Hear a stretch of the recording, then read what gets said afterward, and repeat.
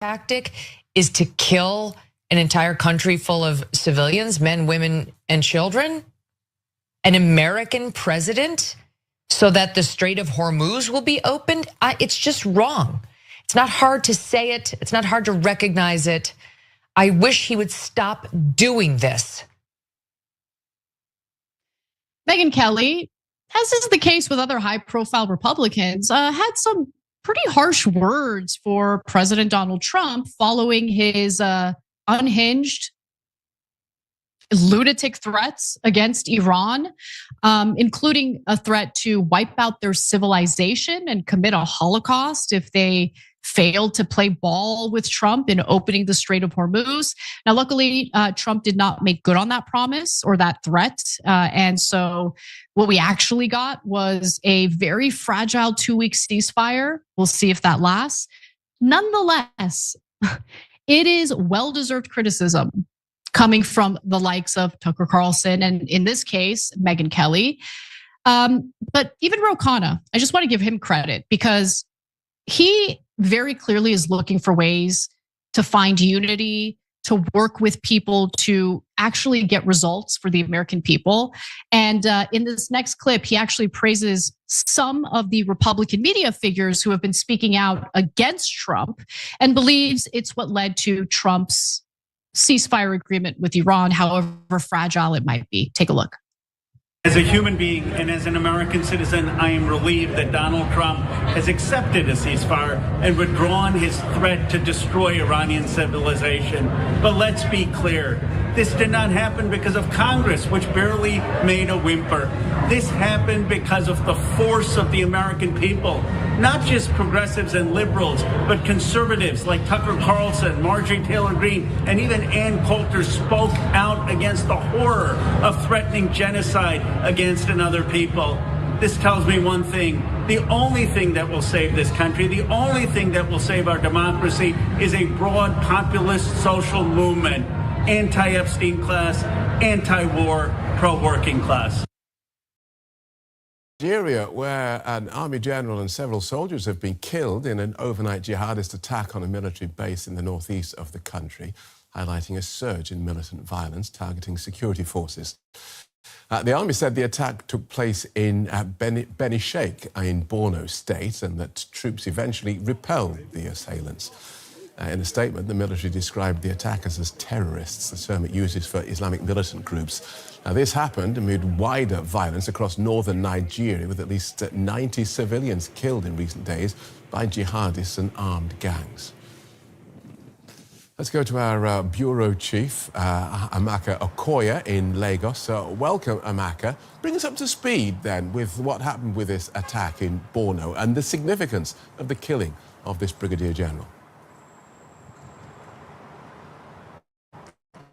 I think that this is one of the strongest attacks that we have seen, one of those that you can describe as an assault to the Nigerian state, an assault also to the military, because, I mean, yes, it's an overnight attack. It was the military base that was also attacked. And if we just put it in context, especially for our global audience, this is just 75 kilometers away from the state capital, where these terrorists, armed terrorists obviously went in and killed, dozens of soldiers and very senior official there, who is the Brigadier General O.O. Brahima. If we just take a moment also to speak about him, because he asked of the significance. This is one of the finest and top-notch brigadiers in Nigeria, making it, obviously, as we do know, the second in just 5 months. He is somebody who has also international experience, not just serving in Nigeria. He's served in Islamabad, in Pakistan, as defense advisor for Nigeria. At the time, he was there for 3 years, and also before he became the brigadier here in Beni Sheikh. And usually they take this position for 2 years, and he is already in his second year. And so this is why it is a very difficult and situation if these terrorists are now targeting the top-notch, the finest of them, the most trained and grounded brigadiers in the country. Then it is definitely very worrying. And just on that, the government says this is a sign of desperation on the side of the militants. But if they can penetrate such a senior and well-guarded military official. This looks like either success on their part or slackness on the part of the Nigerian army. I mean, yes, the government could say that this is a sign of desperation, but that does not necessarily look like that, because this is not the only attack. We've seen also major attacks. And what we have seen the terrorists doing is going after military bases. And yes, the government tries to portray itself as being strong in the face of this. But like you said, it would almost seem like the terrorists are winning and gaining entrance and, gaining access to places where we're supposed to have, military personnel in their hundreds. For a brigadier, obviously, general, he would have hundreds of soldiers, that he's commanding. And if they can penetrate this, it seems not that, that the Nigerian army is weakened, but obviously the terrorist is gaining more ground. And that is even what is more frightening, and not just in Borno State, across, the northeast and even the northwest, as we see very recently, Phil. A decade or so ago, Boko Haram were dominating headlines out of Nigeria. Now international news media have of wars to look at, and it's quite staggering to see that at least 90 civilians killed in recent days by jihadists and armed gangs. So is this an insurgency that is ongoing? Is it surging? Is it weakening, or just changing form? I think it is the fact that it is taking different form, and we're not just dealing with one group, as it were. It's not just Boko Haram. It is also ISWAP. It is also, even we have different ones, like in one of the states, there's even the Mahmouda that's recently attacked. So we are seeing different sort of groups coming up, criminal gangs. Sometimes they try to say they are also named differently. We have bandits also. We have those who are kidnapping, and we have these terrorists who are arming themselves and kind of regrouping, rebranding, but also very tenacious in their attacks. And that is what is even more frightening and more concerning, if you put it that way, Phil. Thank you, Amaka, DW Lagos Bureau Chief Amaka Okoye.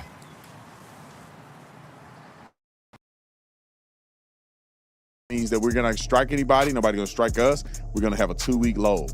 Donald Trump said he's going to kill everybody if they don't do the right thing. They agreed to it. But then look at what has happened since they agreed. Less than, 2 hours from the agreement, this is what has happened.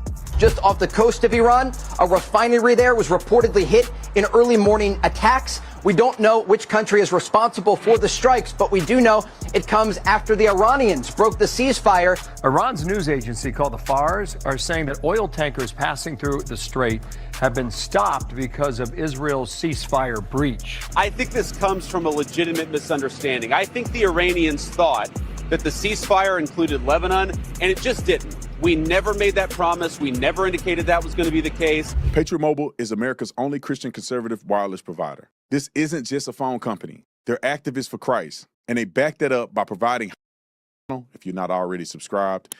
Let's get to Iran. I'm telling you, and this is a Trump supporting person, I have no idea what's going on. I don't know what a ceasefire really means.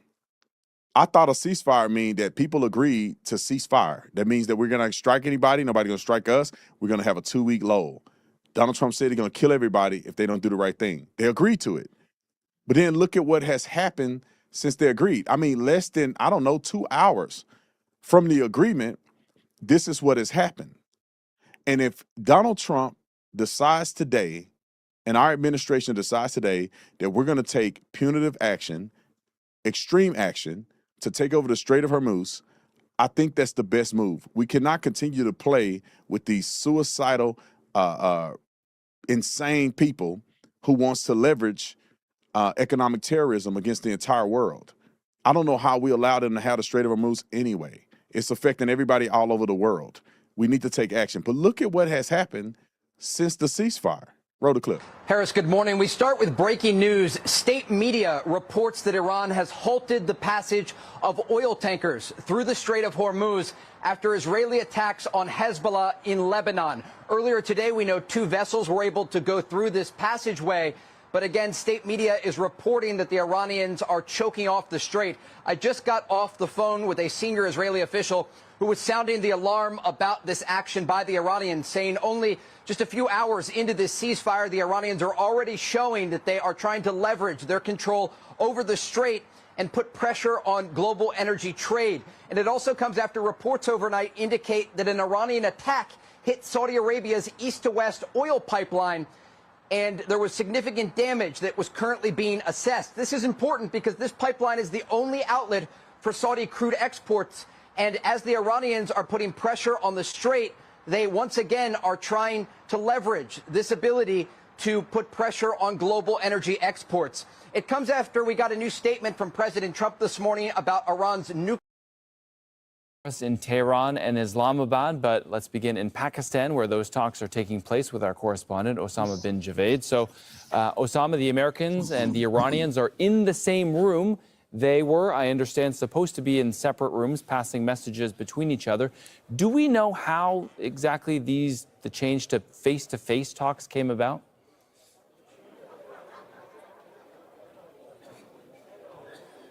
Well, it is a historic moment here in Islamabad, where the Pakistanis are taking credit for convincing these sides to forget their differences for a moment, sit together, resolve what they agree upon, and then move forward. We've been hearing from a number of sources who've been talking about how Pakistan has been trying to convince them to at least extend the ceasefire for a longer period, for the Iranians to keep the Strait of Hormuz open, and then work on everything else that is on the table. The Iranian positions have been quite rigid. They've been talking about how there needs to be a ceasefire in Lebanon, how those assets that have been frozen by the United States need to be given back to the Iranians. And now also we're hearing now that there have been multiple rounds of negotiations, talks in a congenial atmosphere where they've also had dinner, and now there's in the process of exchanging notes. We hear from the Iranian side that their delegate level negotiations are underway, and they're going to continue to try and find avenues. One source has told us that there's a push from Pakistan to try and get at least another day, another round, another extension of these talks so they can come to some sort of a conclusive agreement. So far, that has not happened, and as you've been hearing from the Pakistani Prime Minister, this is make or break for lasting peace in the region. So Pakistani diplomats are saying they're still hopeful. They're trying to convince them to give more and to cede more ground, but it will all depend on both sides and their leaderships to figure out how they go about these talks, what will be the mechanism going forward, and now that they've started meeting face-to-face, can they continue doing that? So, Osama, you reported that there may be some progress on Lebanon and Iranian assets, and as you just... Thank you. Good evening, not evening, greetings. Thank you for joining me. I think we're going to be covering some interesting news today, and I'm sure people have their strong opinions about different different ways of looking at the news. And the conversation is going to be had in the spirit of learning, sharing, and trying to understand the topics honestly. And if you are one of those people that come to try to, propagandize, I don't think this is the place for it, because that is a waste of time. And when you do that, you don't get to learn anything. I'm here to learn, just like I hope anyone that joins is also here to learn and exchange ideas from each other, and in good spirit, not looking to malign anyone, any group, any religion, and anything. We are here to try to preserve civility and life. That's simply the truth. All right. That's one of the main headlines. Everybody is aware of it. I don't think if you've never heard of the Iran war, you probably are living under a rock somewhere. And even when you're living under a rock, the vibrations will be reminding that something is going on. Yes, it's all about the Iran war this week. And President Trump threatened Iran with annihilation. And people were concerned that tactical nuclear weapons might be used, either by the US or by Israel. And thank goodness, fortunately, that didn't come to pass. It turns out that there was some kind of agreement to talk and to have a ceasefire for 2 weeks. And today, they are now meeting in Pakistan. Pakistan helped broker the ceasefire. And on the surface of it, Iran's positions were not completely dismissed by America. And America's position was actually dismissed by Iran openly. But it was later on, after the agreement the ceasefire has taken effect, that the Americans say, no, they don't accept the Iranian position at all. That's just nonsense. That is not even the actual copy that they got of the Iranian demands, which were quite interesting, including compensation, control of the Strait of Hormuz, all kinds of demands that you would not think Iran would be able to make of the US just 3 months ago or 2 months ago. It shows you how wars can change things quite quickly. Some people would like to think that just because America is very powerful means that a small nation cannot fight it. This is what I have been telling fellow Nigerians. They don't seem to understand the concept of fighting. They don't understand that concept. The concept is, even if that nation is a small nation, is there another nation out there that could be far more problematic for America? Because America doesn't want to fight that small nation in such a way that it weakens itself so much that that big nation can now defeat it or take advantage of it. You see what I mean? So that small nation is not as powerless as you like to think. I hope you understand the concept. Because it might be, Iran might be small. America can defeat Iran. Let's face it. Why do you think they are not sending soldiers in there and everything? They can defeat Iran if they wanted to, but they know the price that they will pay will be too heavy. By the time they are done with that, China will be the superpower of the world. You see what I mean? That's why America is not going in there. That's why America is willing to give Iran what Iran wants now. And that's a smarter move to make, because if they had decided that they want to fight Iran to the death, by the time they finish with that war, China will just be coasting along, having fun, chilling out, enjoying itself, sipping. And Russia will be the superpower of the world there, because all Russia has to deal with is Ukraine. And Russia is very good at it, fighting all this war of attrition on and on and on that never ends. That's what Russia is good at. They never win any war outright. So Nigeria is biased against America. What do you mean I'm biased against America? America is biased against me. I'm not biased against America. I speak English. By default, I should be on the side of the West, shouldn't it? But because even when we are on their side, they are not on our side. That is a problem. Don't you see that? If you are on somebody's side and they are not on your side, that is a bad relationship. America, I think all empires can be described as evil. Let's face it. They are not fun things. Empires are not fun things. They transform the world and they change things. I don't think I like to describe empires as evil or good, because in reality, if you look at the American empire, under its watch, you can argue that human beings have made a lot of progress. You can't argue with that point. More life has been created. More technology has been created for humanity. Life expectancy has increased under America's watch. So it's not all evil, It's just that some of their practices, if you are on the receiving end, you don't want that. And it's your job to resist it, because you are supposed to preserve your own life. And this is another thing I want to make clear, because what I found is that religions most people, the way they practice religions, they are lying to themselves. I'm not saying it in terms of trying to be rude, against religions. I don't think it's conscious. They don't know they are doing it. Because in reality, life is the first premise of everything. Your life is the most important thing. Your family's life, your people's life is the most important, not your religion. In reality, your religion even instructs you to do that to an extent. Because think about it. Even if you say let's say a Muslim says the religion comes first, then why are they not defending fellow Muslim countries? You see, they are not defending fellow Muslim countries when the America attacks it, because if they do, they will physically get harmed. And why do they not want to get harmed? Because that is more important to them. And that is more important because that is the first rule of life. You don't want to extinguish your life. What if you have a family? You extinguish your life, what's going to happen to your family because you're going to fight for a religion?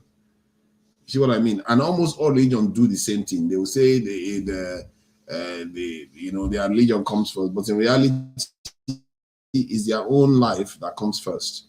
And this is why you see in this world, you will see countries that have the same religion, but they'll be fighting each other. I thought their religion came first. Why are they fighting each other? You see what I mean? And then you will see another one where they will say religion comes first. But yet in reality, they will fight somebody within their own religion. They will fight. They will be killing them because they are from a different tribe or a different ethnic group. That tells you that their own life matter more than their religion. But what religions people always say is that, oh no, the reason why they are doing it is because they don't believe in the religion. That's why they are doing it. Of course, they know they are religious people. Many of these people actually profess religion when they are doing these things. They actually, like during the crusades or during the persecution in Europe, where like in Spanish Inquisition or in England when the English church takes over, they persecute the Catholics, and when the Catholics take over, they persecute the Anglicans. I think the English church, they are the Anglicans. I think so. The Church of England worshippers. So, and when they say they persecute them harshly. We're not talking a joke here. So, and all these people are supposed to be practicing the same religion. What that tells you is that the lives of people matter more than religion. And I hope people understand that when they subscribe to other people's religion and concede soft power to them, because you are compromising the lives of your own people. You shouldn't do that. This is why I like Europeans. You say whatever you like about them. They don't do that. They don't. So, as a matter of fact, that's what is affecting America right now. And they are trying to change that very fast because they fear that because Israel has now somehow, or not, I think it's Israel or the Zionists, they appeared, according to Candace Owen, they have created this Judeo-Christian kind of narrative whereby they try to convince the Christians that they are linked in such a way that they are supposed to fight the Muslims, that those two of them are linked. So the Jews and the Christians should combine together to defeat the Muslims, and the Christians believe that will bring the rapture, and then convert the Jews to becoming Christians too. Why the Jews believe that their own Messiah will come? You see, everybody has their own agenda. They're all doing their own, playing their own game. So we have to understand that our own lives matter more. All these are just games people play to try to get advantage over the other person. And if you allow other people to con you against your own people, I feel sorry for your people, and I feel sorry for the ancestors that gave so much to get you here. And it's a shame. After all their hard work, after their bloodshed, we just surrender it to foreigners. And somebody says something about why should you have to sacrifice yourself? Wow. I heard that statement earlier on in the previous live stream. Say, why should you have to sacrifice yourself for anybody? What? You know why? Let me make this clear for you. One, because you are going to die anyway. So you may as well make it make sense. If they told you that there's a child on the roof, that child holds the future of your society in your hands. But you, because you are afraid of dying, you don't want to go and help the child come down from that roof because you're afraid. Let's say when you go to that roof to bring the child down, you're going to die. But you refuse. When you refuse to bring the child down, are you still not going to die? Now you're going to die. Everybody else is going to die because you refuse to go and bring the child down. You see, that kind of narrative to say you can't sacrifice yourself, that is why we are so behind. Because you're going to die anyway for free. You're going to die doing one thing or the other. Death comes for us all without any disparity, apart from some of the people in the Bible and different books say that they ascended somehow. So sacrifice is something that is actually better than a silent death in some room when somebody comes and finds you, because you actually made the decision to do the right thing based on the life you have lived. But that is us anyway. On that, I don't want to lecture people on that. So that is the issues that we are facing this week. In terms of the news, the general that died. I don't want to. I really don't like to talk about Nigerian security issues anymore because it really infuriates me, and people don't like me when I talk about it. They feel like I'm not very nice. I'm not very coherent. I just become short with people because in my mind, I see the solution clearly, and people just keep dithering, dithering and say, no, we have to do this first. We need to talk about this first. Let's talk about that. No, there's nothing to talk about. Just demand for your leaders to go and recruit people and come and secure the outskirts of the country.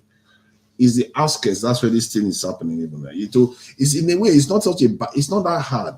It's the outskirts. That's where most of these problems are happening. It's not even happening in the cities as much. Most of the cities are relatively safe in Nigeria. Actually, they are relatively safe.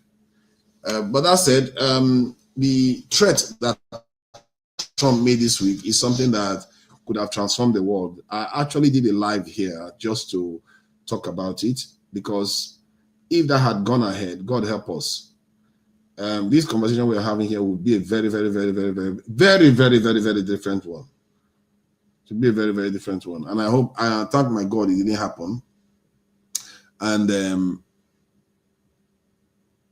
I hope we are learning from all this. I really, really hope our people are learning from all this. But based on what I've heard on the live stream previously, I'm not sure our people are learning anything. Either they are not learning anything, or there is a reason why they are choosing not to learn anything. That this is willful, conscious choice. Because it doesn't add up. It doesn't add up. So let me play some of these videos. About, I just want to play the video because some people like to pretend they don't seem to understand where the world is now. I want to play this video about Israel now, because why I want to play this video about Israel, the world is in such a place now that we have to learn to be our brother's keeper. We don't have too much of a choice anymore. We don't have a choice. It's like this is the judgment. When people say God is going to come and judge us, maybe this is the judgment. The judgment is coming, and if we don't do the right thing, we are not going to survive it. Because technology is advancing so fast. It's like it's advancing so fast that it gives us the ability to destroy each other. And if we don't learn to build trust, build community, build connections, we are going to destroy each other with that technology. And that is a warning that the technology is telling us. The technology is saying, you know what? I'm here. Whatever you want to do with me, I'm here. You can use me to have fun, to make peace, to grow nice crops, to enjoy yourself, go on holidays, have fun, have families, worship, discover yourself. Technology can give you all that, but it can also take it all away. And the only way it will do that is when we choose not to change our ways from where we are right now, where we always like to fight each other, cheat each other, destroy each other's prospects. That is not going to get us anywhere. And that is the truth of the situation. We like it or not, and we have to figure out a way to work with each other. I'm going to play this video so that some people can see some of the things that are going on in Israel right now. Because what is going on in Israel right now is a very, very dangerous event. It's a shame because the population of Israel have been made somehow to believe that lives of people don't matter at all anymore. Let me just play it. This rogue, apartheid, genocidal, maniac, serial killing, pathologically lying state, isolated, shame anyone who goes there. Academics, celebrities, politicians, and they've been exposed for what they are. And Zionism's on its last leg. It only exists by the weight of its propaganda, and that propaganda's collapsed entirely. The world sees Israel for what it is, and it can't last for long in its current state. You cannot expect change in a society this far gone. It is full-throated fascist. And that's why they act the way they do, with full, total impunity, because they have no humanity left. This is a society so far gone with protection of a military empire, with hatred in their hearts. And we're seeing essentially the Fourth Reich today, marching forward, and there's no allied forces coming to save us. The Israeli Knesset just passed a law allowing the execution of Palestinian prisoners, but not Israelis. This is the true face of apartheid Israel. But this is nothing new. I saw this firsthand when I was in Israel back in 2016. Full-throated fascism. You can't deal with these people. There's no need to try. There's no need to talk to them. There's only one way, like, I would carpet bomb them.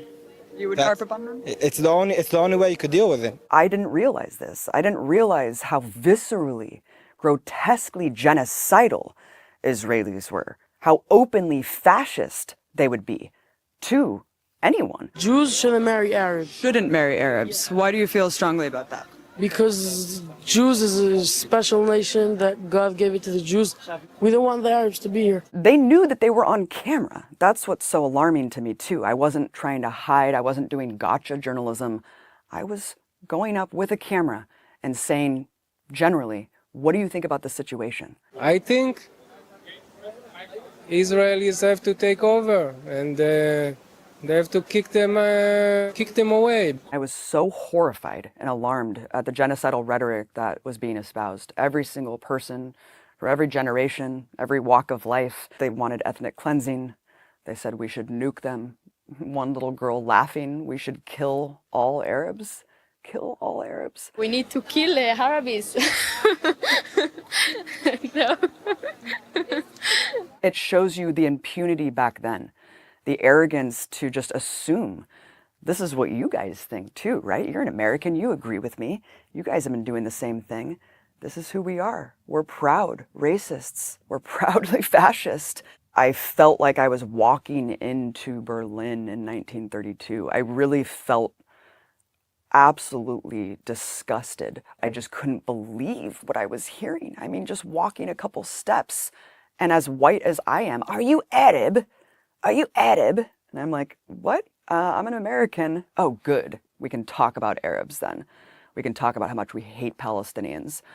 I saw the writing on the wall back then. I saw that there's no hope from within Israeli society. I went to rallies where they were calling to kick all the refugees out. You know, these were things that we're told Israel's a safe haven for Holocaust survivors, for genocide survivors. Well, why are all the African refugees put out in the middle of the Negev desert into a concentration camp? Why don't they want any African refugees there? They tokenize Ethiopian refugees, but then they make them take Depo-Provera birth control because they don't want them to reproduce. This is the nature of Israeli society.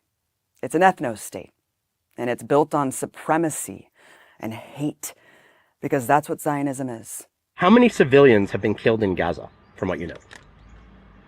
Who gives a shit? Okay, but don't you feel like, for example, children? Children grow up to be Arabs. You have to continue to expel, you have to continue to kill to keep that artificial majority in place. If you gave me a button to just erase Gaza, every single living being in Gaza would no longer be living tomorrow, I would press it in a second. I would press it right now. Give me that button and press it right now. There you go. And I think most Israelis would. During the Gaza genocide, to see people just proclaim out in the open the genocidal incitement. It's an entire nation out there that is responsible. אנחנו משמידים את כל מה שעוד נשאר מהרצועה ולא משאיר אבן על אבן. גם מים אנחנו לא צריכים לתת לרצועת עזה. אנחנו מפרקים את עזה ומשאירים אותה כאויי חרבות עם הרס מוחלט וחסר תקדים בעולם. זכור את אשר עשה לך עמלק, נצטווינו. אנו זוכרים ואנו נלחמים.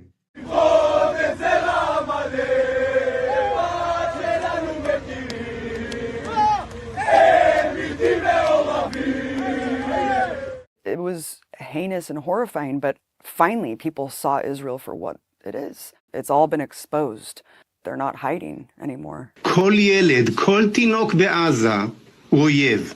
אני רוצה להעיף אותם, להשמיד אותם עד האחרון בהם. אם מעזה אתם תמשיכו לרעוב, תמשיכו למות, הבתים שלכם ימשיכו להישרף. אני לא חושב שיש מישהו במדינת ישראל, בארץ ישראל, שצריך לרחם על העזתים האלה. לא על מבוגרים, לא על קשישים, לא על צעירים ולא על ילדים. מבחינתי שירעבו למוות, מה אכפת לי מהם? אנחנו שורפים להם את הכפר. זה טוב שאנחנו שורפים להם את הכפר. Israel's propaganda is not working anymore because for the first time, Palestinians have been able to just show us the unvarnished truth of the reality that they endure on a daily basis. We see the settler terrorism. We see the people getting mowed down for doing nothing. We see the crimes every single day. You cannot hide genocide from us. So the propaganda has become cartoonish. I'm very puzzled by the constant concern which the world is showing for the Palestinian people and is actually showing for these horrible, inhuman animals. It's inverted just everything that we know to be true. Black is white, up is down. It's the most moral army in the world. We're a benevolent empire spreading human rights and democracy. Who the hell believes this anymore? So it's become silly. It's become absurd. The Israelis today saying that Hamas use Palestinians as human shields. Do they? Killing the victims, then blaming the victims for killing themselves. I mean, what is this logic? They infantilize us. They treat us like children. This is a genocide happening in front of our eyes. We have, that word is, as you know, incredibly emotive, and the Israelis, as you know, will be saying that they are targeting Hamas only. It's become so obvious. Responded back to President Donald Trump in this little volleyball game they got going on. He responded to Trump's insults by asserting that Trump is currently getting blackmailed by Israel. So, Cenk, what are your 2 cents there? Well, first of all, I think that that's certainly possible. So we'll talk about how possible that is in a second. But wait till you hear the even worse things Tucker Carlson said about him, to the point where even I was shocked. So, Elliot, tell us about it. All right. Well, yesterday, Trump called Carlson a broken man in need of a psychiatrist. Really great. Today's edition of the Tucker Carlson Morning Note reads, rather than engaging in petty name-calling, we want to give the president some grace. He is facing a lobbying campaign that is dark enough to make him abandon his campaign promises and morph into the precise kind of politician he once vowed to destroy. I think Tucker was almost trying to make a Star Wars reference, but decided not to at the very end. So what sort of lobbying campaign, you might ask? Establishment media never reports this, but the Israeli government has a storied history of blackmailing U.S. presidents. Perhaps the most jarring example occurred in the 90s when Israel used recordings of a Bill Clinton-Monica Lewinsky phone sex session as leverage to pressure Clinton into releasing convicted spy Jonathan Pollard from prison. The phone sex story is worth remembering as President Trump attempts to end the Iran war. Like many other things Israel has done, it shows that America's, quote, special ally is willing to play very dirty to achieve its goals. Dark money campaign contributions, extortion, physical threats, and even assassination. Israel's current top priority is making sure Operation Epic Fury does not stop. Based on the country's past, its leaders are doubtlessly willing to push as hard as necessary to ensure the bloodshed continues. That could mean Clinton-style blackmail against Trump or something far more morbid. Very dramatic. We do not know for sure whether that is happening, but the mere possibility is haunting enough to keep the president up at night. He is under a level of pressure that most people cannot fathom. Yeah, I'll just play this video and then we'll start talking about, discussing the news of the week. We could talk about that of the general too that died. So I think we should cover that because of, he's a Nigerian trained officer that fell. Let me play one more video from America. Let's see. Or something that I hadn't shared before, something that Charlie Kirk told me before he passed, and something that Andrew Colbeck confirmed to me. Before it was announced that Miriam Adelson gave Trump $100 million. This was, I think it was announced in July or just before July of 2024.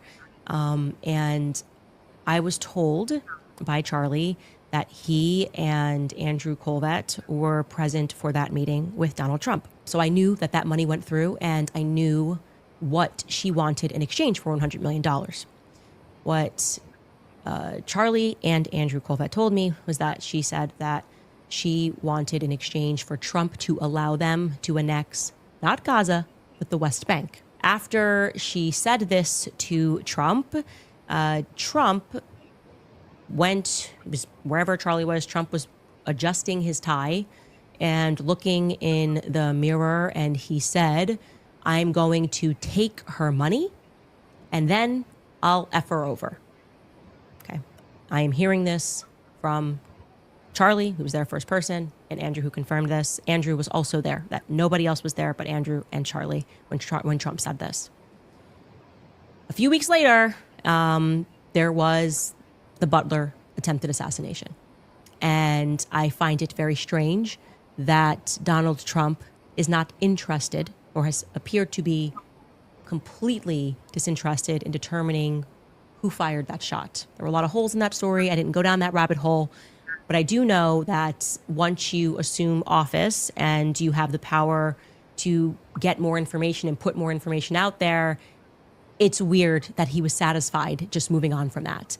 And I do remember watching Don Trump Jr. on stage when someone sort of prodded him on that and like, you know, are you satisfied with the conclusion of what happened in Butler? That Donald Trump Jr. kind of said, I'm not, but my father is, and that's that.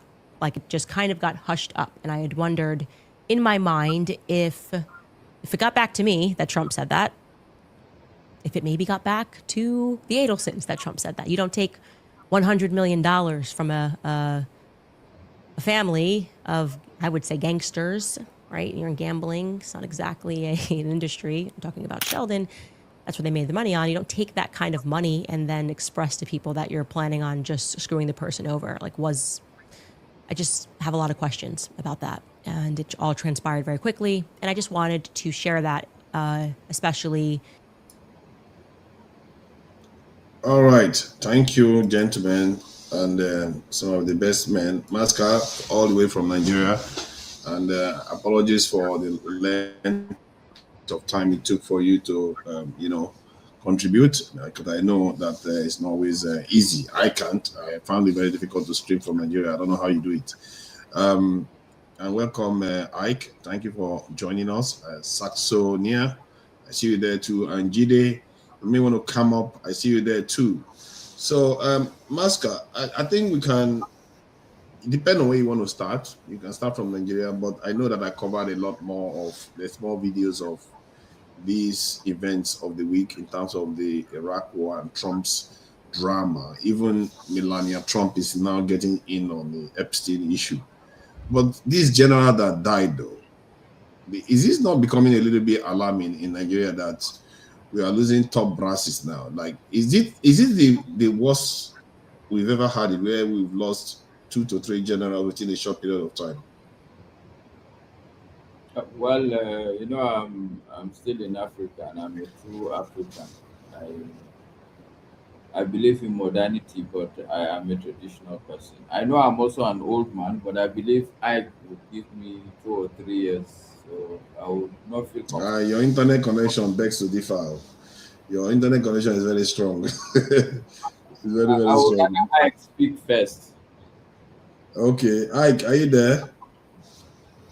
Oh, he's asleep. Ike is reading or he's doing something. I think maybe he's not hearing us. Brother Ike. He's not there, so you may want to speak first. I say you rather speak first before me. I will not feel comfortable as an elder if you speak first. I know I'm an old man also, but I would rather you speak first before me. No, Masca, you are in Nigeria. We have much respect for each other. You are in Nigeria. I mean, you got to go before me. No problem. I don't have a problem. Okay, Mr. Ike. No, Allah. I cannot deny that logic. It's a sound logic that as the one that has potential to lose my connectivity. So it's okay. Forefathers. I've told you before, the challenge is that when you play so much videos, it's difficult to, but I think you want me to talk about the general that passed away. Yes, the generals, because like, is it like the first time we lost about 3 in a No, very it's short not. period of time? It's not. We've lost like that before. No, we've lost a lot of people. There was one guy that not too long ago. It's not even up to a year. No, that's what I mean. Is it within this clutch of time we've lost generals? Have we lost them during like under Buhari or under Jonathan? No, I don't think there were a lot of senior people that we've lost. Wow. I think it's worse now. But my take also is probably because, you know, when you think that the war has, I don't know how to explain it. During the height, during Jonathan and Buhari's time, that place is a hot zone. So whoever is there, I think there's some interruption. I think it's from Brother Ike's side. Okay, so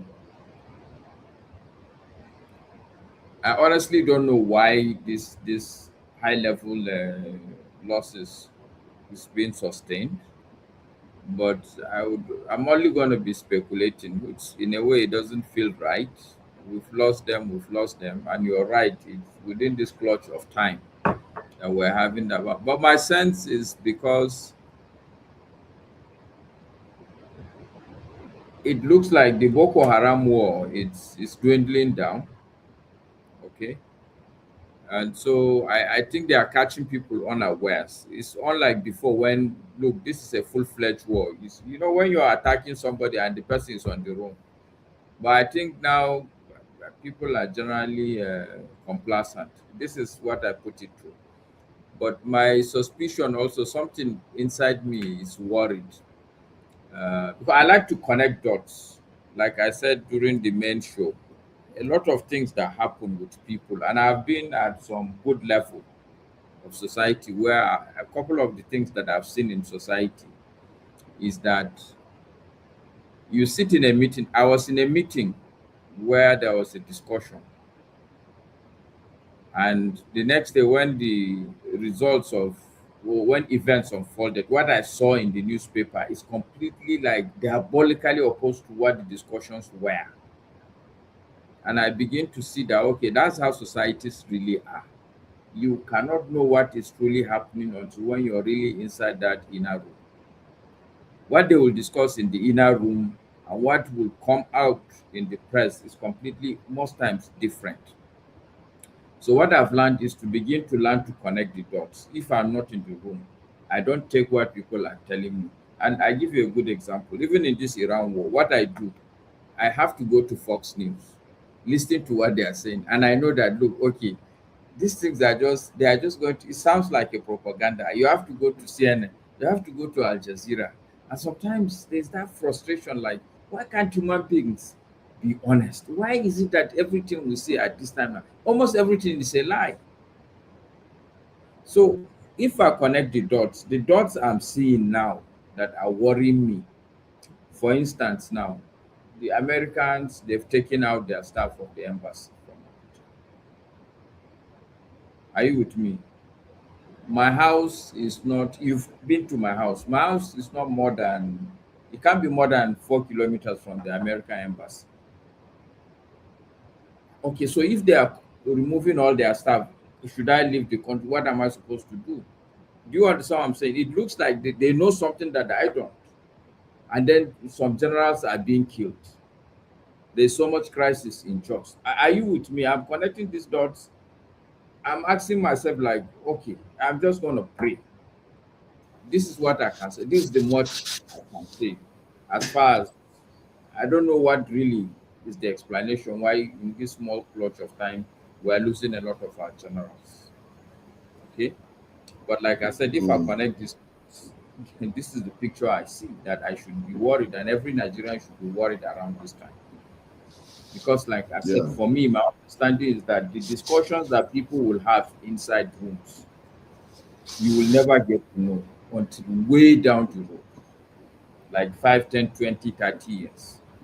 what you hear in the news today is going to be completely different. We human beings are big in terms of obfuscating a lot of things.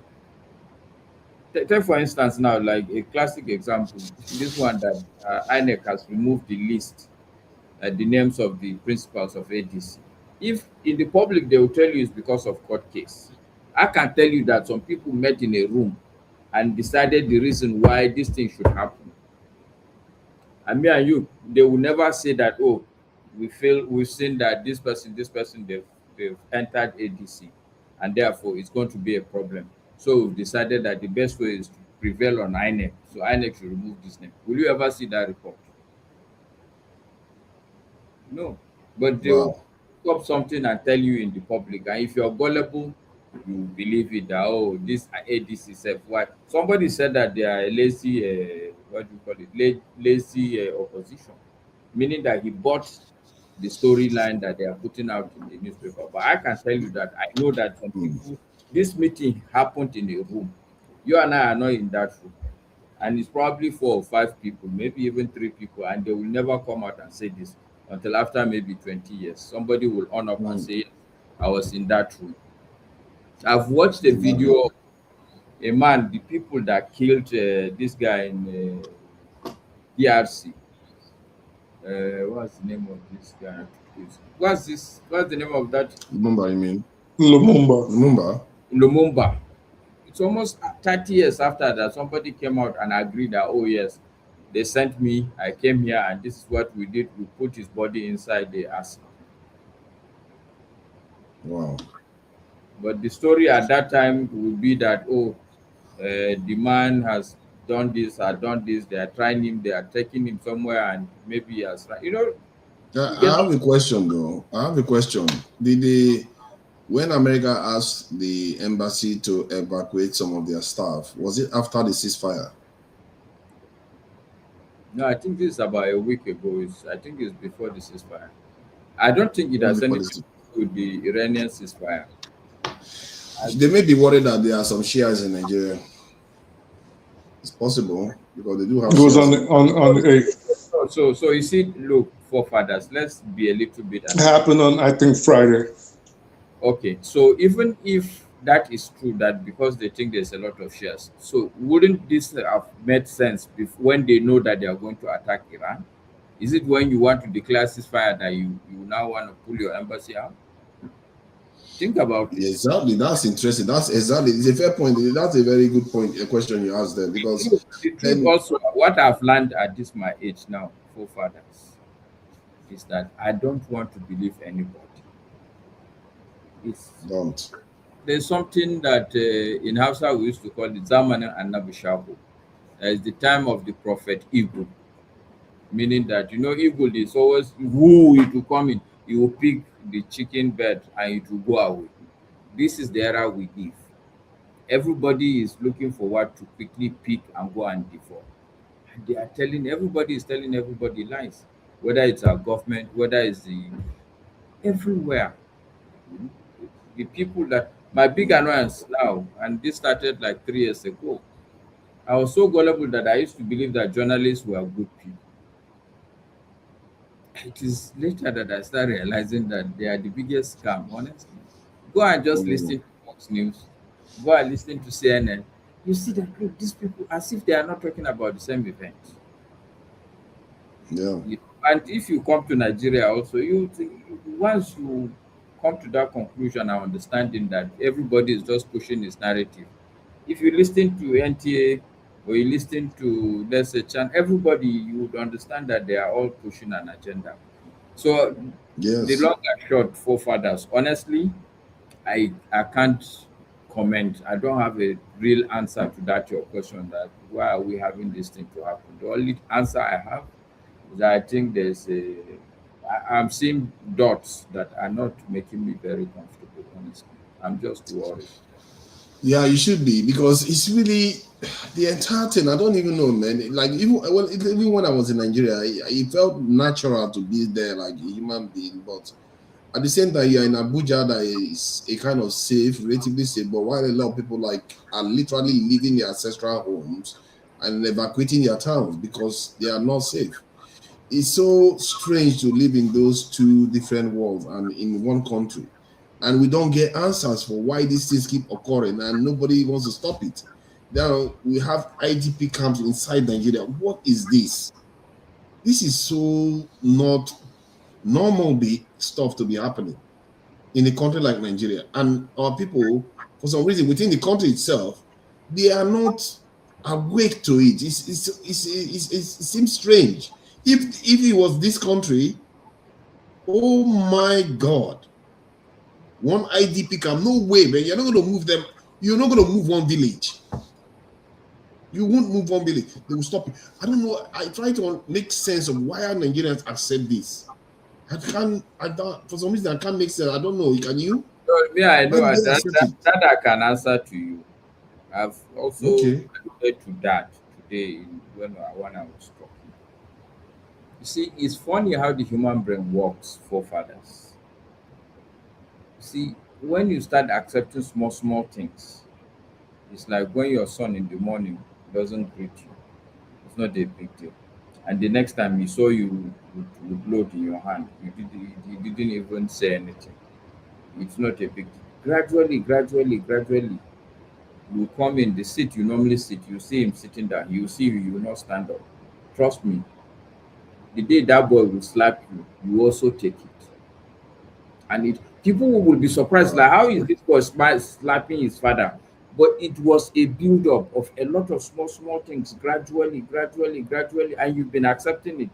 And that slap in your mind is like, okay, the last time he insulted me, so that boy is useless, I've given up on him. That's in your mind, like you've given up on him. Good to come out of him. But people was conditioned out of their wood, like, how can you accept your son slapping you? But it's a build-up. And this is why I said, look at this ADC thing. In your very before, an umpire that is supposed to regulate election in your own country, forget about the party. Blatantly, in daylight, they will remove the names of the principals. And for no reason at all. And nobody is saying anything. So why are you surprised that your generals will be killed and people will not talk? This is the same country where, for instance, I give you a simple example, where the police will stop you and collect money from you, and you'd say nothing about it. And then tomorrow there's a trial, and you know that this trial is cock and bull, or they give order to the government, they don't obey. So all these things, they build up gradually. And let me tell you, you see dead body on the road. You see people being killed. So at some point, you just get used to it. Wow. The truth of the matter is that in this country, even for me, I can tell you that it will be difficult for me now to have anything that will just egg me like that, because you've seen so much bad shit. Wow. Just one other bad. I don't know how to explain this. Because for me, IDP camps it signals something very terrible about the nation. Because at the same time, you see Dangote Refinery doing okay. You see Lagos Airport. I saw people from overseas on their videos online. They are talking about how well the Lagos Airport presents. That this is another thing I'm noticing in Nigeria. Nigerians, they don't ask for bribe anymore. They don't do bribe at airports anymore. It's like either they are scared now, or I think what scares them the most is ending up on a viral video. That's part of it. Other than the people stopping corruption because of shame or whatever, is viral video that's the one that's scaring them, because they know everybody has got a phone now. So, and that thing may be responsible for, it might actually help Nigeria fight corruption to an extent. These cameras that people are pointing at people. Because I heard about a lady. Maybe I think there's a lot of people that have done a lot of work, especially at the airports. One of the things I know is that there's been consistent effort first to take out touts. So if you are a tout, if you don't have any work at the airport, there's no way you pass any security without an airport tag. So there's clarity now. If you are there within the business area of the airport, you have to have a tag so people know this is your business. But also one of the things that I know that the government have done, and they paid a lot of emphasis, is that all the people are in one place. If it's what do they call it now? Custom would be in the same place. This drug NDLE would be there. It's only immigration, I think, that their post is different, but they tend to minimize the number of people that you have to go through. So I think we give them credit. I also tell people that I agree with you on that, though. But I think because I noticed that when I went to Port Harcourt and we're driving on the roads, the police were not pressing too much for money. I think now and again some of them will just stop a little bit, but they don't press for you to give them money or anything. But they are still collecting money. They won't harass you. They won't ask you for your paper. Where is your particulars? Yeah, they don't do that. But they will tell you your boys are on the road, which is the same story. Yes, yeah, it's true. It's a lot more. It's a lot less. Give, and if you don't want to give, even the police, Nigerian police, they've come to a point where they will size you up. If they see you're frowning your face, they also carry their face and just say, they carry their face and thought you know what wahala. They don't want wahala that day now. Yeah, but that's the much I can say. Thank you. I think I too have noticed it when I went there. I saw some improvements on the roads. I saw some improvement. There is going to be improvements. That is not it doesn't mean that IDP camps is still not happening. So, do you have any explanation for why generals are being taken out these days? It's a little bit unusual. 3 within a short period of time seems a little bit unsettling now. These are generals that took years to train them. Well, I don't think any of us can claim ignorant of why it's happening in Nigeria. It's because of insecurity, because lack of government ability to stop insecurity in Nigeria. It's because of failure of government. It's because of irresponsibility of the government. It's because of the corruption in the government system. It's because of the corruption in the military, aiding and abetting in terrorism, and because they are all involved. When the institution and the system is bad and corrupt, I don't see how people's life matter to anybody. So I think that we all know why it's happening in Nigeria, because the system is corrupt. There is corruption in the military. A lot of people in the military are benefiting from the insecurity in Nigeria, the terrorism that is going on in Nigeria. Some people are aiding and abetting in it. The people of high and mighty, the people in government, so I don't see why I should be worrying myself. Why is it happening? We all know why it's happening. So the only thing that I think that is going to stop. Did all of them happen since Trump came into office? It appears all these generals died since Trump came into office, and now they are even on the ground in Nigeria, and we are losing generals. What is the help that they are coming to help them? It appears things are getting worse. You just listen to what Maska said here. We all hear American militaries in Nigeria. Do you know what agreement they have with Nigerian government? Do you know what role they are playing? Are you waiting for American people to be able to secure your people? Are you waiting for them to be the people that is going to secure your people? With America, no more of your village and towns and villages more than you, who is a citizen. What are you talking about? Do you know what agreement they have? Do you know what the essence of the agreement that they have? Were you there in the situation room where the meeting took place and where the agreement was signed? Do you know what they signed?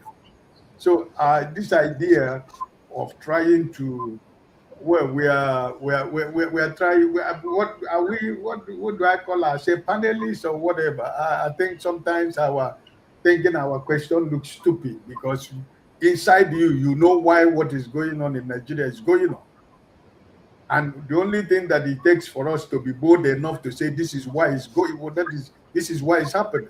It's not to be looking at what is happening in another country where, at the end of the day, even the people you are speaking about them every day, they are far better off more than you, even in the midst of war. They are fighting. In your country, there is no war. In your country, it's a matter of securing your people, your citizens.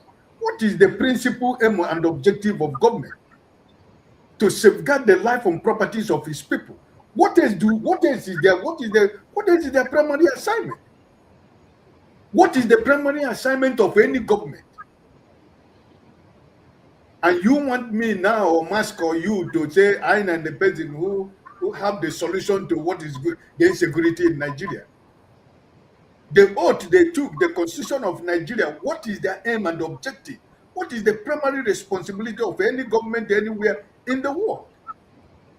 It's to protect life and properties of its citizens. That's their job. And if you are waiting for somebody else to come and give you security report about your country, are you not supposed to be ashamed of yourself that you have failed your own people? You cannot secure your people. You cannot protect your citizens, the harmless citizens that you are supposed to protect by the constitution and the power that was given to you by the constitution of the Federal Republic of Nigeria. You failed in every part of it, and you are asking a layman like me, what do I think is the cause of the killing of the major? Is it today that they begin to kill major generals in Nigeria now? Because it appears is what I'm trying to highlight is that we're talking about 3 within a relatively short period of time, and the other people are losing their life. But this time, 3, okay, maybe the other officers are losing their lives too. I think was it Paul or some other person that highlighted that. So they are taking out a lot of senior staff, and it's a little bit concerning that they are beginning to go after top-ranking officials. And we are in a country as if nothing. It's almost as if nobody cares whether it's happening. According to Musk, it's because we think it's like, we are getting used to it. This is madness we are living in here. It's a form of madness. You can't keep living like everything we have built now is going to fail again. Well, probably. Sorry, go ahead. Probably it might look like we are used to it, but look at it in this way. During the killing in Kwara State, the governor of Kwara State left Kwara State and went to Abuja to conduct the AMAC election. He left the responsibility of a governor of a state where killing is taking place in his state as a governor. That's the chief security officer of the state. He left the place to go and be the chairman of APC of AMAC election in Abuja. Wow. I was there when it happened, So what are you not talking about? Who is it my fault? Is it me? The governor of Plateau State who went to see his people, where the people that they elected him and give him to make him the governor of the state, he went to see where his people are massacred and killed. He was inside an armored vehicle or armored tank, hiding under the bunker of the armored tank. And you went to grieve with people, your citizens. You are supposed to be free to move around with. They are your citizens. They are your children. You are the father of the state. They see you as the father of the state. So why should you be afraid to go and see your children where there is a problem? Why should he be afraid to go and see his children? That's the point I'm trying to make, my brother. We know what is the problem. It's because the institution, everybody is there milking and enjoying and enriching themselves from the insecurity that is happening in Nigeria. At the end of the day, it is people like me and you who are harmless, who don't have anything to defend ourselves. It is we that they use as a killing spray, and at the end of the day, they go into an air-conditioned room, a conference center, speak big grammar, speak big language, write so many letters, write a code, write so many things, and go to the Nigerian televisions and the online, spread all the whole news, what they are trying to do to stop what is going on. And that's where it ends. That will never work. So I think that until the system of Nigeria is really pushed to the point that, people will be happy to be a military officer. Many years ago, when you see a man with military uniform, is a lot of respect. Or many years ago, when you see a police officer in Nigeria, is a lot of respect. But because the institution that was supposed to protect these institutions, corruption has destroyed and killed everything. And therefore, it becomes a situation whereby you are afraid to ask your son or your brother or somebody you know to go and join the military or the police. So I fear that. Yeah, thank you. I hear what you're saying. I'm beginning to fear that they are cleverly removing key people from within the system to ensure the system remains oblivious to the truths. And what is the government? You are saying that, but what is the government of the day supposed to do? They too are under control. That's my point. Because who is controlling them? Who? You see, if you check the Epstein file, you find out that many of the African countries are using Israeli spy device gadgets. And you can see that when they have access to your information, you are generally compromised. But that said, let me ask you a question. I feel like, yes. Let me ask you a question.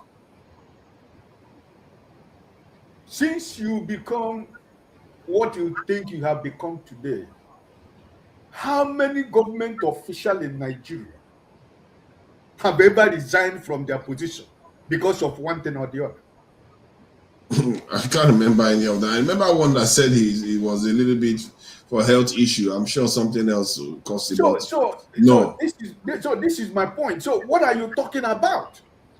The institution itself, the people that are under that institution, even though they know what is right, but they're not ready to do what is right. Because doing what is right, they cannot amaze the world and put their children and grandchildren into positions so that they will continue to milk the honey of the country that belongs to all of us.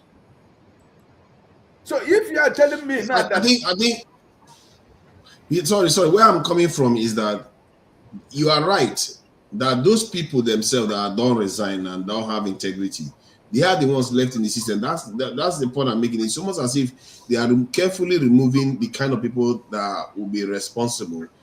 One way or the other, they have to remove you. And just like we are now beginning to see it openly that they were removing scientists. Even America is concerned now that some of their scientists are disappearing. This is how dangerous the world is for people that have the right knowledge in a society. So in our Nigeria, because when you look at Nigeria, you don't see heroes. There's no hero in Nigeria. You don't have any hero in Nigeria. What kind of society doesn't produce heroes? Can I respond to that? No, wait. Your brother, Wike said that if he had the opportunity to shoot, what is he called? The man of Channel. The interview. The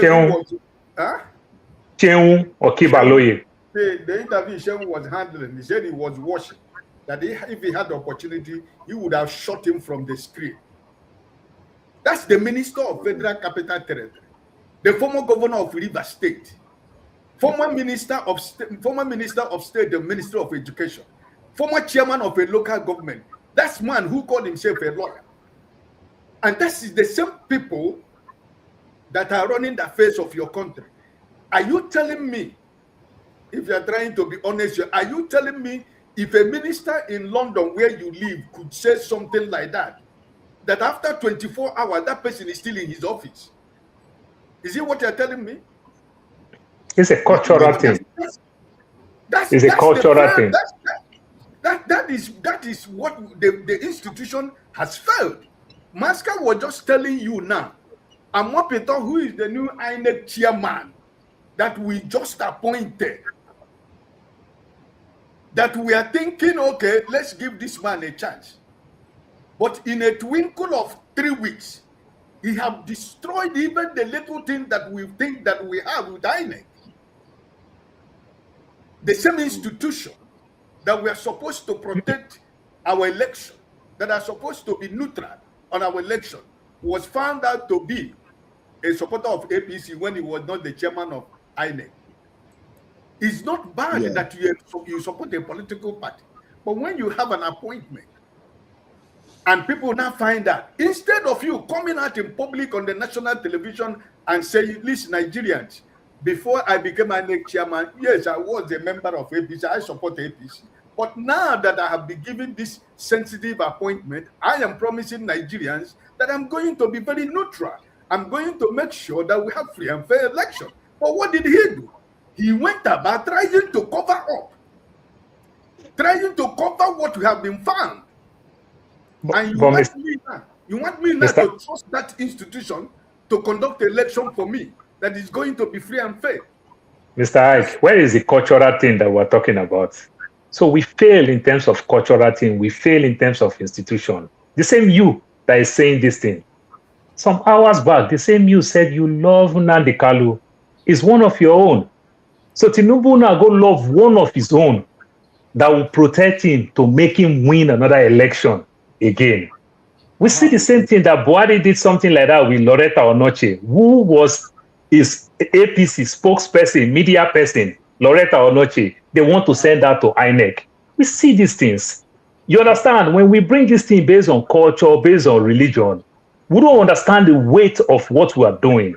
That is going to come back and bite us. It may favor me today, it may not favor me tomorrow. You understand? Can I respond? So the thing is, when it comes to Nigeria, this conversation we are having here, since we'll be talking here, we are not talking about religion or culture or tradition. We are talking about institution. I don't know where you went back into what I am trying to tell you how we think as a people. When you were talking about Nnamdi Kanu, you said the other person don't know an Igbo person because it's not an Igbo. That you love Nnamdi Kanu. So if Amupikton now loves Tinubu so much because it is also his own Yoruba brother, and doing almost the same thing, you see where religion is affecting our institutions. You see where culture is affecting our institution. Because somebody will do it based on religion, or somebody will do it based on culture. But that's not how it's supposed to be. Mr. Paul, thank you for calling out double standard today. You are ready for them today. That's exactly what I say to people. I say those that are criticizing Tinubu, for example, you say because it's not your tribe, and those that are supporting him because it's your tribe. You see, if you don't want justice in the country, if you don't want somebody that is the tribalized, that will not be a religious bigot in the country, you need to stay in one place. Not when it favors you, you support the evil. When it doesn't favor you, the double standard needs to be called out. And you are doing exactly the same thing today.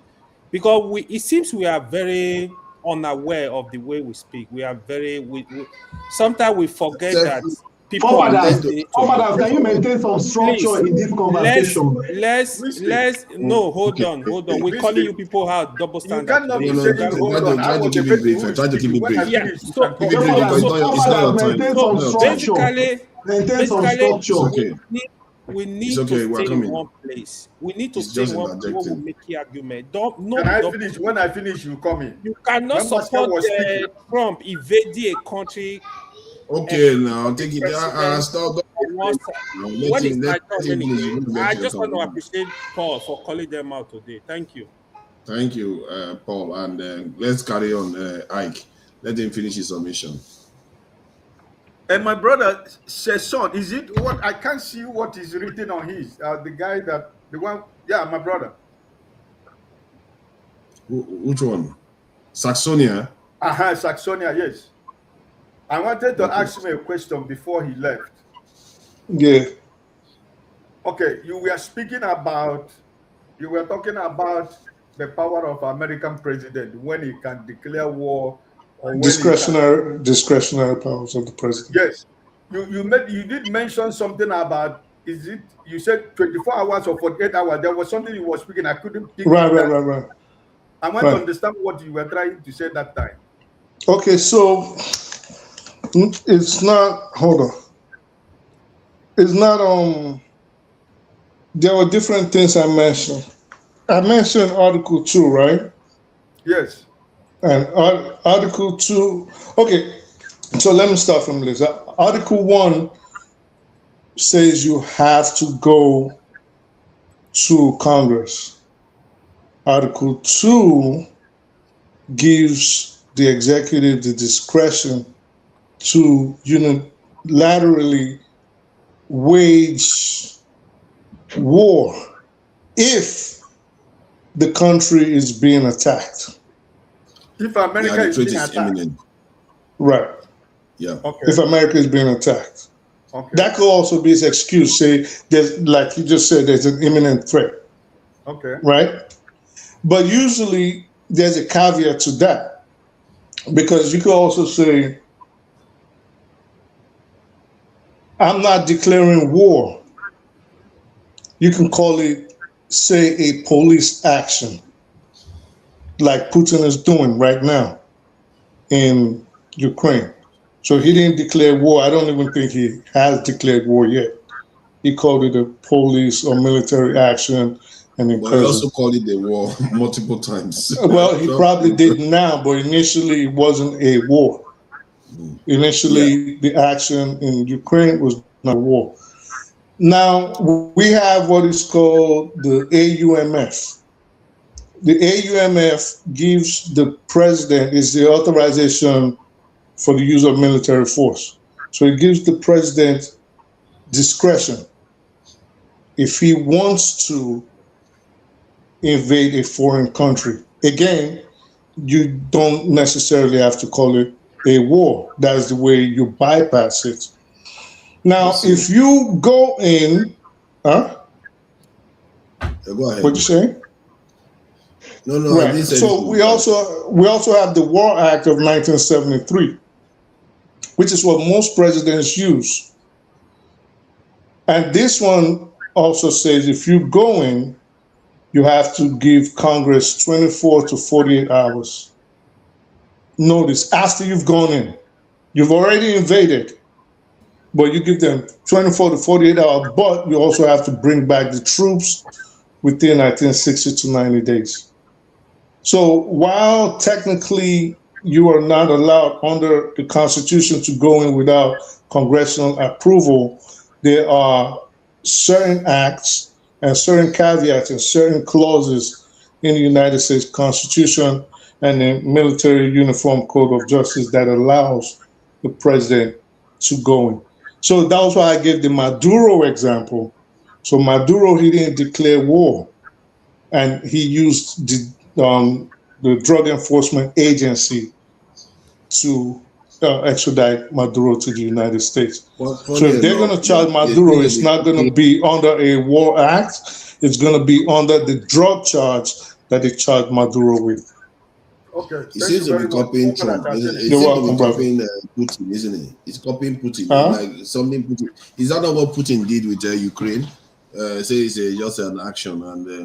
Right. That's. I guess if their constitution is the same, if the Russian constitution is the same or similar, because most countries follow similar rules of law when it comes to the military.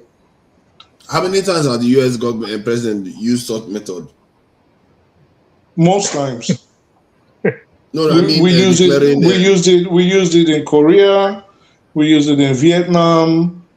They just call it an operation, not a war. Oh, that's interesting. I didn't know that.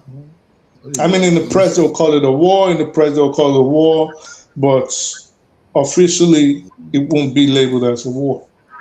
Okay, is that why they say they promised Korea Vietnam War for 3 weeks and they end up staying there for 19 years? Right. So you have to come. You say I'll come back quick, but they never do that. So anywhere you see America goes, anywhere you see America goes into war without getting congressional hearing, that is one of the acts they pull the authority from. I guess they are following the prince's rule. I think a more pertinent question is which war did America get an approval before they went for? Exactly. Yeah. I think it's only Bush. It's only Bush with Iraq. Bush successfully convinced the country very well, though due to the 9/11 and every other thing. Yes. Yeah. That Kuwait war is one of the best war of my time since I was born, because like they had all the approval. I think the UN even approved it too, and everything. How did Saddam Hussein get himself into that kind of pickle? Well, there's a storm. Everybody was against him. No, Saddam Hussein, even the UN approved. You also know that the justification in the end turned out to be a lie. Yes. Yeah, but it took that time to convince the whole world. Deceived. What we also did was we also deceived Saddam Hussein. He thought we were going to back him like the Iran-Iraq war. So we also deceived him to go in there, knowing that we have to discuss it with the White House first before you go and start. He, of course, discussed it with them. And they even went to the Secretary of State, then I forget his name, went to see him. They went to see him and they told him to go ahead. They told him to withdraw. Why did he not just withdraw and say, hey, sorry? Well, of course, those are the official statements. Now, if you read between the lines, you know that's not what happened. So they played him and said, go ahead, you're good, do your thing. And then he goes in, and before you know it, they're like, well, we didn't tell you to cross into Kuwait. Yeah. I think it's good, man. I think it's good. When he went there, okay, they said now they tricked him to go in. Then when they said go out, why didn't he just leave immediately? Because these people will take the opportunity to attack you. Now he didn't know. He never thought America was gonna attack him. No, there was no tension. He was our friend. Saddam at that time was the friend of the United States. Exactly. We had no tension with Saddam. There was no beef. So he thought it was like, how many years was Iran-Iraq war? What, 8 years? And we kept giving him weapons. We are the one that give him the chemical that they use, all those we chemical, gave him the everything. Chemical, we gave him everything. Yeah. Oh, I know. Tim will be mad at me for saying this thing now. Tim and Desta, they'll be mad at me for saying all this thing. That's why if you listen, and that's why for me, I think this geopolitics is very important. And I really wish that even this Iran war will open people's eyes. When Americans say that Iran is using proxy, the fact of the matter was that the Iran-Iraq war, Iraq was a U.S. proxy. Yes. To fight Iran. Mm-hmm. Same as Israel. Israel is a U.S. proxy doing this business. Yeah. Remember that place is petrodollar. They need to stay there. And that's why one way around I would say America is losing this war. Though they will not lose because they are still big bully. Lose in the sense that if they claim heavily that they won the war, they do everything like the way Israel wanted, they decimate Iran completely and everything. Then the other Arab country will say, America, come go. Our fear is already gone. And everything. But you and I know that America want to stay there. They make money. America's going to lose the war. America already lost the war. So as much as people don't want to hear it, the fact is America might win on the battlefield. We will win the battle, but we're not going to win the war because the damage that Iran is going to inflict on us, not militarily, but especially economically and our control, our hegemony. Well, our hegemony first of the control we have on the GCC countries has eroded. The trust, very vital too. So they're going to defeat us in ways that we better not put in ground troops. Yeah, but only thing that this is a politics problem. Let me paint this picture for you. Let's say if it was not a politics problem, this was an all-out war that America is allowed to fight with the blessing of the people. Let's say Trump decides that, you know what, 200 on the ground inside this in Iran. No, repeat what you said. I didn't hear the. Let me mute this mic. Okay, it's muted. So let's say America backs Trump fully. 70% support for this war. They do whatever you need to do to remove the Iranian regime because they're a threat. So they sent 300,000 soldiers, remove the regime. But before the regime goes, it destroys all the infrastructure in the Middle East. That, it will lead to maybe even a global depression, but it will accomplish its goal. You see, so what goal? What goal is going to accomplish? The goal of removing Iran as a threat. No, it's not going to. Oh, Father, there was never a threat. They're just lying to you. Let me tell you. I think you are here. I'm just using their own narrative.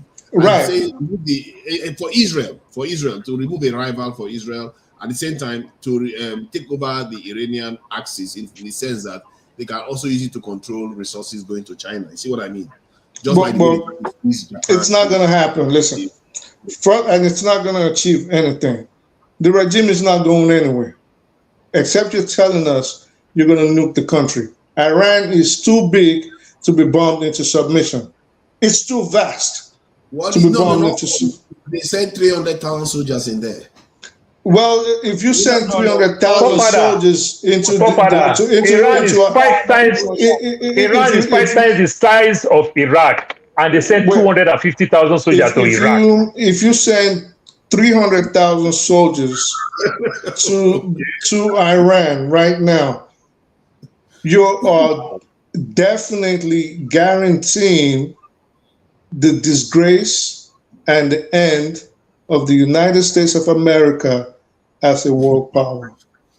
The military analysis, they said they will need like 2 million soldiers to be able to send. Because listen, they're gonna.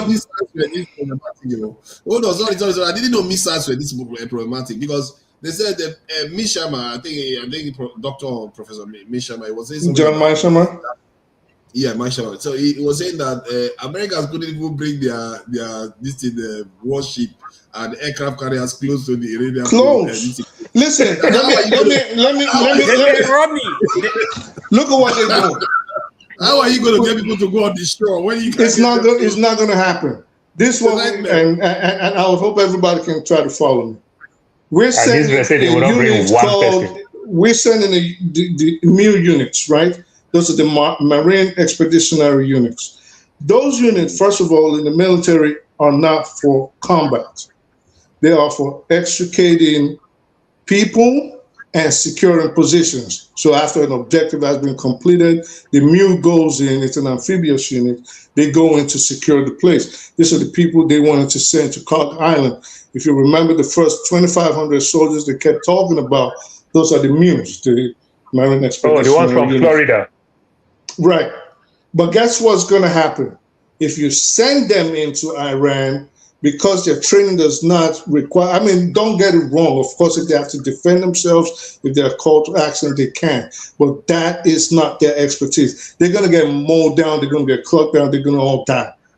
So they sent. Mowed down. But they have, okay, let's say America is able to send 300,000 soldiers. They're not going to get. No, listen to what I said. The unit they sent, the MU units, were who they first sent. You send them in stages. You don't just send 10,000 people, a whole brigade or a whole battalion. You send them in different units. This is your objective. Go secure this place. Hold it down for this other unit to come. Hold it down for this other unit to come.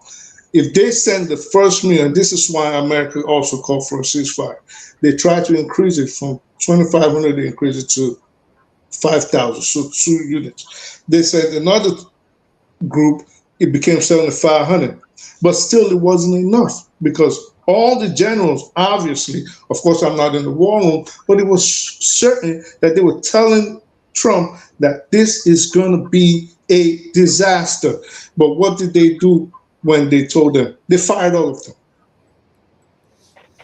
Do you know what they said about the Iranian missiles, what they did to them? You didn't hear what the guy said. He said, these guys, they put the missiles in underground cities, and when they want to fire, some of them, they will just open the thing, rotate the hatch. They'll fire out there. And go back in. The launch goes back in. These guys, they plan this thing well. Even under the water, They have submarines that can come out from underneath the water. If you try they have underwater drones, and they haven't used them. So when they keep saying, "Oh, they've destroyed their navy," First of all, they didn't have a navy. That's number one. They didn't have a navy. We haven't seen their Marine unit in action. We haven't seen it yet. So Trump just at some point needs to cut his losses, maybe declare victory and say we won. Anyway, just say we won and just keep it moving, because if Bumbure, I would like to ask you one question, because another worry the way Netanyahu is pushing Trump in terms of Cork Island and the likes. They just want to take this Iran, their gas, because Israel now have their own gas company. The Lentovite. I don't know how to pronounce the name very well. You understand? And Israel, and Israel is seeing it from that angle that if they take them out, then the market will come from them. And Iran is also promising that if it happens, they're going to level Qatar. They're going to level the Aramcos. What do you see from that aspect of Israel as well? Like what? I don't understand. Let's bring Dexter in. Yeah, Dexter and Jide story. No, Jide was there before me. So I mean, the conversation is structured. Yeah, Thank you, Dexter. Oh, look at that. Now you're friends with Dexter. He's my guy. Sometimes we fight. Everybody's my guy. Jide, they fight me. Jide, Dexter there here before me too. I wonder why they call you when he was here before me too. Because Paul, you use militancy. Take over. You and AY use militancy. Take over the conversation. No, you were doing two in one.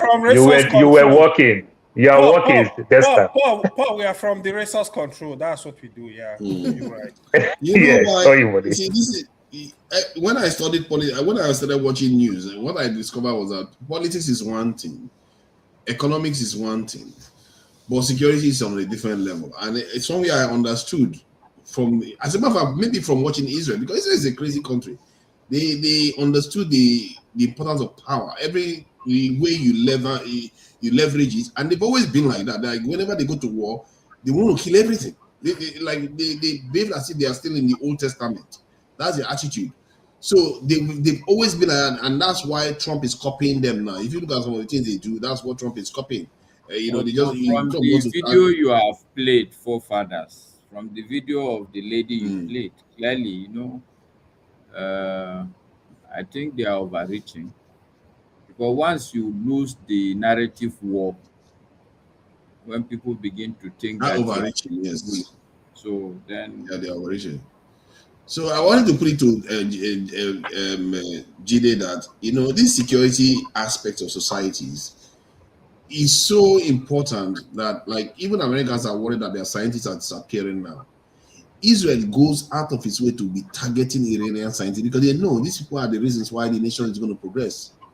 And whenever America attacks Iran right now, when they say, "Oh, we are decimating Iran," you know what I always think? No, you're not.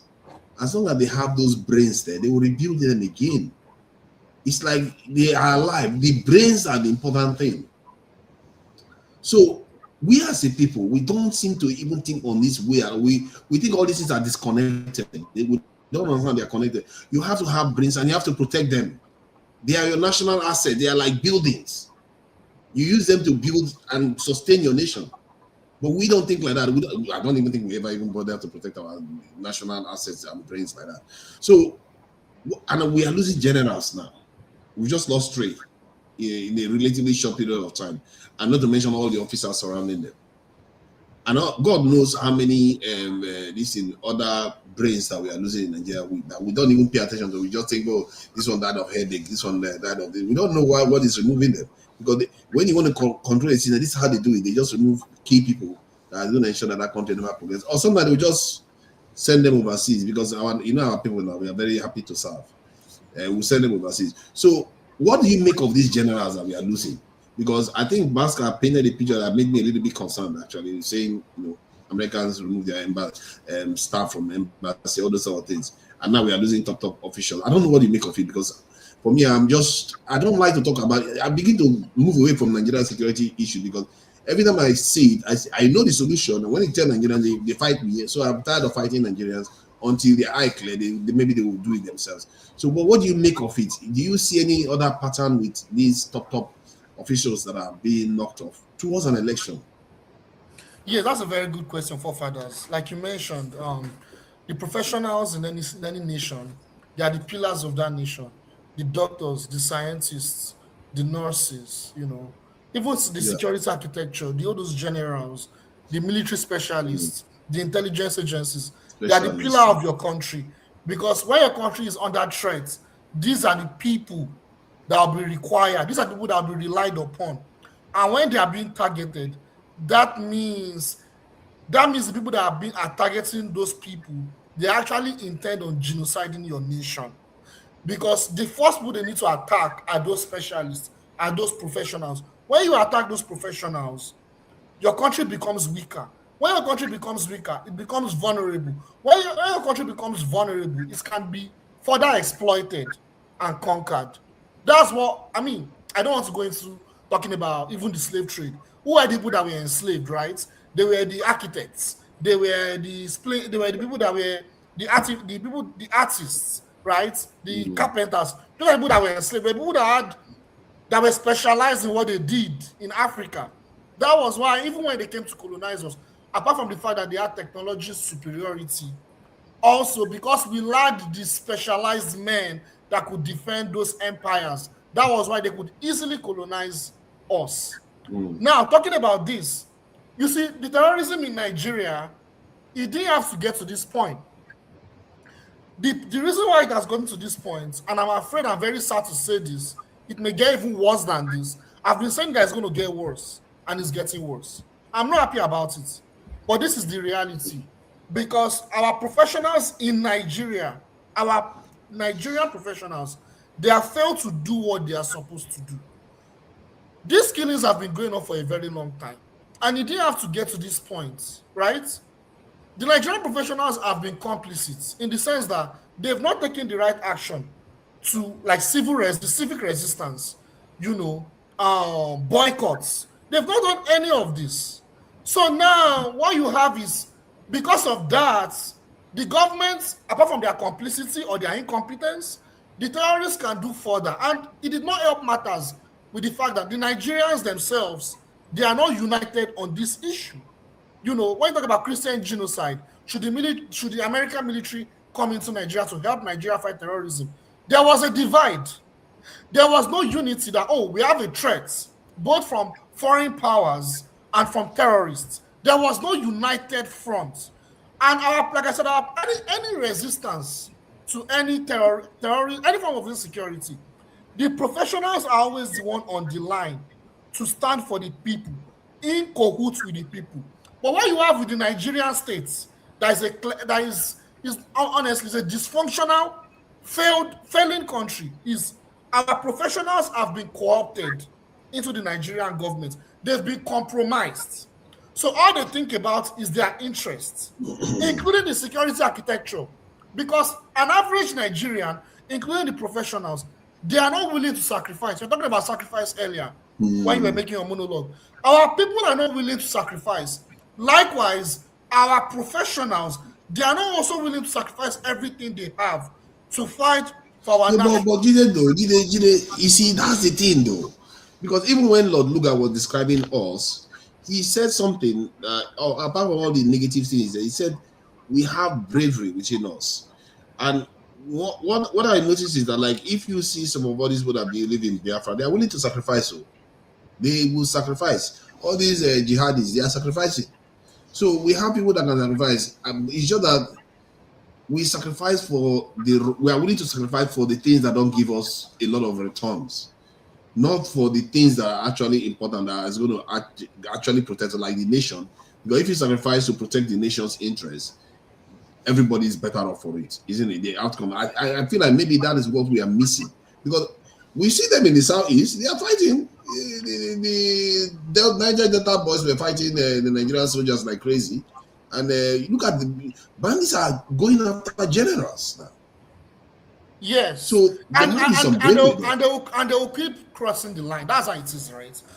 They will keep. It's like there is a ladder, right? The terrorists would go on ladder, no reaction. They will go further. That's how it works. And my fear is that they will start. I mean, they're already moving down south. We're talking about all this happening in Abuja.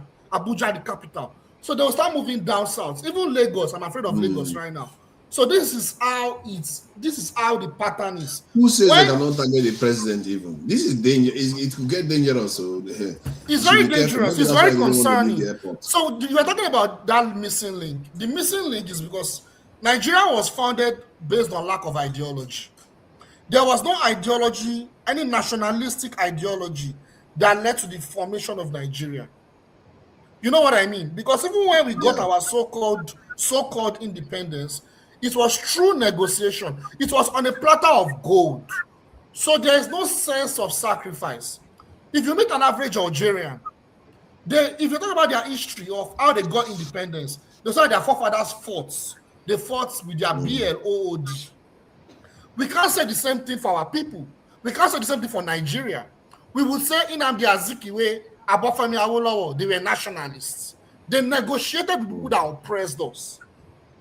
You see the difference? So the point I'm making is that the so-called leaders that have taken over Nigeria after independence, quote unquote, they've not instilled that willingness to sacrifice. Even though they say, oh, they instilled nationalism. But really, it was not really a strong nationalism. The only time that nationalism was instilled was when we were fighting within ourselves. The only time the nationalism was instilled very well was when we were fighting within ourselves. Not even when we were fighting an external aggressor. So the point is, there is no distinct consciousness among an average Nigerian to want to sacrifice their BLOOD for that country. And the reason is because of our history. Like I said earlier, we've had leaders that were either complacent, that were either complicit with the oppressors, or they did not know any better. They did not know any better. You understand? So that is the problem. So I think that's why there's that missing link. And I think you may have a point there. You know, you may have a point there that the point you made, I was trying to address, highlight, is where you said that they don't have the instinct to want to protect their nation or something like that. Like, I don't know how you put it. That they don't have. Talk about historical responsibility. This is where historical responsibility. Yeah, they don't have, because if you don't have that, if you don't have the will to want to protect your nation, why would you want to upgrade your security posture very significantly to protect yourself? You wouldn't have that. All you worry about is, let me go overseas and have a property, stuff like that. This is our way of thinking. I don't know. I think it's what us getting close to the political system. In addition to that, in addition to what we just discussed now, because this is a very important point. If you look how Nigeria was created itself, right? We know this story, like how there was a lot of compromise, corruption, wheelings and dealings, some compromise, some crooked ways in which the British collaborated with some of our political elites and ensured that they created an environment where they will fight each other.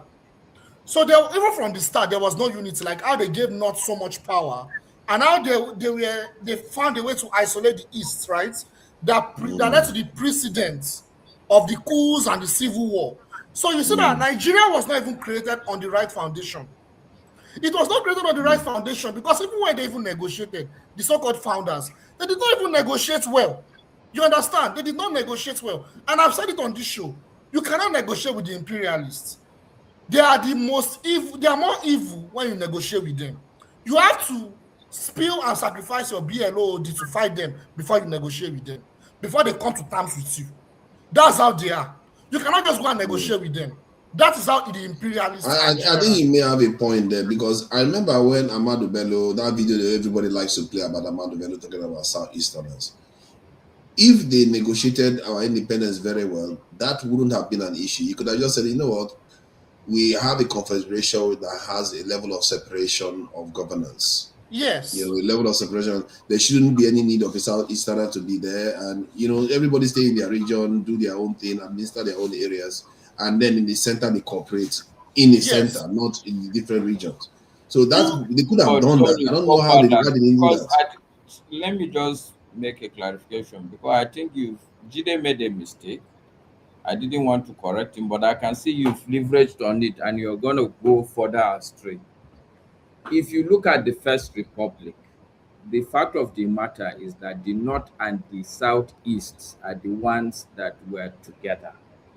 So don't say that the British people isolated the East. No, it's not true. Yeah, I wanted to point that out. No. I don't know what maybe he said that, but that's not what I was thinking.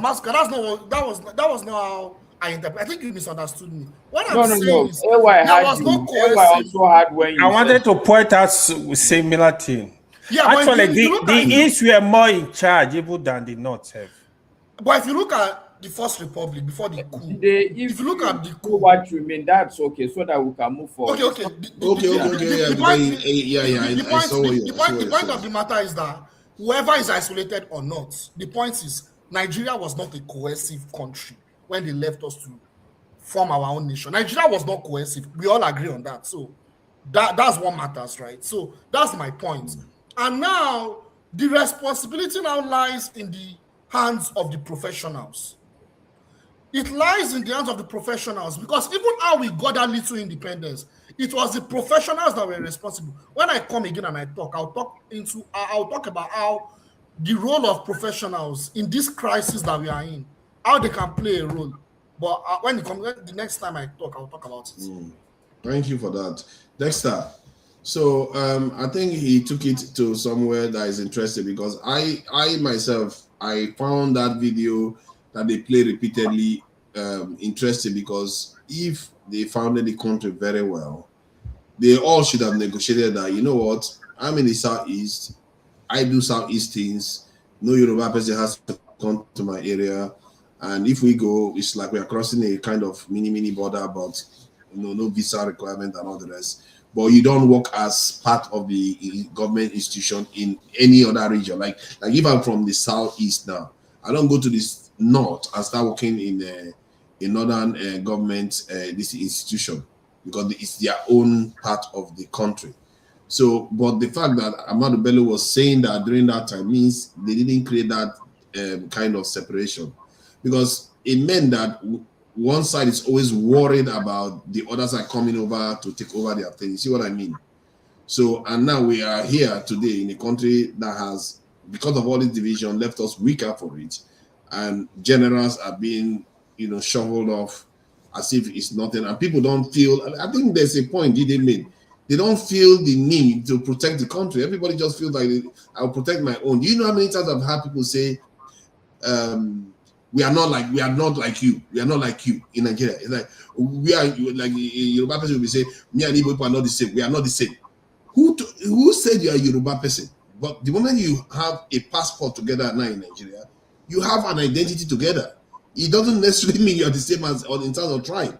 Like people have issues to be able to reason. I think when they say that, they basically mean they want to separate, and this leads to a country whereby nobody wants to actually cater for the country. At least too many people don't want to cater for the country, and you get the result you are getting. People are living in IDP camp, running away from their ancestral homes. Generals are being killed. So, do you have anything to say about the structural issues that are highlighted and why these generals are being taken out at this stage? Forefathers, thank you. Good evening. Thank you for your question, and good evening to everybody. A few pushbacks I have before I answer your question. So I think on one side, you're saying something in one way, but I think in another way, you're kind of contradicting what you really want. Because many people on this panel here always believe that Nigeria, in fact, Africa should be one country. All of a sudden, you're advocating for more borders. The drive, first of all, you must appreciate the fact that what you call Nigeria today was not an organic creation of the people. When we understand that, then we can start seeing the different facets that are coming out. Number two, we seem to always see the British as the oppressors, as the colonizers. But before the British came, there was already a caliphate system in place. Please, can I just 30 seconds just to do some sort of clarification also? Because I hear this often that organic. The America we are talking about did not come as an organic country. America had to buy some territories from France. Buy? What is Master? You have used the right word. They had to purchase it. They had an agreement. They annexed some part of the US. The parts that wanted to be part of them.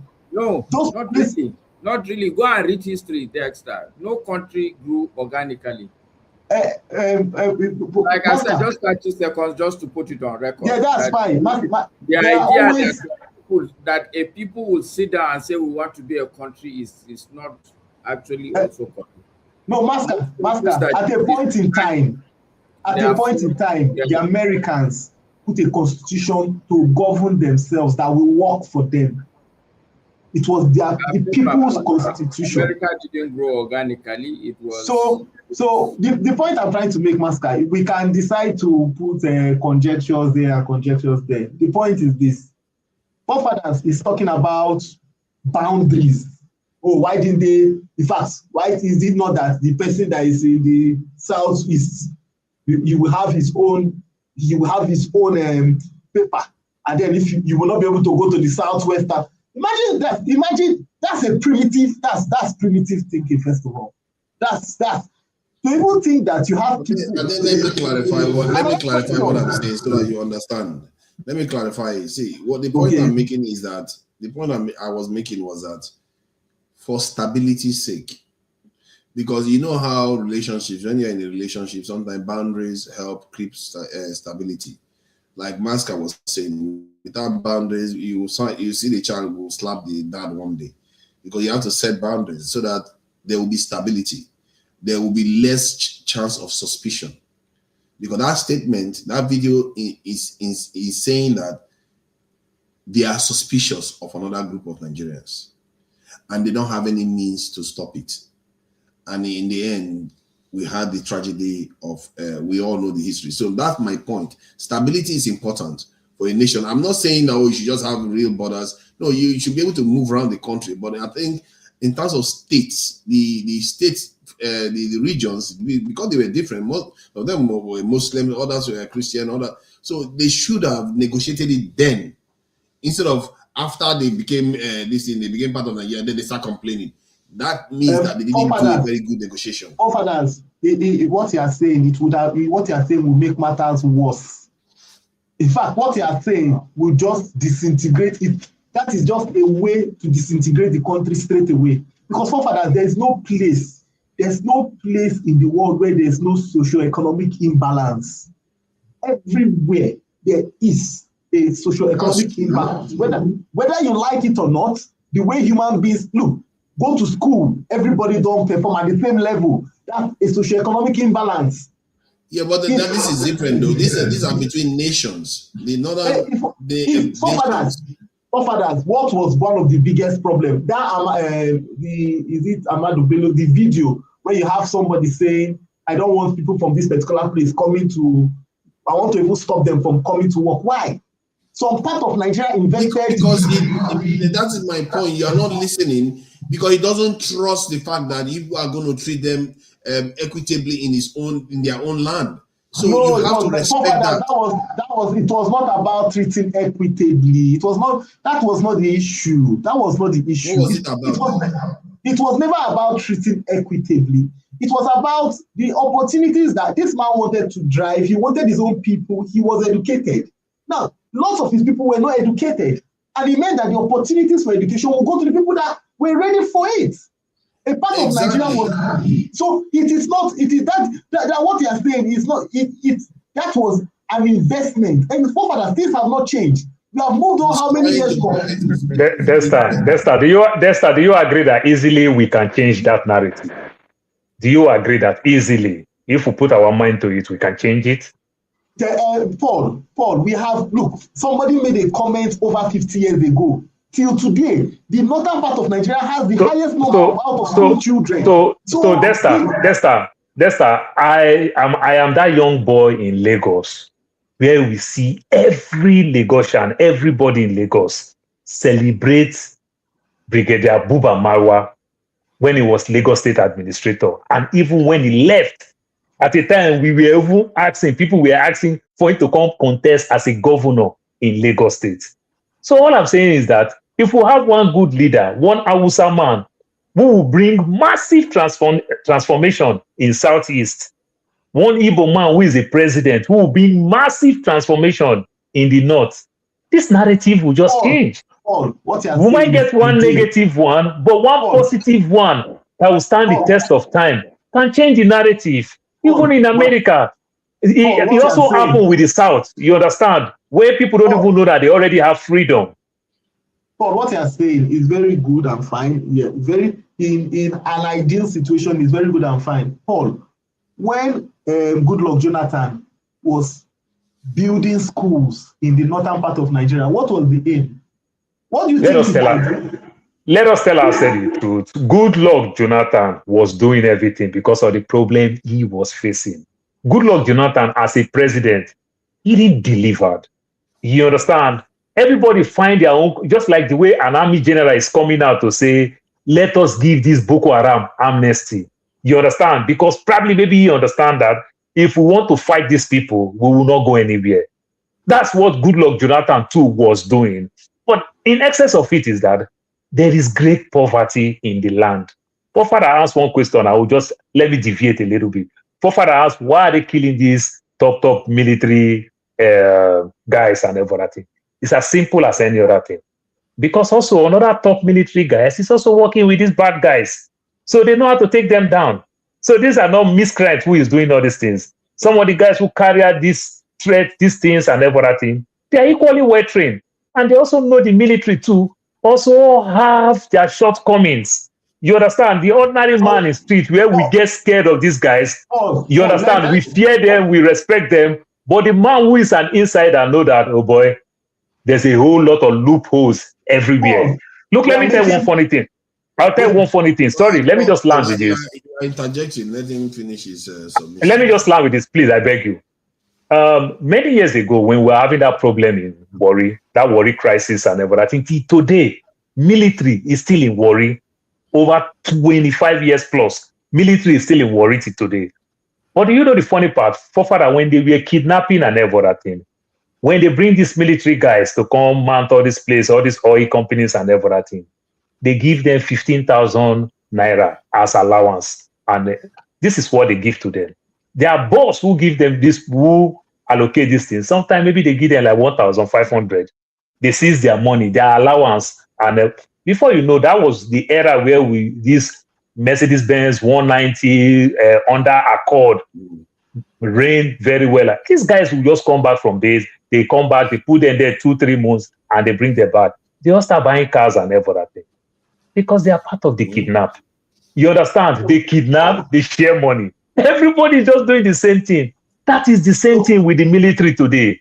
There's a whole lot of compromise. It's a big business. No. Go ahead. I don't think you should. I don't think you should cast such aspersion on the military, because even in the military today, you still have people of integrity. But it is the people of integrity now. That you don't be shocked. That's why they are taking the integrity people down. No. You understand? Because maybe that one didn't compromise. How do we take him down? You understand? Because it's messing our show. But go ahead. The point is this. One point is this. You can't build on a faulty foundation. And one of the problems we have in Nigeria is that, one, we don't ever want to accept that we have a faulty foundation. We just want to keep patching. That was a point that Osibanjo, when he was campaigning to become president in 2023, spoke about. Instead of us to go and treat our foundational issues, we want to just patch things up and say, let's see how it will keep on going. The building will not stand. Let me ask a very intriguing question. Nigeria was involved in a full-blown war. A full-blown war lasted for 3 years or 2.5 years. Nigeria, after that full-blown war, that ended. They said no victor, no vanquished. It all ended. How come the same Nigerian military the same Nigeria with the capacity that could end a war after 2.5 years cannot crush an insurgency after 15 years. It's either one. Nigeria actually never had the capacity to execute that war. That war was executed by proxies for them. And now that they are tasked with just removing an insurgent, they can't remove it. 15 years. It beggars belief. You know, it bothers me a lot. How can they do that? You know they can't until they get the numbers. They can't do that. They can't do what? Out of the cities. They can't do How what? are they supposed to get rid of the insurgents? Because insurgents, they move around. They are not in one location waiting for you. Exactly. That's how it works. Wait. What are we talking? Are we giving excuses?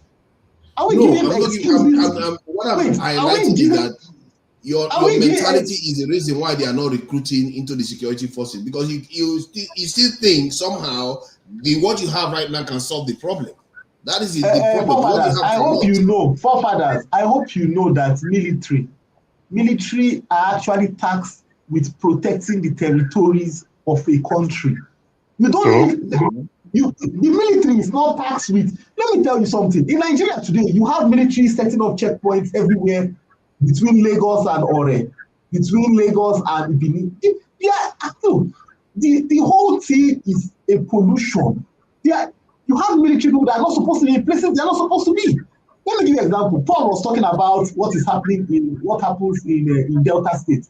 The truth about it is that it is even people in the military. It's that exposure of that allowance that makes the military not want to ever live there. Because if you have those boys, instead of them to go back to the barracks, they will even foster the insecurity so that they can be there. You know, so that's why I say that the foundation, whether we like it or not, the foundation on which Nigeria is built is very faulty. That is why a Tell me, explain to me why cities are not being run the way they are being run in the outskirts. Why are cities not being run over like that? Why are what not being run over? Why are the cities of Nigeria not being run over the way the outskirts are being run over? Yeah, mainland. What do you call outskirts? What do you call as outskirts? Most of the places you hear terrorists attacking now, they tend to be on the outskirts of towns, like villages, small towns that they don't have security forces around those areas. That's the areas that they are attacking right now. That is why you are not seeing them in the cities, because the security forces are protecting the cities. Forefathers, are you saying that the military is protecting the cities?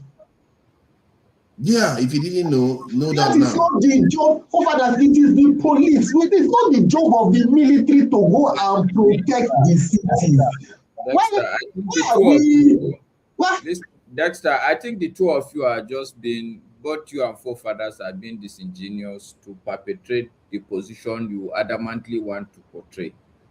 The truth, forefathers, is that this thing you keep saying, this ISIS, it's not that Americans went and deployed so many troops in Syria to defeat ISIS. Technology today is very, very important. If you're really get and defeated ISIS. Okay, so ISIS is still there. It's okay. Let me not go into the argument. You have to say it to be real. Forefathers, what I'm arguing with you now is that with enough technology and intelligence, you can find the leader of Boko Haram and kill him with a drone. This idea that we need to hire 1 million soldiers just to fight insurgency. Just hold your peace, forefathers. Okay. I think it's pushing the envelope, is to pretend as if there's no quantum advance in intelligence and technology. I just want to put that on the record that the idea that, relax, forefathers. The idea that we have to go the old way and get 2 million Nigerian soldiers is absurd. And absurd in the sense that if you get 2 million Nigerian soldiers that are like Paul described, see, you can hire 2 million soldiers. All of them will remain in the city because that's where the money is. So I'm just saying that argument is wrong. And at the same time, Dexter's argument wrong foundation, I believe is wrong, because simply he wants to go into a constitutional argument, into an organic country argument. I believe that, look, in life, people make mistakes. Because I didn't go to school doesn't mean that the day I realized that, oh, school is very important in life, I'm just going to give up on my life.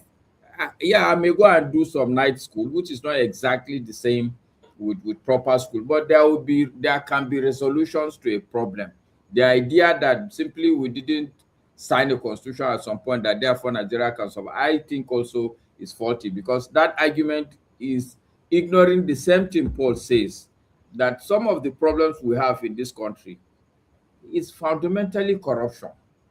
And if you ask me, the other problem is foreign interference.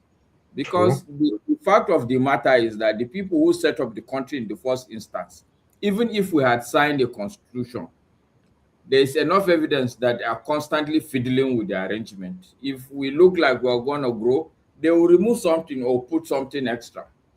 This is, as far as I'm concerned, fact. And somebody alluded to that fact that the reason why we are seeing these generals being killed is because it's not the ragtag that we think that they are ragtag. To start with, they are not killing these generals with stone. Is it stone they are using? It's not stone. It's proper, real military apparatus that they are using, which is not manufactured in this country. So anybody that will argue with me that there's no foreign is the fool, not me. Because the weapons are coming into the country, and these are sophisticated weapons. So I'm just saying that the two arguments, I think, it's I beg to differ on that. Hold on now. Let me respond to you. No, you have your chance to. You are the controller, so you can hold speak on now. anytime. I need to know. This is No, important. you can speak anytime. Allow me. Are you arguing with me? I'm the moderator. Come on, let me talk. See, so you forgot. You forgot. I hope you know that the difference between moderator and moderator. Allow me to speak. This is too important. You can't get away with this one. You can't get away with this one. Allow me to speak. I will allow you to speak, of course. See, the point is that when you argue that the 2 million is going to go into the cities, then you are mistaking the fact that they are actually moving soldiers and police around the country. The Inspector General of Police has actually stated that they move police from state to state just to meet this security challenge, that when they move them from one state to another, the other side is going to start having problems, because wherever there is a security vacuum, you are going to start having problems. No. You can't just come and butt in. And we were talking, you butted in, made a point, and you have to reply to it. Hold on, I'm not lashing back at you. Let me just address the point. The point that you made. So the points that the point about them clustering in one area is not accurate, because they move them, and whenever they have a chance to move them to open areas, they will do that. Just that they don't have enough numbers. He has actually said that. There's a video of it online where he said that. Also, regarding the numbers issue that you are saying that it's not going to solve it, that the drones are going to solve the problem. I'm not going to even allow you. The same IG of police, did he tell you how many he has sent to guard ministers? Yes. Yeah, we also know the numbers. Yeah, we know the numbers. At least 40%. Don't believe that guy. They are telling you bullshit. They are lying. No, but it makes sense too. That's the point. Let me finish what I'm saying, please. Father, will I speak today, or I should come back tomorrow? Yeah, no, of course you're going to speak today. Sorry. So the second point you made about targeting terrorists with precision weapons. Shekau is dead. Boko Haram is still there. Whether you kill one, it don't make any difference. Hamas is still there. I don't know why we keep arguing this point. Hamas is still there. They be bombing Hamas with all kinds of bombs that Nigeria can't even start thinking about. When they give you solution, you will find problems for it. And that's the problem I have with our people. They keep doing this thing repeatedly over and over again. How did you manage to come up with that argument when you know Hamas already exists? You are suggesting that Israel doesn't have enough soldiers, because that's your argument now. Of course, see what Israel did. Look at where Israel is controlling now. Is where they have their soldiers in Gaza. That's your answer. You can see the answer on the ground. Look, it's not an answer, because I know that Israel, almost every Israeli is a soldier.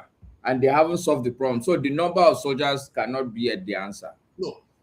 Where they have security right now in Gaza, where Hamas cannot attack them and get away with it, is where they have their soldiers, their perimeter. No, but because you said Hamas is still there. So this argument of Hamas is in the area, the soldiers are not. And whenever Hamas tries to get behind their enemy lines, like there was a case where Hamas came out from a tunnel, attacked the soldiers, and want to kidnap some of them and escape. They neutralized Hamas and neutralized the soldiers too. They didn't let them get away. What that tells you is that they don't have the space to get away because the soldiers are on the ground.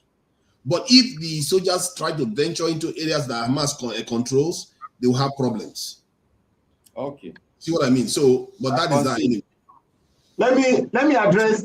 I'm not trying to get you to surrender. I hope you are seeing the truth on the ground itself. I'm not. This is not my truth. I'm just trying to. In a way, I take your point because it's logical. That's all I'm saying. Okay. Let me address Mafka. So while Forefathers was providing his rebuttal, I just did some Googling. I didn't know that the Nigerian government takes 52 kobo out of every 1 naira on the cement bag that Dangote sells. The Nigerian government takes 52 kobo out of every 1 naira for each bag of cement that he sells. So if a bag of cement costs around 12,000 naira, the federal government actually takes 6,240 naira. That's not how it works. That's not how it works. That's not how it works. They just tell you that, and it's a layman way. That's not how it works. But Dangote just said that talking about the constitution. Now you're talking about the government takes 52 kobo. Lester, please, can I explain it to you? Just like the way we ship things to America. If I buy Gary now, I'm bringing it to America now. I will give custom and make custom understand that this Gary is $1,000 for me to pay tax of 12%. Do you understand? It is the limestone where they take the limestone in places like Ajaokuta and Obajana and the likes. So this place, they play them with all the tricks. They say, oh, this is the ton.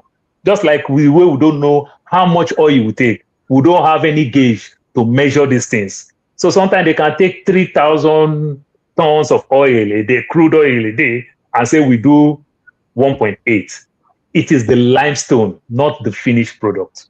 But the way you sound it now, you sound it like the finished product. No, it's just the raw material. Because we are taking the raw material that belongs to the government from Obajana.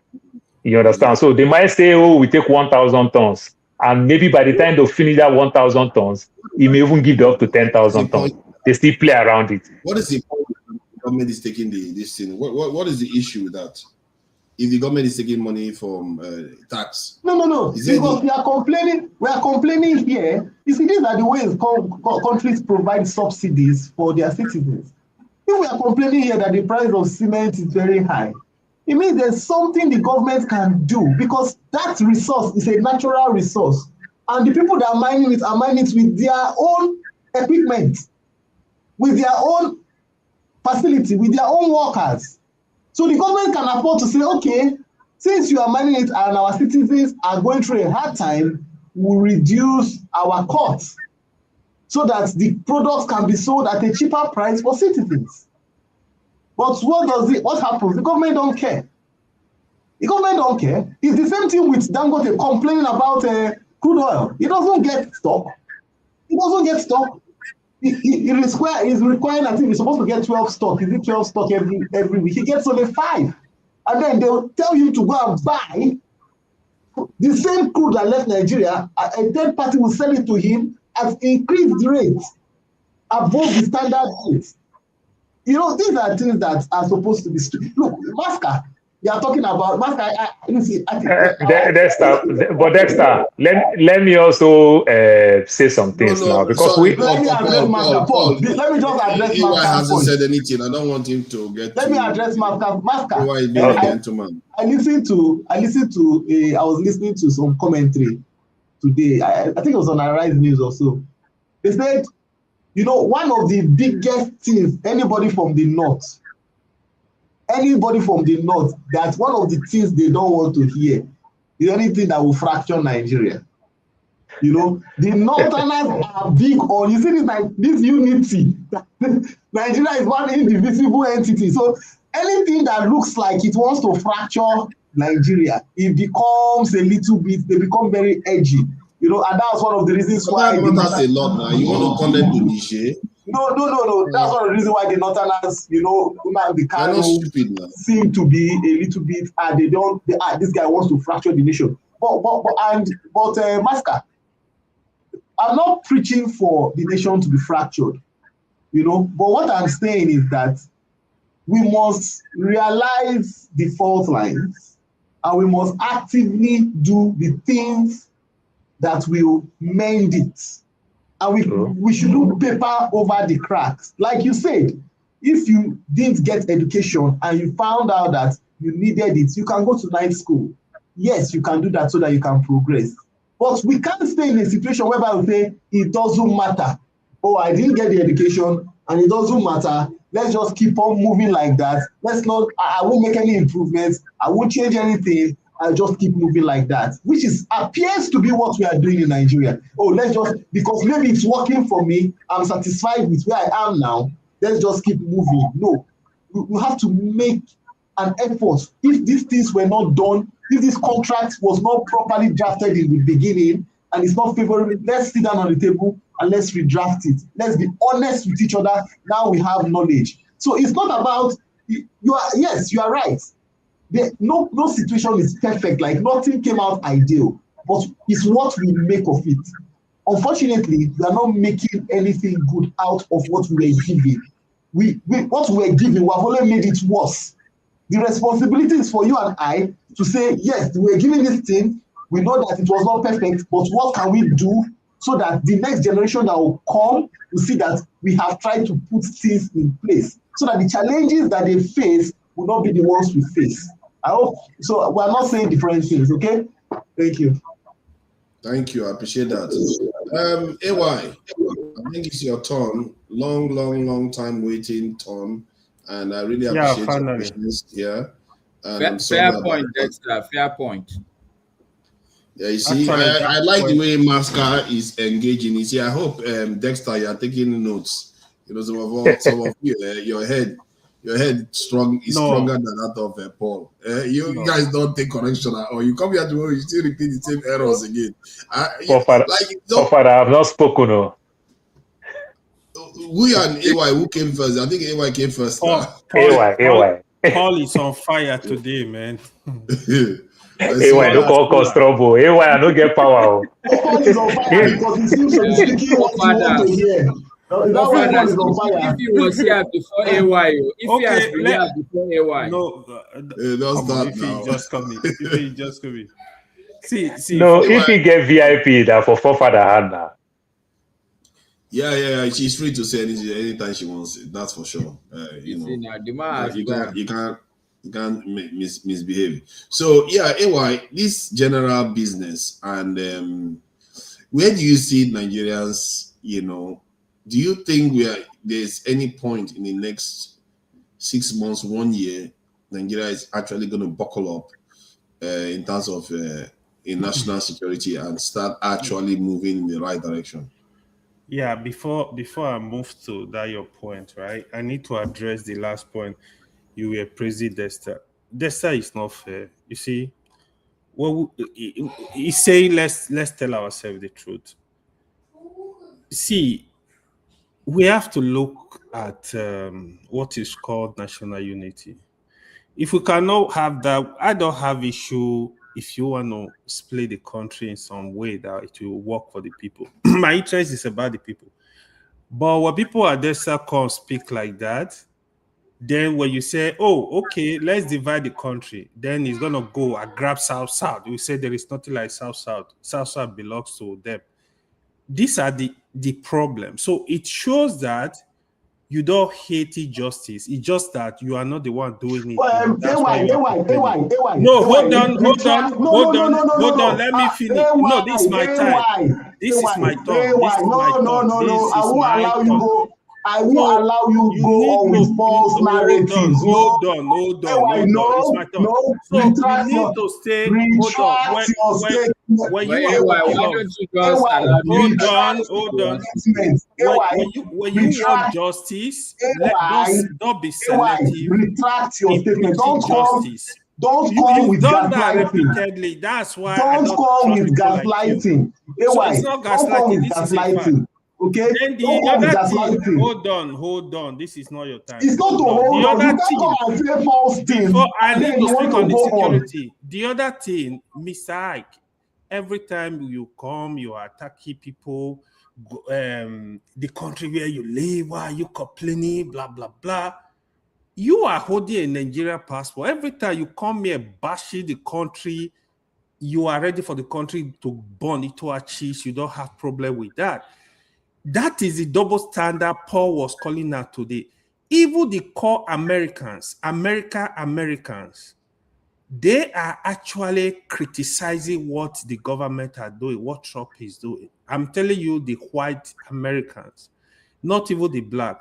So, you see, you need to also go back to history to know that these were the people that destabilized my country, destabilized the whole continent.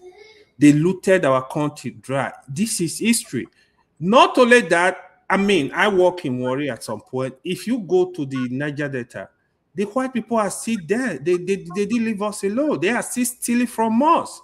So the way you are campaigning, go to Africa, tell the white, tell the Chinese, tell all of them, the Arab, everybody looting Africa, natural resources, tell them to get out so that we go back to our country and take over our land.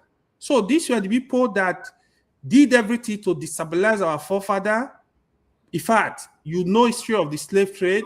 So don't come and tell us, oh, you can't pay because you live in a particular country. No, they are also living in our country. Go cafe, start the cafe, tell them to leave. So we take over our resources, we go back. So that aside, now the issue of insecurity in Nigeria. Can I ask a question? You can go ahead. No, Father is the moderator. If you allow me, I need to be respectful. So I can just ask question. Yeah, please go ahead. My brother AY said the people we are talking about, they are in Nigeria stealing and making and destroying taking our things. My question to you, who are the people that are aiding and abetting those people to steal your mineral resources? Who are the people? Tell us. You tell us. No, that is what you said. I don't know. Tell us. You don't know. Foreigners are aiding. Nigeria don't have one vessel. Nigeria don't have one vessel. One vessel we don't have. Thank you for telling you. Ask question now. I'm giving you answer now. You ask question. Asking question to you. So he's telling you Nigeria don't have vessels to even steal the resources. It is what you said. I am asking you a question. You said that the people I think about that they are in Nigeria stealing our natural resources, right? Of course, it's the foreigners. Yes, my question to you is that those people, those foreigners who are in Nigeria that are stealing our natural resources and mineral resources, my question to you is, who are the people that are aiding and abetting those foreigners to steal our mineral resources? So that is subjective. Depends on who you ask, right? Goodness God. Depends on who you ask. Anyway, should I help you? No, don't worry, Jide. I know where he's going. Don't worry yourself. Okay. Let me say this, forefather. You see, the issue of insecurity in Nigeria again. The last time America said they were bringing military to Nigeria, people did like Desta, like Mr. Hyde too. They were campaigning, let them go. Some you even say, let them take the resources. It doesn't matter. Today, Alpha. America, they've been there for almost 2 months now. Alpha, what is going on? Why are we having increase in insecurity?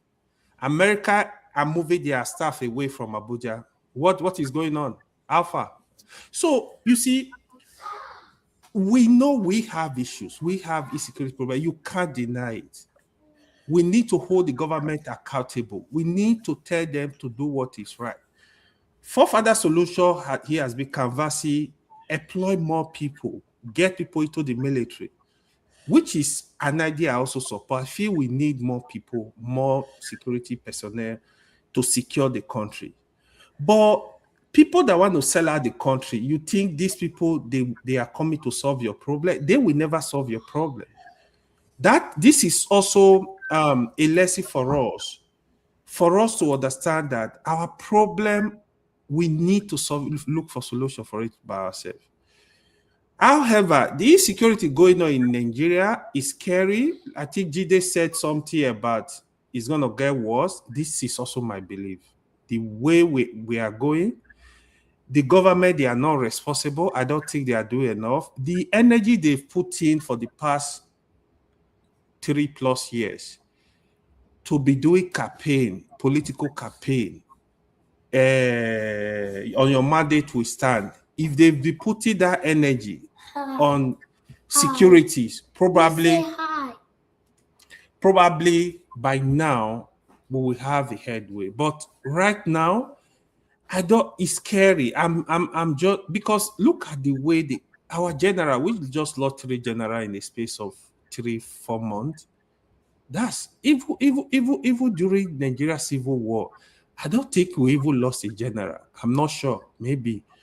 You see, it's something that should be of a very big concern. Even apart from that, I think was it in Zafara, where bandits, they are displayed openly. Like, what is going on? I think one way we can really solve this problem, why don't we start local policing, local vigilante, whatever you want to call it, probably from the north. You got to allow people, I don't know, man, maybe the state government should license at least. Well, most Nigerian states are not ready for that. Yeah, probably license, even if it's 1,000 AK-47 for group of people, in each state. Let them help the military, let them secure the country.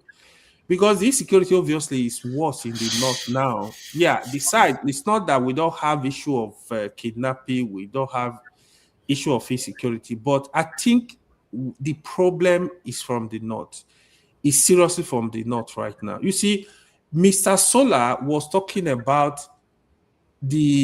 how America has portrayed most of the terrorists today. People don't want him to speak. How they evaded. Part of the problem we are having today is the invasion of Libya. That is part of the problem, that you have bad militant move across the Sahel into Nigeria. This is the part of the problem, but nobody is saying that. People will pretend like they don't know. They know everything, but they don't know this. NATO invaded a country that was peaceful. Somebody will say today, oh, Iran, you're a threat. Iran are a threat. Are you going to say Libya will a threat to the world, to the West? Like, are you guys sick for you to be I don't know that. I think the reason why people say those things, because that's what they grew up hearing. Most of us grew up hearing Iran is a threat, terrorist. It's propaganda. We forget that Israel is a proxy state for America. If you can make that excuse, if the person is from the West, if you're African, I guarantee, because of how intelligent we are and the proximity to the Middle East, and Africans are more worldly than people that are just like straight up American without any African parent, like both parents. You know what I mean?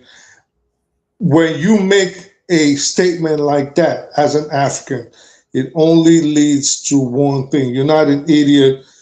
Let's just call a spade a spade. You're just a bigot. That's just the truth.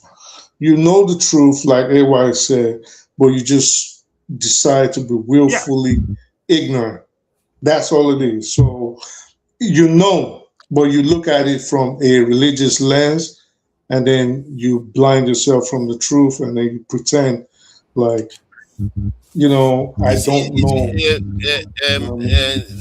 The stuff is quite fascinating because you hear the same way of talking, what you just said just now, from people that are well educated, that you look them, the least will know what they're doing. Because they're bigots. They just keep it real. They're bigots. They know the truth.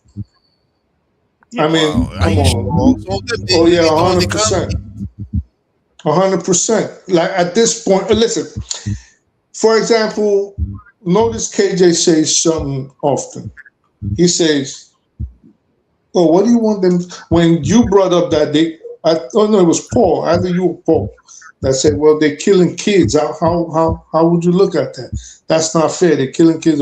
He said, "What do you want them to do when a country is teaching its kids, and the kids are saying death to America?" And I'm looking like, so a kid saying death to America means they need to die.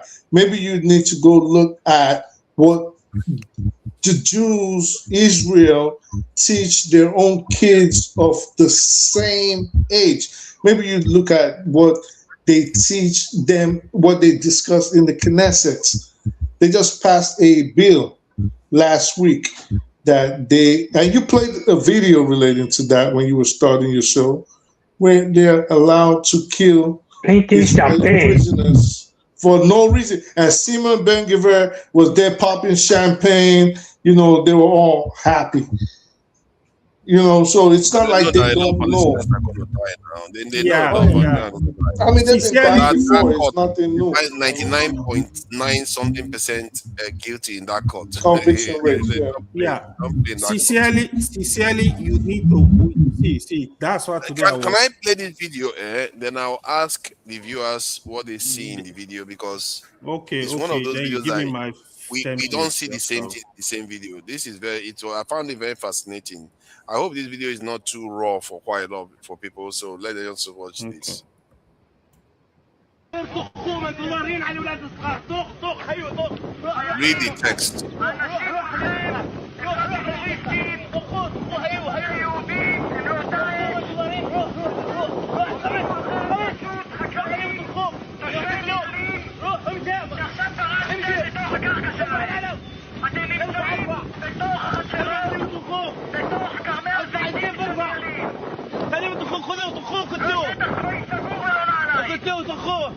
طخوه انتوا ضارين على هالشغلات هذه، ضارين على الاولاد الصغار طخوه تقتلوهم.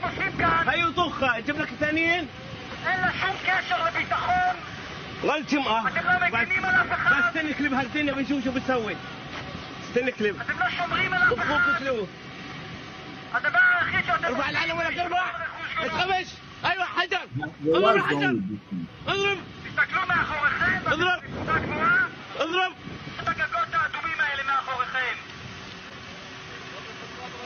התפקיד שלכם, יש למפקדים של המפקדים שלכם, ששולחים אתכם לכאן, לכוון נשק על ילדים, על אנשים בגיל של ההורים שלכם, החקלאים שנמצאים בתוך...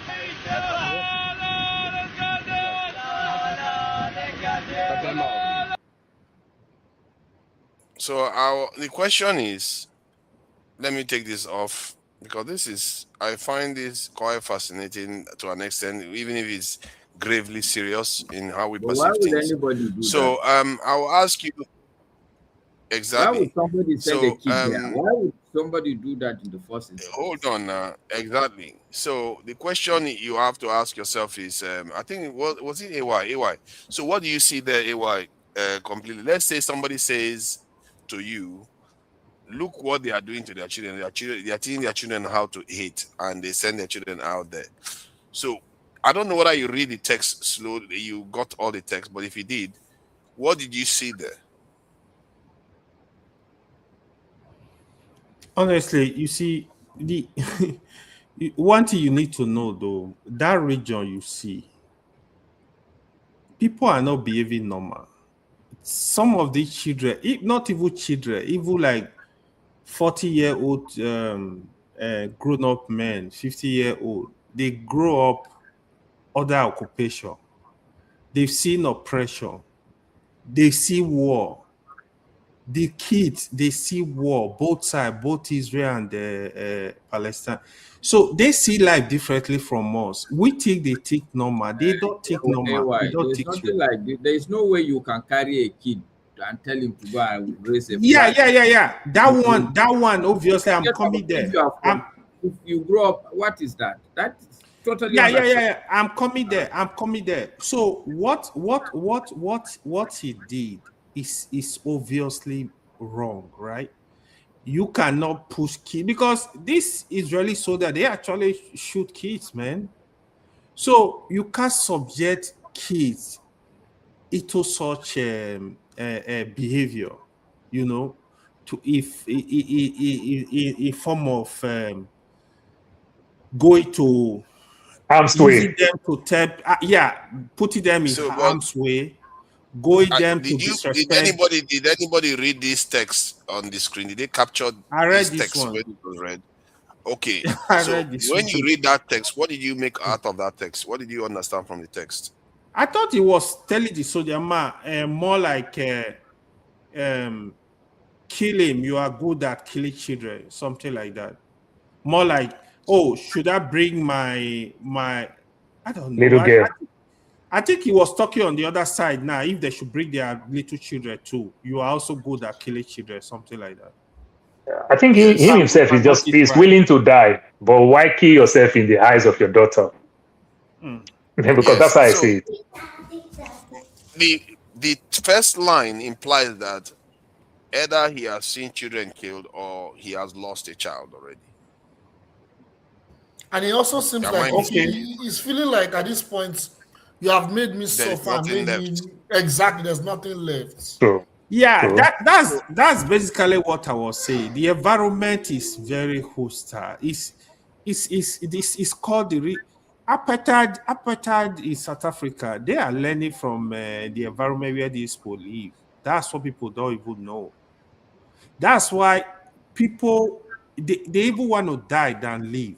That is what you see in that environment.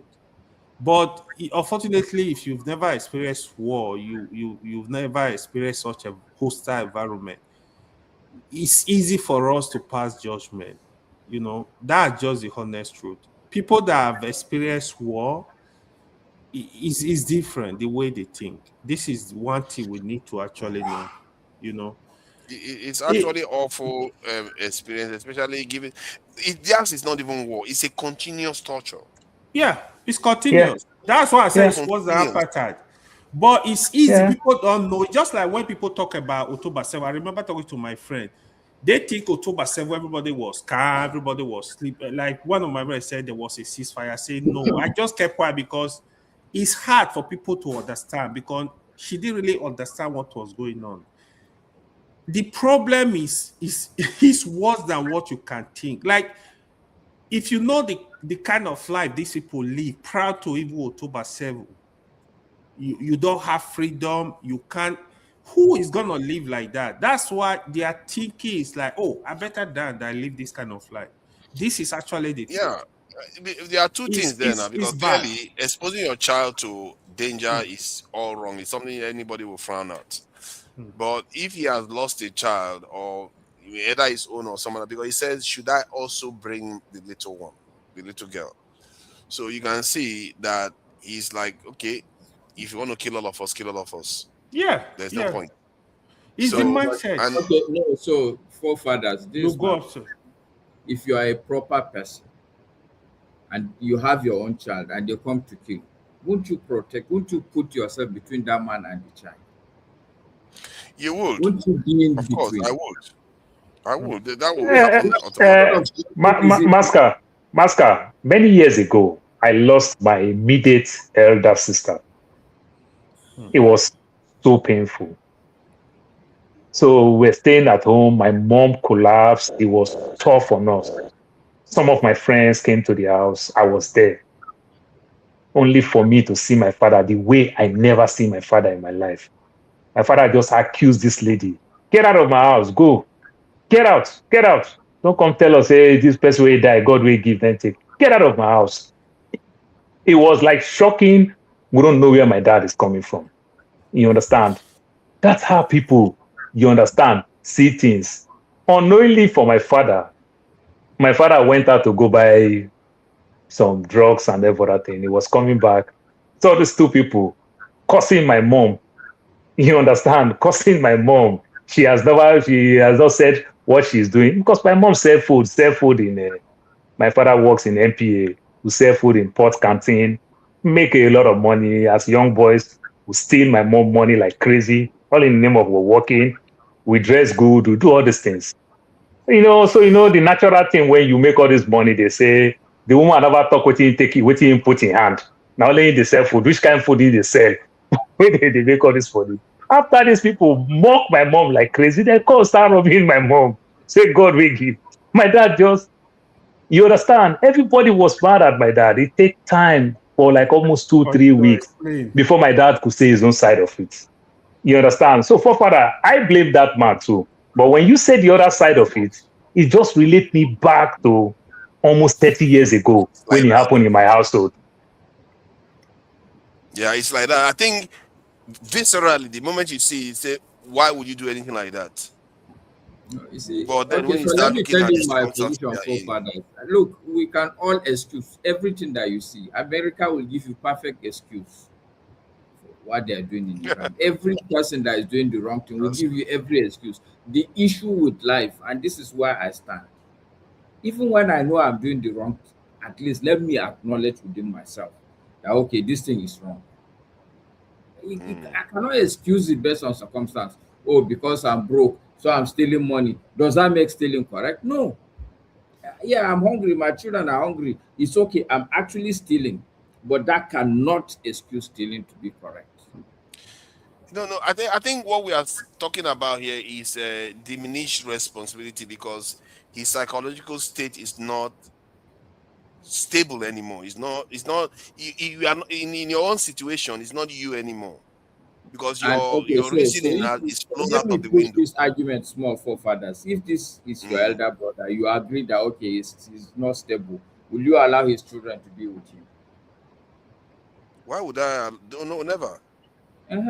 So the argument, No, there's but no my need for us point. to have this argument. No. That guy Sorry, should the not be point I'm making responsible is for that. these children. Pardon? He should not be responsible for these Oh children. no, of Sincerely, course not. Now, of course not. No, that I think that no, there's that's no not the excuse for it. conversation I'm having. No, that's not the conversation I'm having. I'm saying the situation you are seeing there. How do you blame him? Because he has No, diminished responsibility if his mind no. is already warped. Well, that's my argument for fathers. That argument should not suffice. The starting point is what is doing right or wrong. You cannot put No, a it's wrong. child in harm's way, even in the name of war. It's absolutely nonsense. Yes. Wrong, yeah. Not It's child, not wrong. mother. No, hold And on, you hold are on, hold on. Yeah. telling I the think child to you are fight. missing my Okay, point. You are if the missing my man, if you point. are a judge now and they kill that child, who are you going to sentence?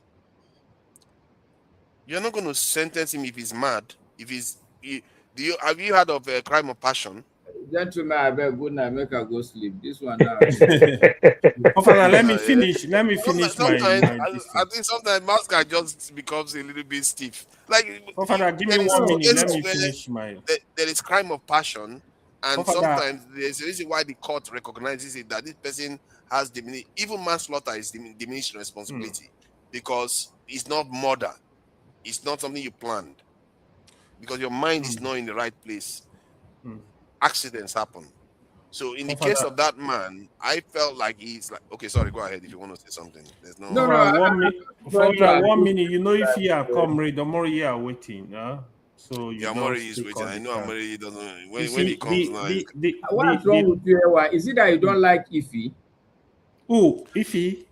Oh God. Hey, don't cause problem between me and you. Pascal, you say you want to go and you want to start trouble. Pascal, my just sister, no cause problem.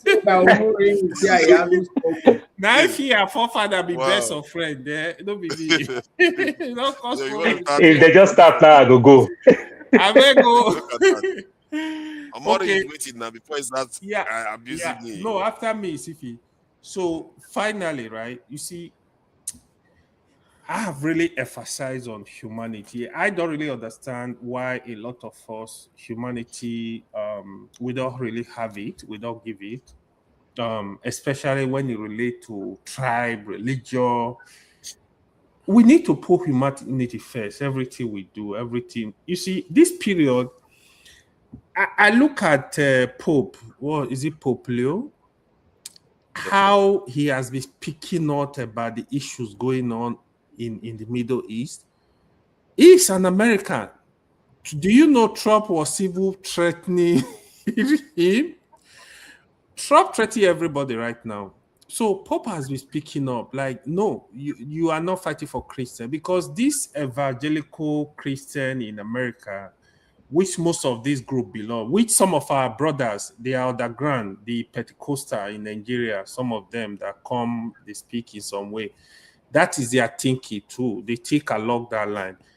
Even Mr. Ike, that's why I'm actually surprised. Mr. Ike, when he support the invasion of Venezuela to kidnap a city president and start stealing their oil, I begin to think. I thought Mr. Ike was a pastor, to be honest. I get frustrated the way they take along this line. It's a problem to me. It's very worrisome. That is what Trump want to do in Iran. He wanted to invade the country, so he starts stealing the oil. See, this is history repeating itself in Iran. America, British, they've invaded Iran before, installed a king, and they started stealing the oil for years. It's not 53. Even they know the fact, they look away. They look away. So it's okay for people to come with their Christian ideology, extreme form of Christianism, invade country, kill people, take over their resources. It's a problem. You need to. Where is the justice? Where is the fairness? You know, the eye-opening part.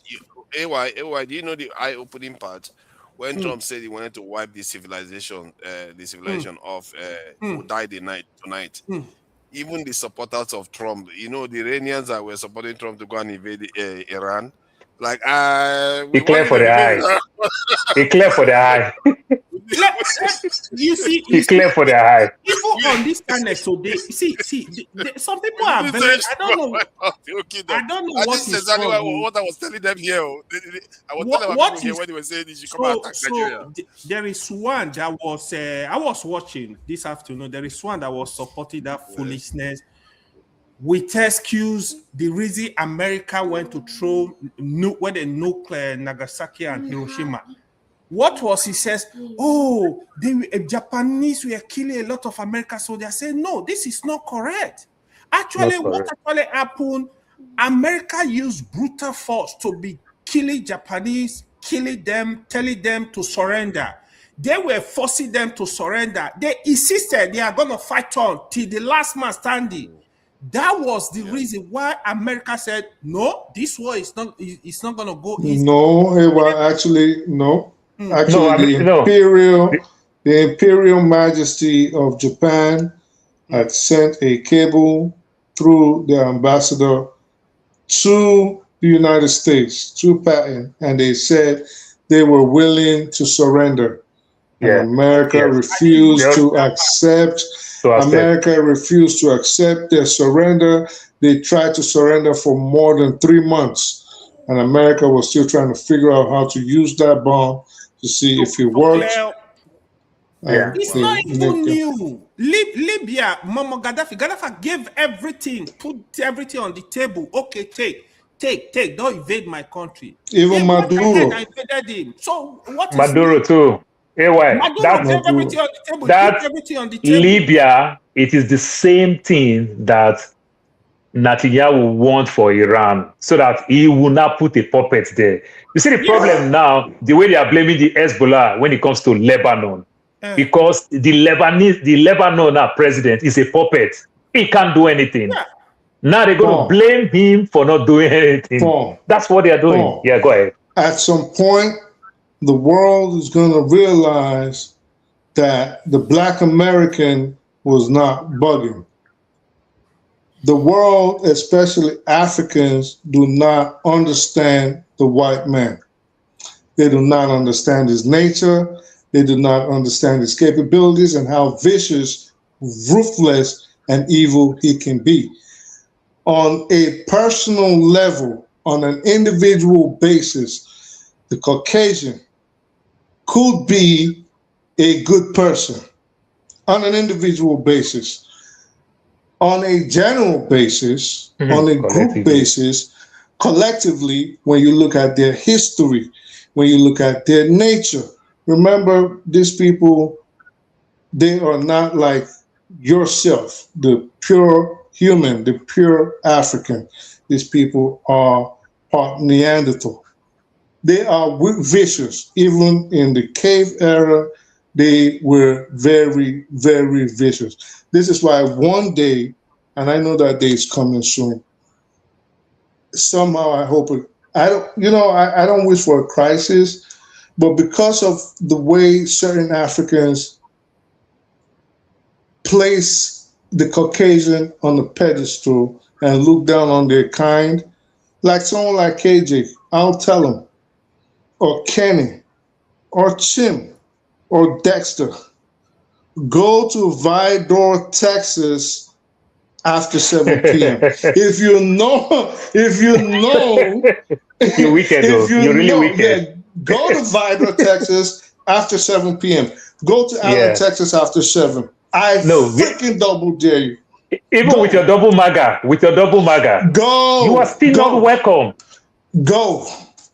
Just go and watch what happens to you. Wear MAGA shirt and hat. Go. Put on the MAGA goggles. Paint it on your forehead. Go and let sundown meet you there. Go.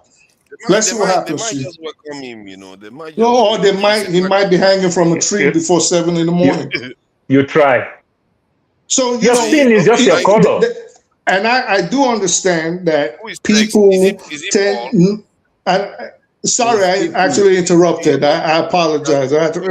So I'm just going to end in 10 seconds. So I do understand that, coming from Africa, you probably do not know these things, and you don't, you know them on an individual basis, and you're saying, well, they were nice to me when I came to America. This is what the excuse most of y'all give. But I guarantee you, if there was a racial tension in this country, your neighbor is going to come drag you behind the F-150 and scalp you like a freaking dog.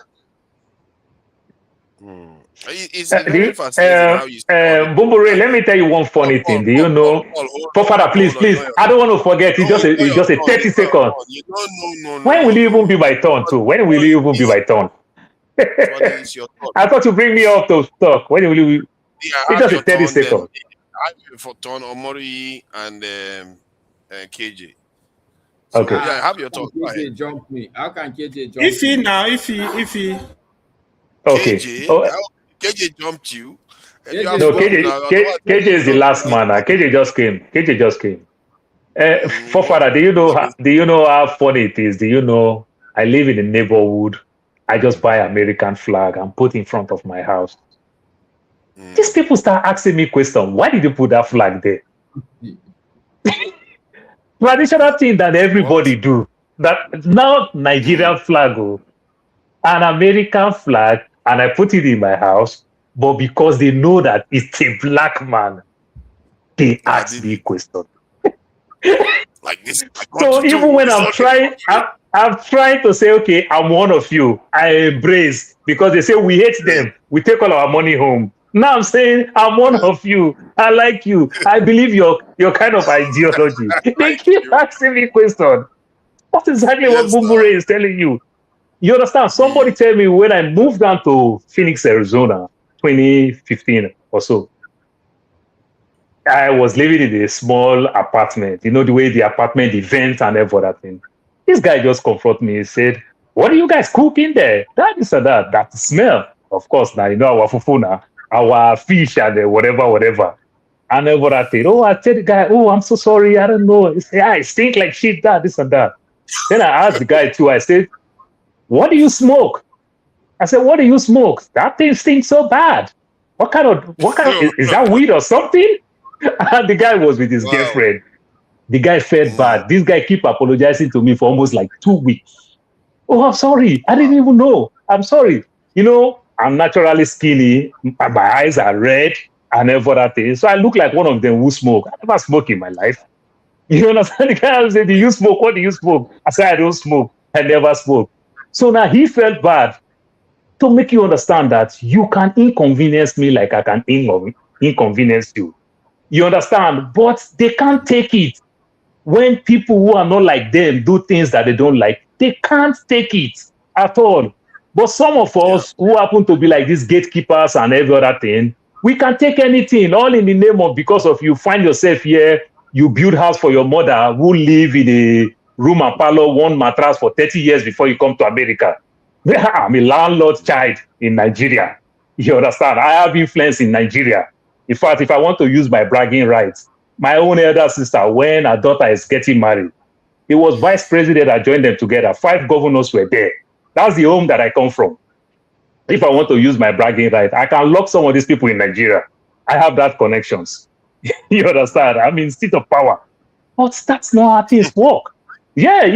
I can use my Nigerian power to some people. Yes, I can do that. I have the connection. I have the power. Forefathers, when are you going to Nigeria again? But father, you see this. Wait, Paul, let's say the dates. Huh? This year I will go again. This year. Paul, you heard him? Father is scared, man. Paul, you heard him? Do what you got to do, Paul. What is the issue here? Are you suggesting that Nigeria is inhabitable, or what's the issue? Because I don't know. Nigeria is very fine. Oh my. Nigeria is a sweet place. We have our flocks here and there, but it's a sweet place. It's a good place to be. We have good food. No matter the worstest food you can eat in Nigeria, is better than anything I can eat here in America. If I want to eat African food, is it that the ogbono or the okra that have been in my freezer for 7 months, 6 months? These are mortuary food and everything, no nutrient there. Yeah, you understand? So we miss home. We love home. Some of us that are here, something tells me that for us not to be like somebody who don't know nothing. We watch our Nigerian news. We read newspapers. We listen radio. We listen all these things. I tell you that we love our country. Paul, guess what? The man on your left and the man on your right, I don't think they have more than 6 months that we are in Nigeria. Exactly. I know the way you take good care of AY. Paul, tell Masca to give me another wife in Nigeria so I can be visiting often. You will qualify that phone. You that phone. You qualify more than 4 steps. So these are the things. But for father, let me quickly touch this. I didn't want to come back when I went this time. I tell you. But father, let me quickly touch this. This Gulf nation and everything. The fear, the way they condition them, like I make you understand that the way America will invest money in terms of technology. They will invest money in terms of education, research, and everything. The same way they invest a lot of money in our movies. The way they train you how to, the way they even train, the way you see an average American think about us, Africa. You understand? Third world nation, give them money. The way they make them understand, the way these Arab people, you're a Muslim, you're a terrorist and everything. I can't wear my jalamia just to go to Walmart. Somebody can just see me, they just get scared. And everything like a suicide bomber. Conditioning, they watch this thing in movie constantly. They do all these things. So these are the mindset. And that's the same way they condition. Look, Israel may have their so-called David Sling and Iron Dome. But America have something way, way better than that when it comes to the issue of Iran, when it comes to imminent threats, like they say. I'm talking to KJ now. Do you know the shield that America have? It's called the Pacific Ocean and it's called the Atlantic Ocean. Anything that is coming, you understand, Israel can shoot a ballistic, you understand, down, the debris can still fall in a building in Israel. But guess what? If America shoot that in, it will fall in the Atlantic or in the Pacific. So America is way protected. America don't have any problem with their neighbor. They don't have problem with Canada. They don't have problem with Mexico. You understand? Just small thing that Cuba tried to have one small relationship with Russia. They're still suffering it for over 50 years.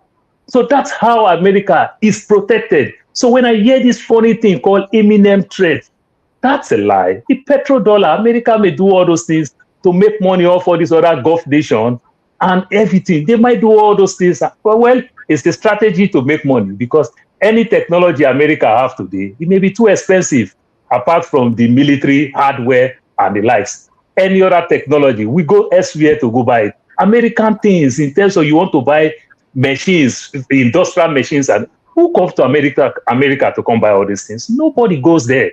You understand? Apart from military hardware and the likes. So they find a way to create problem around. You understand? This way they can sell. America may have the strongest military in the world. Like I keep saying, oh, Father, do you know that American military don't produce most of their weapons? It's a private sector, the Raytheon, the Lockheed Martin, the Boeings, and the likes. And these things bring revenue. You understand? When you see somebody will talk military strategies, an American general talk on Fox News, you listen. These are all contractors to all this company. They put your narrative the way you see there is a reason for them to continue to fight so that people will make money. These are the thing. You understand? That's why the MAGA Trump campaign heavily, you understand, say no more war. You understand? America first. That's why his own base is fighting him. So when some people is telling me go back home, KJ is 100% MAGA, but he's so ashamed not to wear the hat like a Kenny. You understand? His own base, Alex Jones, interviewed Trump several times, he's a MAGA. Tucker Carlson is a MAGA. Candace Owen. They take picture, Trump invite him. You understand? Are they not MAGA? You understand? So these are the things. You know what? Let me just play some songs. Trump was dissing Alex Jones. Yeah, let's have a bit of a break because it's gone on for a bit. Then we carry on from where we stopped. Forefathers, I sent you something in the group chat. I sent a link, 2 links. Yeah, I saw that. I'll be playing those. I'll be playing them. Yeah. Because when y'all was talking about the kids, what you want them to do, I was like, all right. Response. I don't know why you're not allowing me to respond. Sarauniya TV, tashar al'umma.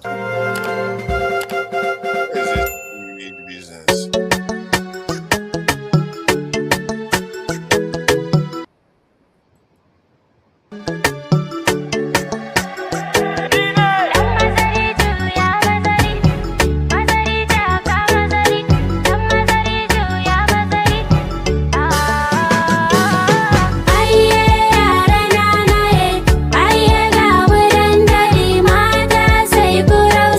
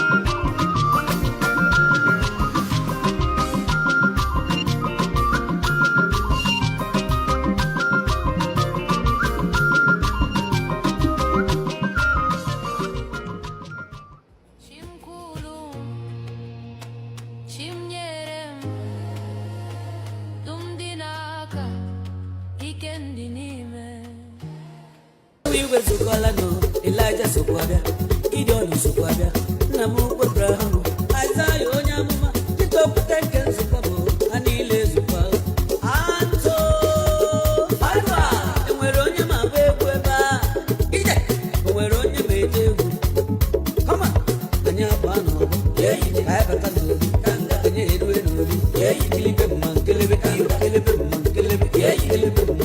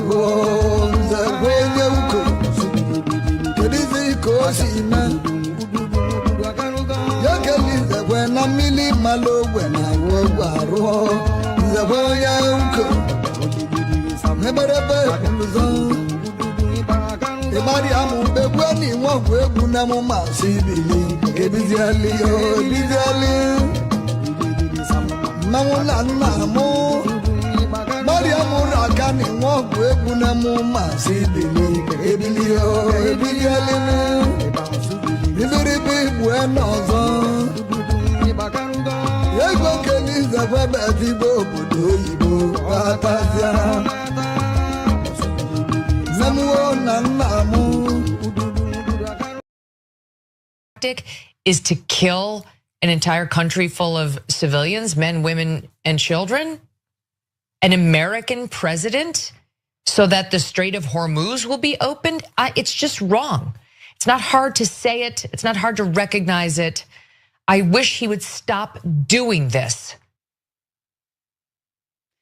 Megyn Kelly, as is the case with other high-profile Republicans, had some pretty harsh words for President Donald Trump following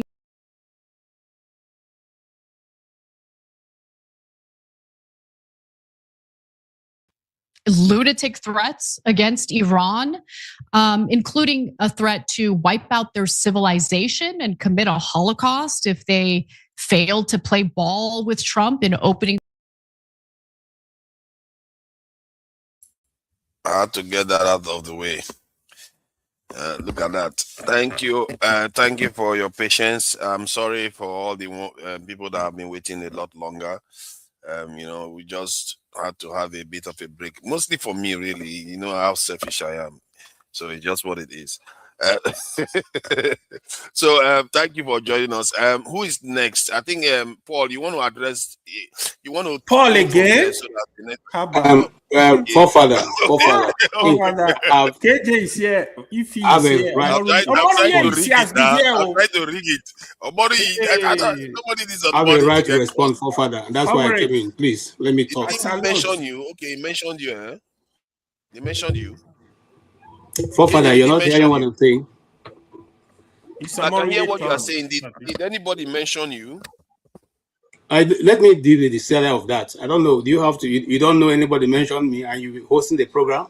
Are you serious? No, I didn't. I did mention KJ. It's not even the only one. There are two people who have mentioned my name, and that's why I came in. I've been listening to you guys. Please, as a Forefather, this to you as a moderator. If the person is not on your set, you should protect the person when somebody talks about the person. You shouldn't allow that person go ahead and say whatever I want to say. KJ is not on set. I don't see the reason why Boom Boom Ray will be talking about me and mentioning me and using me as a reference. I don't think that's how it's done. It happened to me earlier on today now. Just today. It happened to me. It's today. And you were smiling, you were calling me out. Yeah. No, I'm telling you, that's your responsibility as a host. To as the moderator to say no, this person is not on set. You don't have to talk about you. I didn't think it was insulting you, but it's okay. You have to respond. Listen, Forefather, let me be the decider of that. Let me be the decider of that. I'm not on set. No, if he insulted you, I would stop him. If he insulted you, I would have stopped him. See, you are not the decider of that. Even if you didn't insult me and I felt insulted, I mean, I have the right to do that. Okay, please. But as a host, as a moderator, when somebody is not on set, you don't allow somebody to talk about the person. KJ, sincerely, during your session, people call people names. Please, AY, keep to yourself. I'm not talking to you now. But it's true now. Please keep to yourself. I'm not in that. I don't your like Islamic mood right now. Keep to yourself. During your section, people call people names. They never stop anybody. I have made my point to Forefather, and I don't need your input, no matter what it is. AY, just keep your mouth to yourself. That's what I've said. Okay, having said that, Forefather, again, I want to say this. When people come to this program, they especially AY, when he's off this place, he gives people all kinds of names, especially me. I have ignored it for a while, but from now going forth, as I'm making this comment today, I will not ignore it. And if it becomes too much, I will set up a program to discuss only AY and all his. Can I have my turn now, please? Please invite me. I won't say that. Listen, all of us have biases. If you don't know, let me tell you clearly. And I respect Maska. Maska, today you really impressed me. I mean, I'm not saying it because I want to get in your good books or nothing. No. That video that Forefather played, I was shocked at the discussion, at the comment you made. Because Forefather himself, outside of this forum, hold on, I'm talking. Outside of this forum, Forefather himself have made comment to praise the man who sent his son or his daughter to be shot, and said it's because they've been suffering, which is what he has said. He tried to allude to this evening, and even AY. I'm not surprised for AY because AY is an Islamic fundamentalist, so I'm not even going to hide that. So you can go ahead. But listen, hold on. This is why I'm coming in. I want you to know that both yourself and AY and Boom Boom Ray, unknown to you people, including Paul, because Paul really disappointed me today what you are saying. Okay. Paul is now, fundamentally. all of us respond to issues based on our biases. Very few individuals, very few, who do not respond to issues based on their biases. And you may think you are, but we say on facts, no propaganda. Propaganda is your own problem. Even when you see who are you calling. One of these can we leave that? Let's not do that any further. I thought you called my name. I was praising the man and sending his listing, but so it shows that he's triggered. It's okay. Let him carry on.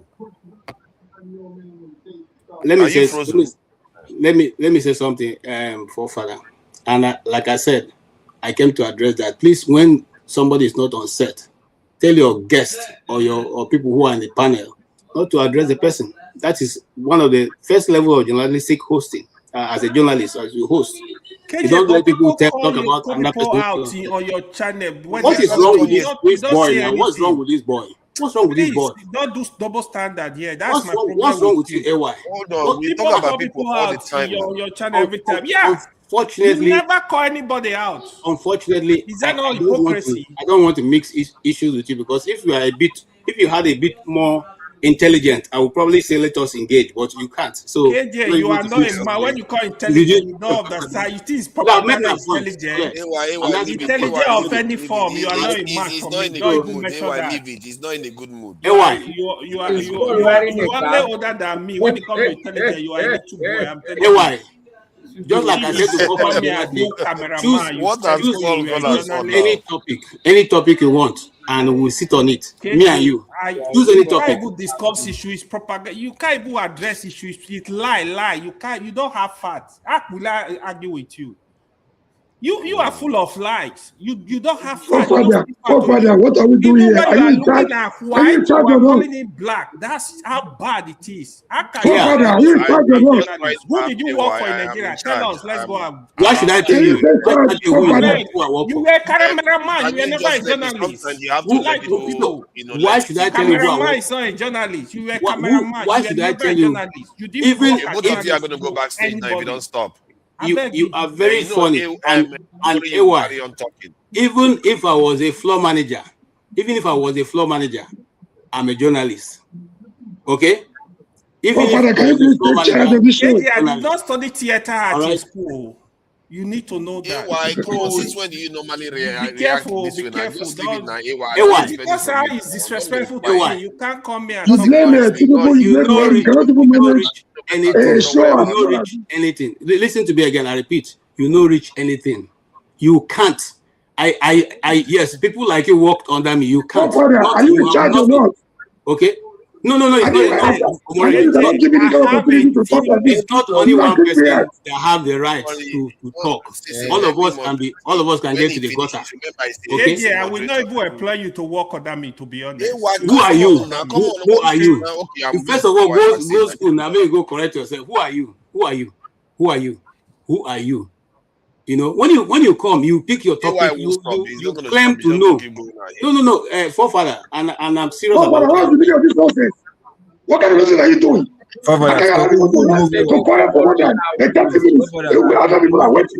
Remove KJ. Whoever remove KJ. What is that? Is it by hard voice? I just want whoever remove AY, remove KJ. Whoever remove KJ. Hold on. Can you let me moderate? KJ, have you said your piece? Right now, I don't want to say anymore because he's not here, and I don't want to talk behind him. Yeah, because both of you are exchanging and you are not getting anywhere. So you need to let what you want to say out, because when I bring them back in, Omori is going to go and have his say. And No problem. carry on Like I said, I only came in here because I said, first and foremost, if somebody is not here, when there is mentioned, you tell the person that person is not on set, so you can't. But KJ, let's clarify something. Did I insult? No, Did I insult you? Did I insult you? No, don't add up. Don't add to it. Don't add to it. We have to carry on. We have to carry on the conversation. Stop it. Nobody should interject. Okay. All right. So KJ has finished his submission. So let's get back to on track. Okay. That's the proper thing to do. Omori, sorry for the sometimes you need people, grown-ups to have their. You have had it too now. Come on, Omori. You remember sometimes you get a little. Then you don't give me such opportunity. You don't give me such a chance to There's video of you with your opportunity. They literally have the collage of you doing this. Come on, man. We give you the chance to let us. Yeah, I don't have a problem with so altercation. Why you take AY out? Forefathers. Forefathers. There is breaking news. There is breaking news. Hold your breaking news to yourself. Let another person talk. Okay, hold on now. Let's hear breaking news now. Is that not what if the world is about to end? You don't want to hear it. Okay, what is the breaking news? Please don't come breaking news. You need to calm down. I respect people, but if you push me, I'm gonna push back. Please, sorry. Oh my God! I don't like disrespecting. Come on, no, man. You remove me. Give me 1 minute to address the issue. You can't do that. Why do you not remove KJ? The issue it's not resolved. I need to speak my mind too. Give me 1 minute, 30 seconds. Not now. Give me 30 seconds. Give me 30 seconds. It's okay. After 2 minutes. We don't have it though. We don't have breaking news. This thing. Chill. So sorry. There's breaking news. Should I say it? Yeah, you have to. Say it. Just say it. We don't have the audio. Okay. So the breaking news is the negotiation between Iran and US in Pakistan. I beg, carry that breaking news. It's not breaking news. Maybe you're not correct. It's not breaking. What is breaking news? Because you want to talk. Can I just talk? Hold your breaking news to yourself. What is the breaking news now? What is wrong with these people now? I want to know what it is. I'm not joking. They think I'm chasing cloud. I'm not joking. What is it? So the negotiation between Iran and US, there was no agreement. JD Vance just came to declare that there's no agreement, no deal was made, and the war will continue. And no ceasefire was agreed upon. That's the breaking news. No, I saw the meeting is going to continue in the morning now, 6 a.m. Well, that's JD Vance just now, he made an official statement that there was no agreement. I thought you were going to tell us the war is over. This is not breaking news. This is old news. No, this is just this night, right now. Thank you. We've heard you. Thank you. But discussion is continuous now. What is it? Just one discussion that is done? No, I see what you're saying. Yes, there's a discussion tomorrow about military whatever. But JD Vance made it clear today. Yeah, I think the statement I'm reading here. Let me read what it says. Let me read the statement. It says Vance says no agreement reached after marathon US-Iran talks. U.S. Vice President said Iran did not agree to terms about its nuclear efforts and that the U.S. gave Tehran its final and best offer. So that seems to imply that a breakdown has occurred. Let's see. No agreement, discussion points, and Trump's comment. Trump's comment. The U.S. president told reporters, "Make no difference to me whether both sides make a deal." He also warned China that there will be consequences if it aids Iran's war effort after CNN reported that Beijing is preparing to deliver new air defense systems. Oh, there, look at that. So you want to reinforce Israel, but Iran should not reinforce. You see the hypocrisy that they always do. You know how stupid it is. They're giving terms that Iran will never, ever agree on. Your man is about to blow up. Let him speak, man. Like, he's mad as shit right now. Don't worry now. Omori is my man. Omori is my man. You know, he's always, you know, all these your supporters. Yeah, that is the They are bias you always have ready against to us. go. That is the bias you have against us because you know we're going to pepper you with the truth. You know, you guys are not comfortable with the truth. We must know how many minutes you are going to give him because we won't take any intimidation because of anybody's voice. Okay. Omori, let's do 5 minutes at most. Yeah, you can finish in 2 minutes. We're not going to have. Yeah, I don't even need that to 5 minutes. That's too much for me. These days, I don't want to crack my voice further. I don't want to talk too much. I'm beginning to realize I'm happy that you guys are beginning to wake up. Some people are beginning to wake up from their slumber. Yeah, you know what we do every day. Come here, deceive ourselves. We disguise to be patriots when we are hypocrites. We know. I'm happy about what happened earlier. People are beginning to speak truth to power. They are beginning to challenge certain persons here. They feel that they have monopoly of, hypocrisy. So I think we are getting somewhere. We come here every weekend, gather every day just to deceive themselves. You know, you don't believe in something. You pretend as if you're a patriot. You pretend as if you're defending that cause. You know, you're not prepared to die for that cause. You come around, go back to your house, come back again, pretending as if you love the country so much. I don't understand, but I think there are revelations. I don't know if Dr. Damages is listening. Each time you come up here to say, who did this to us? You are asking the wrong question, except you're not following your own program. If you listen to Dr. Damage's show 1 or 2 times, you will know that the damage we pass through, we do it to ourselves. Nobody else is doing it to ourselves. And nobody else, no foreigner can come and solve it. If you listen to Dr. Damage's show, maybe on 2 or 3 weekends, you understand the basis of our problem. The very basis of our problem. We are biased people. We are not truthful. We are not sincere. We lead more towards our ethnic, tribal, religious lines than, the national interest. We don't believe in the Nigerian cause. A lot of us here, we pretend as if we believe in it, so as to get our share from it. When we don't get it, we start making noise. The same people that were coming on the show about a few months ago, 2 weeks ago, to tell us protests don't yield result, protests will not work. I saw for the past 3 or 4 days, they are beginning to hail protests, what protests can achieve, because they think it's going to favor their candidates. When you tell their candidate to lead the protest, they tell you no, Nigeria is not worth dying for. The peaceful people you call structure of criminality, about 2023, 2-3 years ago, they are not your best friends because you feel they're going to work for you. Somebody was so quick today to speak of implosion in APC.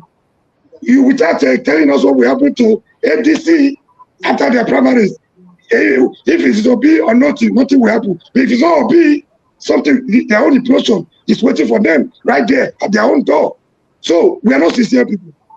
The same mistake we made in 2014, 2015, towards the build-up of APC dislodging a PDP, we are even going to make worse mistakes right now. Who are the people gathering? The whole block of CPC in APC is gone.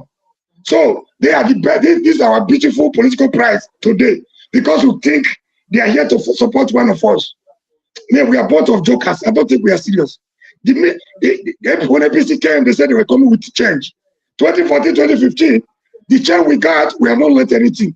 I've discovered that we are people that don't learn from our past, from our colonialism, from our civil war, from our slave trade. We don't seem to have learned anything. So that is why we find ourselves where we are. So if the Malamis of this world, the Erophis of this world, those that will pay, that work with Buhari are the ones in opposition today. So ADC have not just become our messiah overnight. The same people that told us Showore was wasting his time protesting on the street, their protests do no longer yield results. They are beginning to applaud protests because they feel it's going to favor their candidate. In the next 1 or 2 months, they will be disappointed because it's not going to favor them. They start singing a different tone. I don't know where, we don't have a game plan. We are like people that are embarking on a journey. We don't know, we don't have a plan, a game plan of how we hope to get there. So we are just moving a vicious cycle. Why is that? We don't know what we want. We are not prepared. So we can fall for anything that is thrown our way. That's the kind of people I see us to be. So I like the gas goes. I listened earlier and I was so happy. Some people had the courage to challenge certain people. Dr. Damages asked one question earlier. Now I know why people hate Shore so much. In a just society, the best place for the just man is the jail. People like Shore are supposed to be in jail in Nigeria. Because if there is anything that will kill Shore, it's not even the tear gas. It's not the bullet. It's not the shoot aside. It's not HIV. It's not a nuclear weapon. It's not truth we kill him in Nigeria because. Yeah, God. Auntie, you just say not use filter, no Photoshop filter. Father, can I speak for 1 minute, 30 seconds now? I don't know whether the best place. Now only you waka come. Yeah, now let me. I just want to have a friendly discussion. A righteous man in an unjust society. AY, you don't go praise my attire. AY, AY, you just leave me like this. You don't tell the Islamists be that. They go soon call you Islamists. So remove your camp. Are we to bring this in support the diaspora voting on while he this thing goes and comes back? You know, that idea of people that uphold the law in a lawless society, the best place for them being in jail. I'm not sure that is actually logically sound reasoning. All these statements people just make it and they think is cute. Actually, that person should be ruling. That's the best place, not the other way around. All right.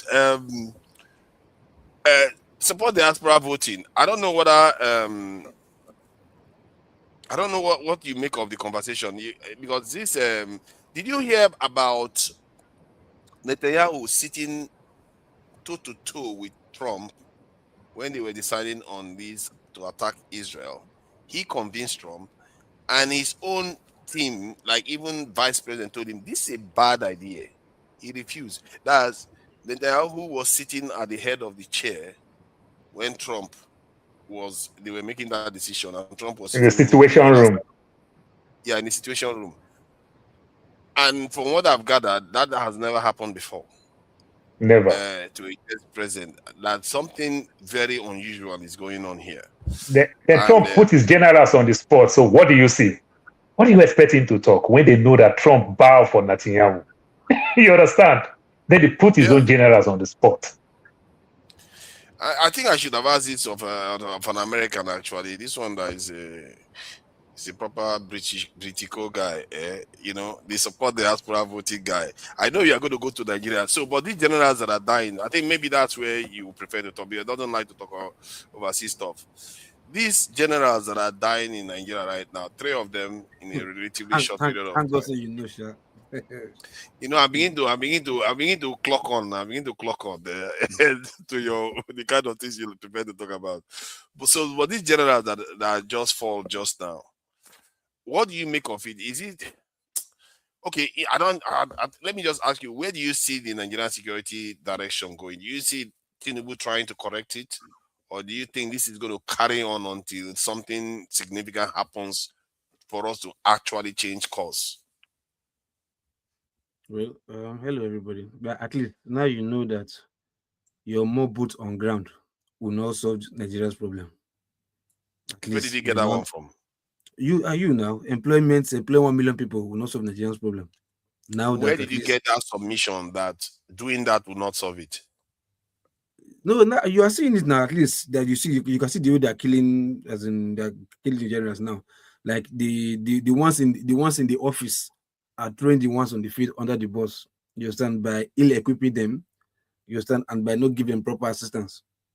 You get my point. So even if you get 1 million people and put them in the war front, those in the office will still give them the order that will jeopardize their plan, and they will still end up like this poor brigadier general. How did you jump from that to that? Let's do it numbers. If they had numbers, maybe they will not get to the general.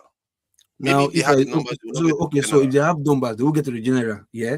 But they will take on as the end the life of many of them, but they will not get to the general. Is it the numbers that we're talking about, or effectiveness that we're supposed to be talking about?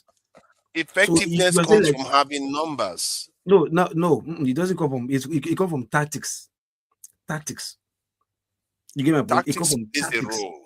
No, listen, it comes from tactics Tactics because plays a role, but you have hold to have on, presence. because lack of tactics might put all your men in ambush. You might ambush all your men and take all of them. That's why you see, hold on, I've told you this in Can you have tactics when you're not there?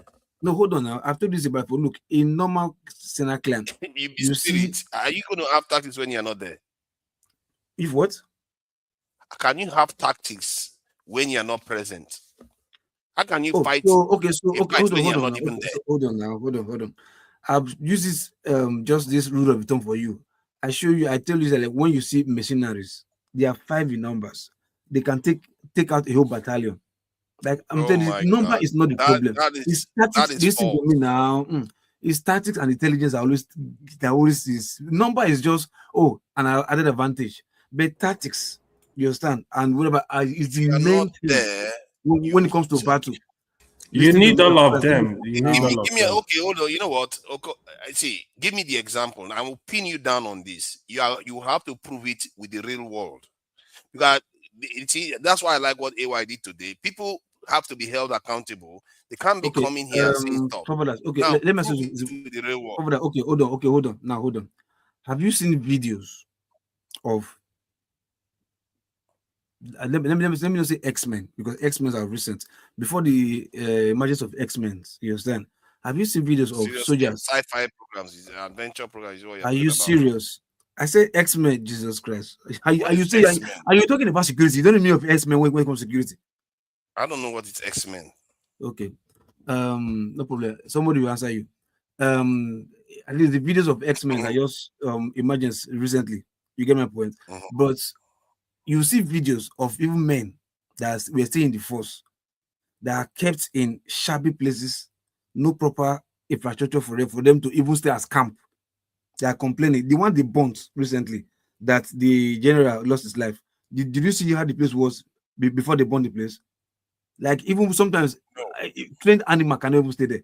You get my point? Then equipments that they are using, vehicles that they use. This has nothing to do with the point you are supposed to be making. Just keep quiet. Let me finish. Okay. Vehicles that they use, they don't even have spare tire. In case they don't have spare tire for all those vehicles that they use, no spare tire. One. Then when it comes to ammunition, these guys are ill-equipped, under-equipped.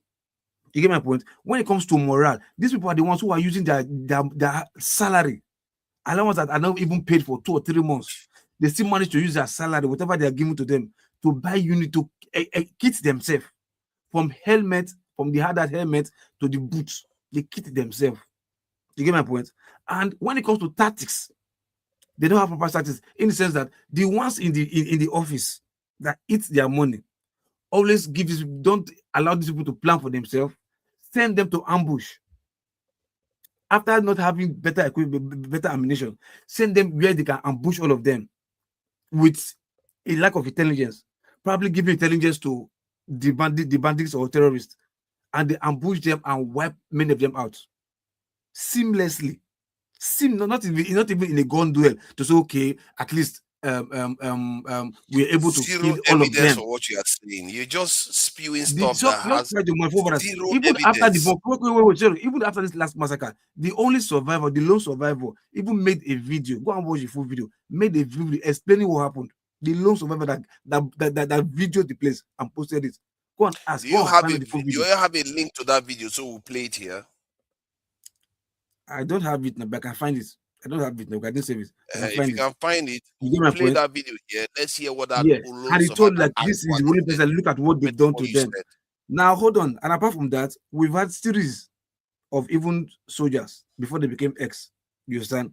Talking about their welfare. Food wise, zero. You get my point? Food wise, zero. And this is not happening now. It's happening even probably as far back as not even Jonathan has said, because it started more prevalent. They started speaking out during Buhari's tenure, up to till today, Tinubu's tenure. That the one that even cried out to say, this way that we are dying, at least maybe it's better if they add children of politicians, maybe to make these politicians to be serious with them. And they have these boys, this boy locked up in many months, then dismissed without any severance package. This is the last estimate that came out. The previous one was from Edo State. He has been lamenting. I don't know the fate of that boy now if he's still alive, because he said he's ready to stake his life for you to speak out the truth, and he's been speaking out. But over some time now, I've not been hearing it. I've not been seeing this video again. This new one that came out now is the latest one, still complaining. And you are telling me, if you have 1 million of that same boy that is being treated like that, just 1 million, you put that same boy who has been treated like that, no, as in ill-equipped, that they're always overpowered, not because these boys are more than them. These boys are even untrained. These militants are even untrained compared to the training that these soldiers are having. You understand, tactics and whatever. The only thing that these people have to do is to shoot at random, because they have too many ammunition to waste. But these soldiers that are trained have no ammunition to retaliate. They can't even match them. At the end of the day, they wipe all of them. And you are telling me, even if you have 1 million of them, that at least you're not sending all of them to suicide. If that is the case, and I've been told this several times. You are seeing videos. So just imagine. Let me talk. Hold on, let me finish. Imagine you are a soldier, yeah, not be paid for a couple of months, let's say 1 or 2 months, and your lifeline is at stake. Then somebody will now tell you, no, these people that these terrorists, they're like their prodigal son. Imagine the psychological effects after you've lost your closest man in the battlefield due to this so-called prodigal son, yeah, of whatever. You understand? As if even the situation is referring to as prodigal son, as if it's the same. Somebody was giving money and lavish the money. The person, the prodigal son, did not steal from the father, did not kill anybody, did not commit any crime. The only crime that the prodigal son committed was just to lavish money. And after the money has finished, he came back to the father, Daddy, please, I'm broke, take me back. And you are comparing that situation with terrorists who wipe generations of people, breadwinner of families, ended their life. And you are saying that, no, those people are the same prodigal children, comparing it with Nigerian army. And you tell me that is a kind of army you want 1 million people to go and join, or that same general mean well for those 1 million people. Exactly. If that's what you think, I'm sorry for you. Sorry. Yeah, I agree. I agree with Loco. Those soldiers don't even get training. They don't even train them again. They just order them. That's how bad it is. But like that's what local is saying. Like if you can have 1,000 of them, but if you are 1 million of them, but if they're not trained, it's like I'm even talking about training and retraining. I'm even talking training and retraining. They train them once, just pull them out there, and they don't get that retraining. You understand? Because time to time you need to get this training and retraining and every other thing. Am I allowed to respond now? You see? Go ahead, boss. See how emotional you all are. You didn't. Everything he said there had nothing to do with the realities of life in Nigerian military at all. Are you serious? He just everything you said. You think I've not lost people there? What do you think you know about what is going on there? You give me that problem. Hold on, you've had your say. There's one recent boy right now. Hold on. I'll take you out because you've had your say. Enough. You can't just keep talking over people. Fofana, why are you taking for her today? I let him talk. He won't let me talk. How is that a conversation?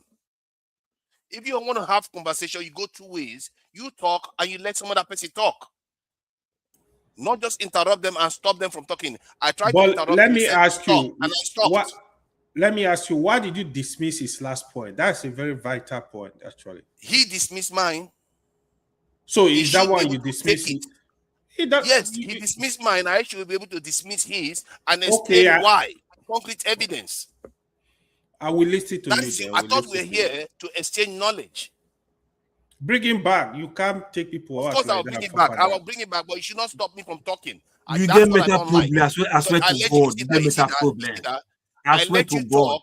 You see that? Paul, you don't go make Paul. You're not going to come back again. I will keep you there because it's ridiculous. I let him talk, but he will make I go change. I go change cloth. But I go change cloth again. They let him talk, and he won't let somebody talk, and come here, come start telling me that I've got mental illness. You are the one that's got mental illness.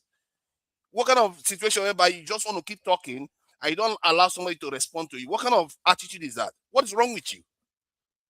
It's like people are just, I don't know, primitive or something. Please calm. Let's discuss the issue. Like, what is that? You can't even exchange information with people. Haven't you seen podcasts? Somebody talks, you allow them to talk. Simple. Come on. So the point I was making, what he just said, had nothing to do with realities. Clearly, there is military in the cities. There are militaries in our small towns. There are militaries protecting the pipelines. They are not all abandoning their posts. They are all not being betrayed to die.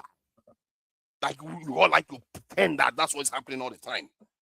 I lost somebody within patrolling those areas, and his own mother was killed by a terrorist. So 2 people that I'm connected to that have died. So stop acting as if you know what is going on. You start to, oh, the generals are betraying them. Do you know what it takes to be in the military? But Father, let me ask you this question. Hold on, let me finish. Do you know what it takes to be in the military where your own general will be betraying you? Do you know what those soldiers will do to those generals? Do you know the kind of meeting that will occur? I don't know what people think is happening here. This is life and death situation. You think they're just going around betraying each other to go and die like that? They have families. That kind of stuff is the kind of stuff that leads to war. That leads to civil war. If you can you imagine, you are part of a gang, you're part of even gangs that don't even follow law at all. If you are part of a gang and your own members of the gang is betraying you constantly, that gang is gone. That gang is gone. That is what the military is. And you expect senior officers to be betraying each other. And to let you know that people make this stuff up, one of the example that they gave was that general that died. They said the general was lost, and then the head office gave his position to the terrorists to go and kill him. That's what Nigerians said. If I hadn't had similar experience, I wouldn't have known the truth. Do you know how I know? Because the boy that died with the military, they were ambushed on their way back to their barracks. They were ambushed and they scattered into the night. Then the terrorists went after them one by one to kill them before the next morning for people to arrive. If that was public, nobody announced it to. If that was public, you know what will happen? They will say, oh, they escaped. Then people went and gave their position away. The terrorists went and killed them. That is what our people do. They make up stuff without real evidence. If you ask them for real evidence, they'll say there's a video somewhere. Where is the video? Where is the video? What do you know? Kai. Father, let me ask you a question. That sucks so something. I don't know what the Bumure will be knocking in his head like he knows what he's talking about. And you are supposed to be educated. You claim you're educated. Why did you get mad at me? I didn't say nothing. Hold on. It's okay to let me. It's okay to let me speak. It's okay to let me. It's okay to let me speak, sir. How can we be like this? It's okay to let me speak. I mean, KJ has come after me. You won't let me speak. You keep shutting me down. I know you. That's why you're mad, because you want me to interrupt. There you go. You want me to interrupt so that you can kick me to the back. But I know your tricks, so I ignored you. Yeah, that's the childish shit he do. Talking about the military like he know what he's talking about. But then what you got to do, you got to keep quiet and just watch him. You know what I mean? This guy's right. What's his name? Local P is right. And the problem is you never listen. You don't need more men on the ground. You don't need more untrained men on the ground. When you put untrained men in charge of security, listen. Who said untrained? Diamonds, let me speak, okay? Who said diamonds in the hands of a caveman ain't nothing but rocks. Always remember that. Who said untrained? Diamonds in the hands of a caveman ain't nothing but rocks. Once you don't refine it, it's useless to you. If you want to get 1 million men right now in Nigeria, and I've asked you this question before. I've asked you, I said, how long do you think it takes to build a standing army? The moment I gave you the number, that most nations used, you got pissed off. You started screaming, you want to kick me to the back, and I never said anything.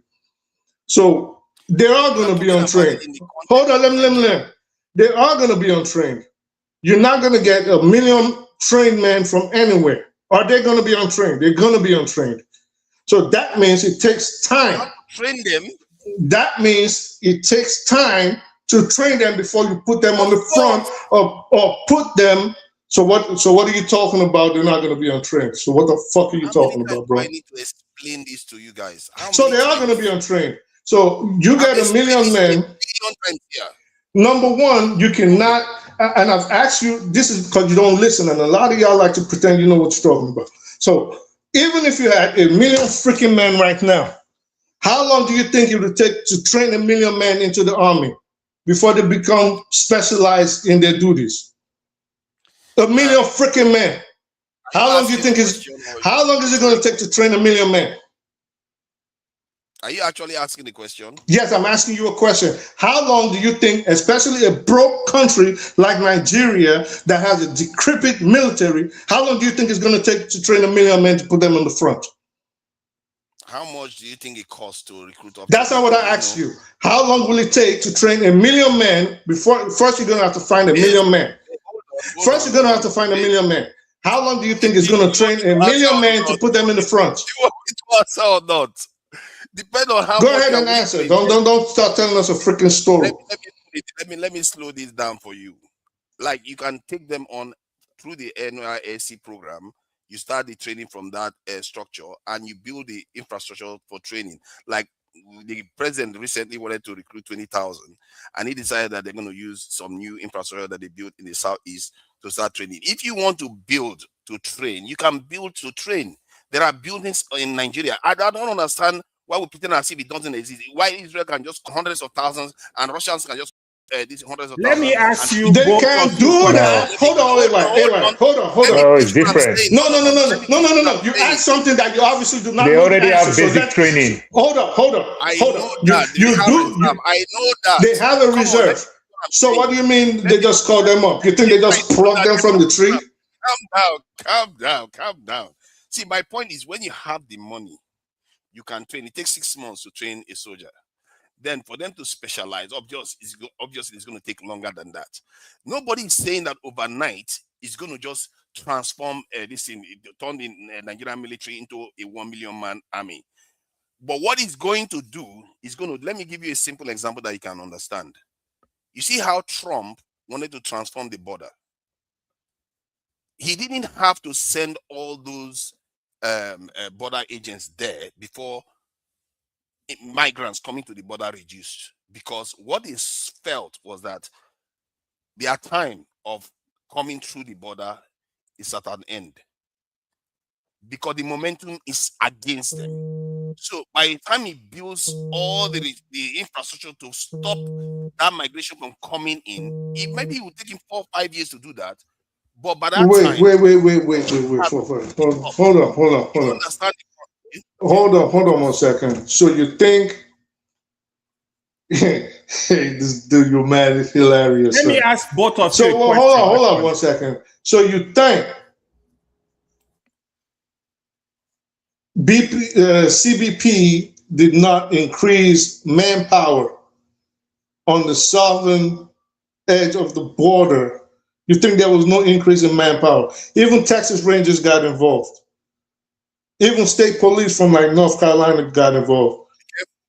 Even New Mexico National Guard got involved. That was because they increased the manpower. What are you talking about?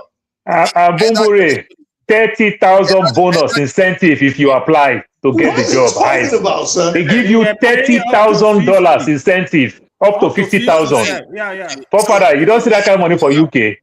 $30,000 incentive. UK they will give you 500. You can be a gum now. To join the border force, is that what they are giving them? Yeah, yes. They put them there. Yes. In fact, a place. Listen. In fact, a place. Hold on. In fact, a place like Texas, the Texas Rangers disobeyed a court order not to be at the front. Their governor's name is Greg Abbott. Greg Abbott. Yeah. Sent them there, and they went there, and they were patrolling. So if you okay, hold on. Let me finish. So even during the first time when he came into office, the immigration went down. The point I'm making still stands. He stopped the immigration flow, slowed down, even before those border agents were even trained or anything to even get to that border. Nah, son. Nah. Are you telling me that it's a physical presence that actually slowed them down, or the policies that changed it in the first place? See, the policy changed both. That's my point. Okay, now you're agreeing with my point. Now, let's move forward. The point is the point. It's not like. Let me complete the point. The point I'm making is that if you are traveling in a direction of, say, if the terrorist knows that sooner or later their future is confronting a 1 million man standing army, then the momentum will shift. And if you're trained, let me finish. But will you deploy military without training them? Oh my God! Forefathers, if the terrorists know, wait, hear this out. Hear me out. Let me give you. Why would you ask that question? No, I'm not asking a question. Hear me out. You see what's going on in Nigeria right now?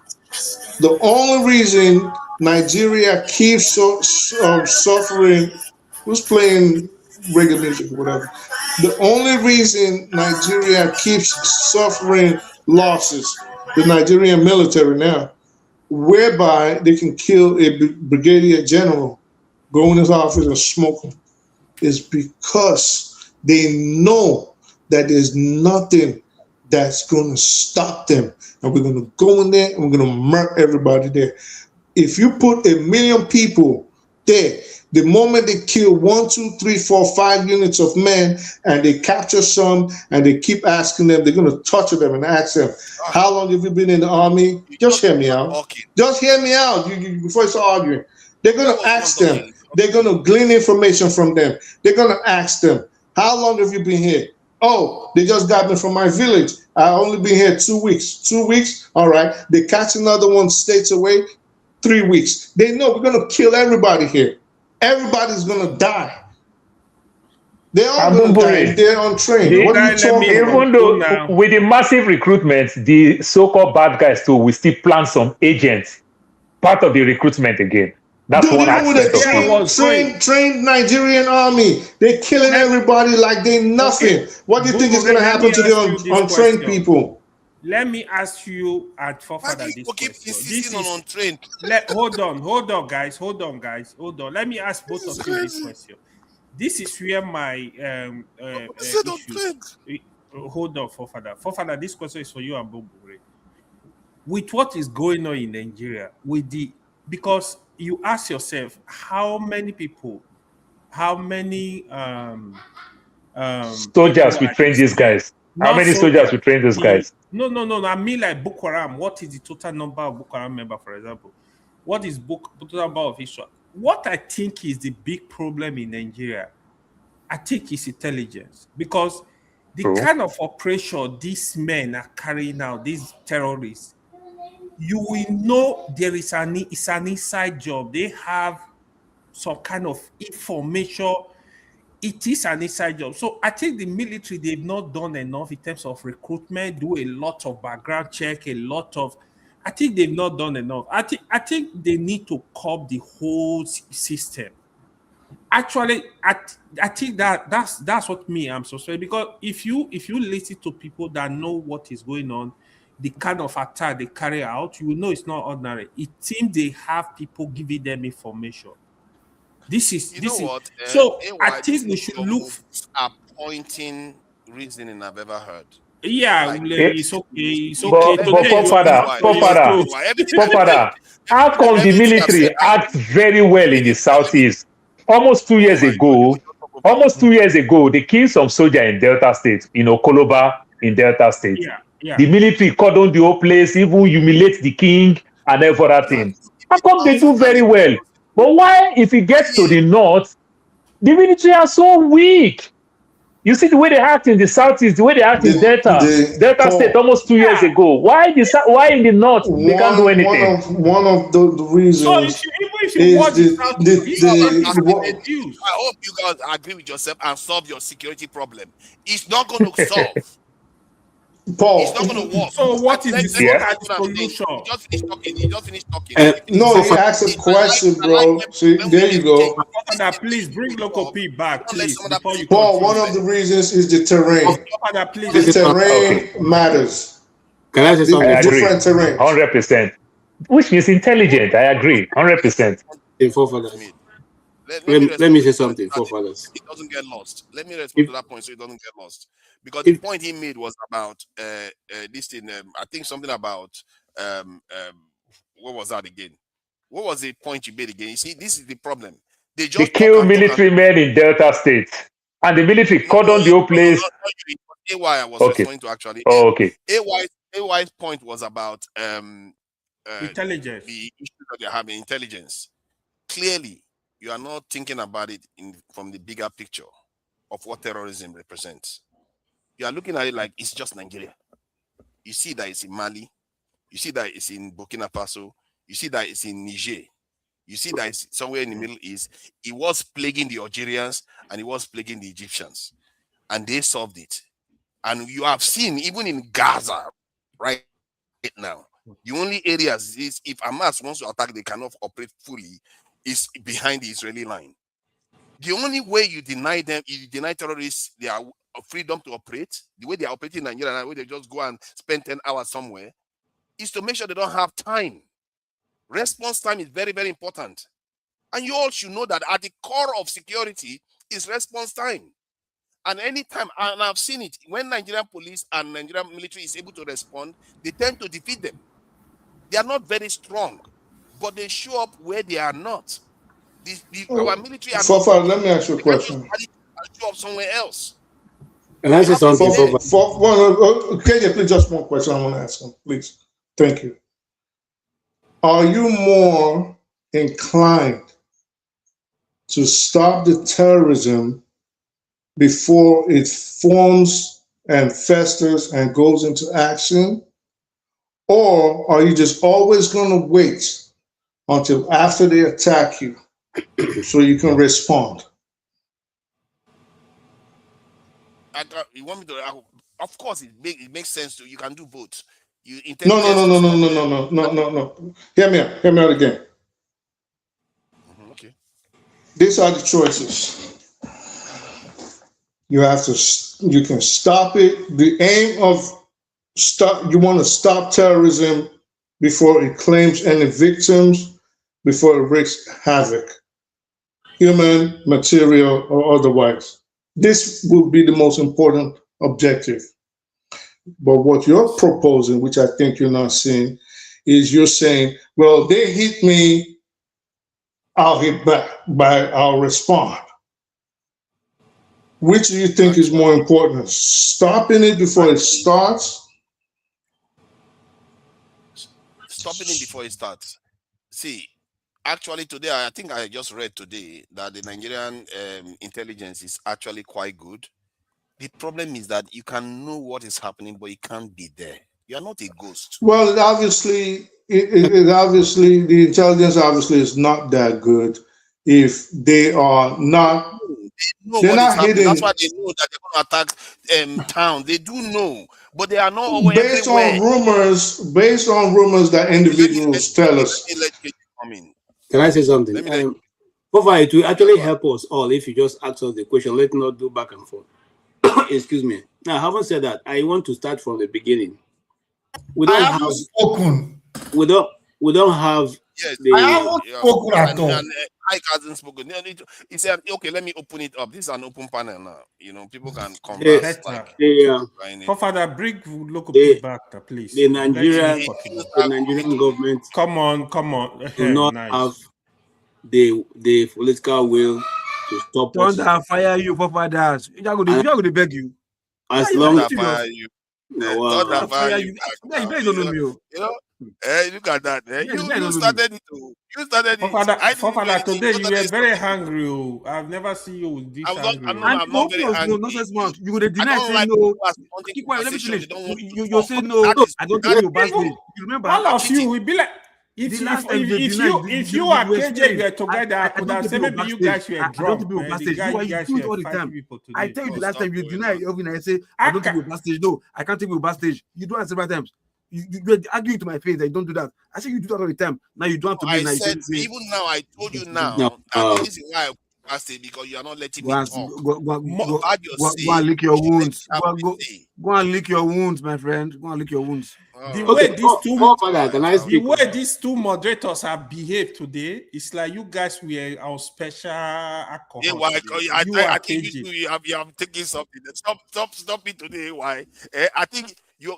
I like the way. No, it wasn't you actually. It was Paul that was really on his game today. You were just praising Paul. You just gave you the role today.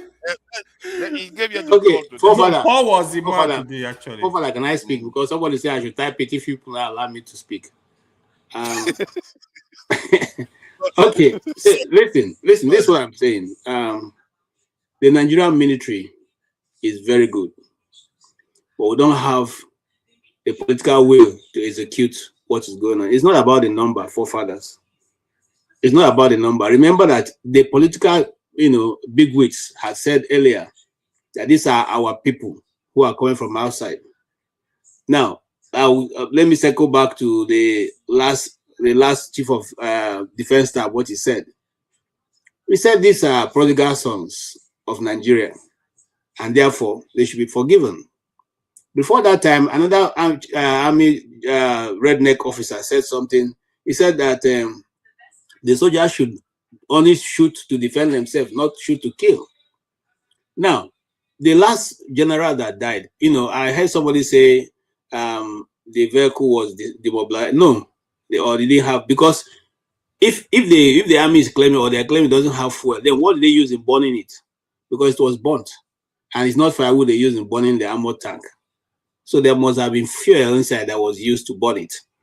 Now, having said that, nobody that is now in the present government that I know that are ready to do what is needful.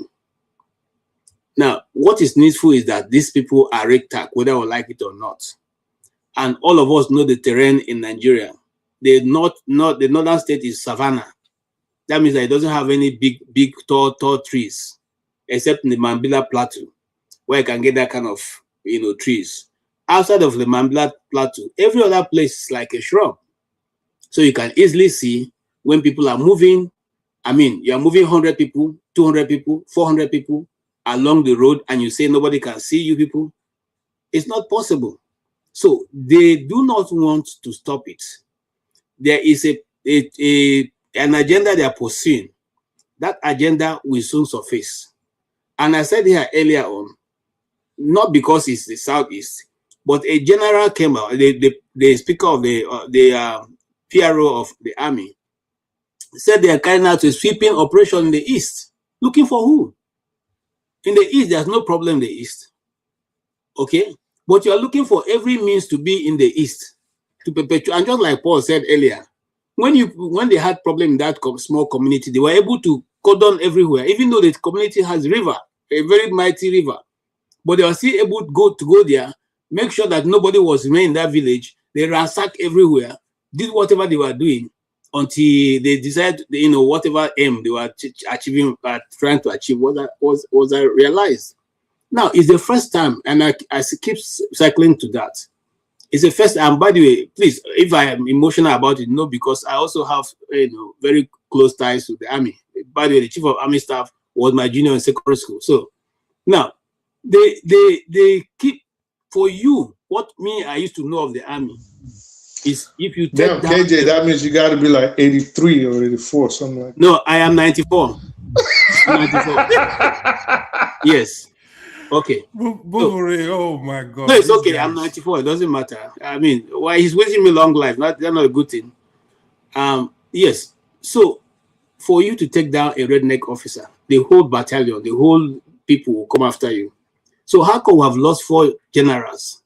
Nothing is happening. We have lost colonels. Nothing is happening. We have lost majors and captains and countless other ranks, non-commissioned officers. And nothing is happening. The army is still just there. In fact, the wife of the other general, what's his name now, had to cry for the body of her husband to even be recovered. So you see that something is fundamentally wrong with a system that we thought we knew. Today I was writing a post and I said, is this the same army that people like General Malu led? Because General Malu will be turning in his grave. That this is happening to the army that he once led. It is the same army, okay, that people like Dogoyaro were part of, Duncan Valley were part of. We seem to forget that we had people who could say, we will take, if Cameroon joke will be in Yaoundé before evening. So what happened to those generals? And what happened to the people they trained? Something is fundamentally wrong. And until we, the Nigerian government, when I say we, now not people like me and you, because we don't have that command, but the one who calls himself the CNC, we sit down and say, guys, what is really happening? Are you telling me that the Air Force cannot secure the airspace of Nigeria and know when these movements are being conducted? Are you saying we don't even have small drone? Because you don't even need to go too far. Enough. No, hold on now, brother. Don't say don't have enough. You see, I'm answering the question you're asking. We have enough, because like I told you last time, there is a company. Hold on, don't shake your head, bros. There's a company in Abuja owned by two young men, okay, who are manufacturing, high-end drones for companies and military people outside of Nigeria. They're in Abuja. Two guys, okay, they're in Abuja. They already sold the company. It's like you're diagnosing. Are you aware of the company, Boom Ray? No. Okay, you know the company, right? Yes. Yeah. I think Palantir just bought them. Palantir bought them like a few months ago. Those guys were manufacturing drones that was even helping people to check through the pipeline and all that. So finally, so I don't take too much time. I think we don't have the willpower. If our government is ready, they will end it. It's not about the number of people we have. It's about, just like Boom Boom Ray say, how trained are they and how willing are they really? Are they mobilized?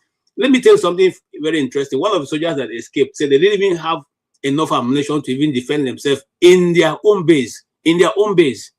Where those people came to attack them. They didn't attack them randomly, just like you said no, they came to their base and attacked them in their base. Because somebody must have given information, these guys don't have enough arms. So just go there, you will capture them, you will do whatever you like. And that's what happened. How long shall we continue to roll over and play dead? And this thing will continue to happen. It is almost like just, I won't, if I have a son in the army right now, I would have asked him to resign. Because you're just putting your life on line. Thank you. I won't blame you for doing that. I won't blame you for asking your son to resign, because the leaders are not ready to upgrade the posture of the military. When you said drones, like, why are we? Israel has drones. Hamas is still there. Why do you think drones can arrest people? Stop people from planting bombs? Drone is going to run during the rain at night to come and stop bandits. You know how versatile human beings are? My God. The examples are all there for us to see. But sorry, Ify, please go ahead. Oh, good evening. I know the other time I spoke against people serving in Nigerian military, and you attacked me, forefathers. Now you are supporting KJ and saying, I don't blame you if you have children. Because he doesn't like you. That's why he doesn't like women. It makes sense. I agree with you. Yeah, I totally agree. He has problem with women. Because I remember that day you were shaking your head and disagreed with me. Now KJ has said something like that. He supported right. That's why the context is right. They are not trying to protect them. They are killing generals, for crying out loud. Why would I have my child go and serve in What is the difference, whether general or not? Why will stumble one person even die? You know, exactly. Why will one person, that was my question the last time. This your security Why that you're will saying, one person, just one, not to talk of hundreds every day? Imagine waking up one morning and you lose 5 of your siblings, your dad, your I mean, it's just literally the whole family. Horrible. Huh? I mean, how can you explain that? It's a horrible thing. How can you explain that? I'm not going to support anybody just sending your children into a military that is not ready to defend itself. This military that we have right now is just to defend the cities, to make sure that nothing falls apart, not to create a sovereign state. I'm sorry, they are not there to create a sovereign state for Nigeria. That's the problem. And if KJ wants to take his child out, why would I not stop it? Because that's not a military. What we have is not a military. And when we say we are going to take Cameroon too is not a military. Go and try Algeria for side. That's a real military. Let me throw out this random question, that sometimes, I mean, every time I keep asking myself, what do these people really want? I mean, the terrorists, what do they even want? Anybody knows the answer? They are not in control what they are doing. They are just being paid. They don't need anything. They are just How can you say that? You'll be shocked one day. You'll be shocked one day when revelations come out, and you'll find out that they really had no ideology, and they just were paid to cause chaos. Exactly. And they'll say, listen, when you bomb, say this, and you'll be shocked. Just watch. That all this nonsense we hear about Sharia and we have to dip the Quran. Not saying they're not Muslims. I'm not saying that. I'm saying you'll find out. Don't be shocked. One day, files are classified that somebody or some entity or some group or some government was paying them to just destabilize Nigeria, so Nigeria does not reach the heights that it's supposed to reach. Yeah, but that question, if you ask, it's obvious. All the places be occupied. What have they done there? Nothing is done there. They occupied. They will sometimes go there. Places deserted. They just go there because they're errand boys. They know what they're doing. The question, if he has, that's a very, very good question. It's a very genuine question. At least, if you want to discuss if you want to enjoy now, but I'm not there. If you want to discuss issues in northern Nigeria, if you don't open it up like this, you will never get an answer. Because the crisis going on in different states, I think is for different reasons. For example, on this channel, sorry, Ify. For example, on this channel, because most of us are from the south, and we have a particular religious belief, we don't tend to open it up and discuss the issue. What we discuss, for example, what we discuss in the north is Benue and Plateau. Is Benue and Plateau, that's what we... Is Benue and Plateau, that's what we discuss. Meanwhile... Okay, I'm coming, sorry. Meanwhile, you have in Zamfara, bandits have been there for the past 20 years. If you have a friend in Zamfara, verify this. The ones in Benue, in Borno, different agenda. The one in Benue, different agenda. The one in Plateau, different. In the Middle Belt, different agenda. My fear now is, okay, if you go study the people they attack, that's why the argument of Christian genocide, I said, I don't believe in that. I believe in genocide in Nigeria. Because if you take statistics of the area, people they buy, they don't look at you Christian, Muslim, they don't look at tribe, they wipe people, outside people out. So this is what is going on. KY, look at how it feels. Let's say you have 70 Muslims, 30 Christians in an area. And they come in and they kill 20 Muslims and 15 Christians. It will still feel like they are going after Christians. True. Because the Christians are less in number. They are wiping them out in True. that area. With the intention, listen, with the intention of these people, their agenda is Islam, which I don't believe. See, in the one that happened in the lorry, that community, that is where, if you know this journalist, what's his name? This popular Nigerian journalist in US, he do come here. I'll remember his name. He is from that community. That community is a Muslim community. They wipe out. If you see how they buy people, Farouk Barogi, he did a video when he was analyzing it, the brutality.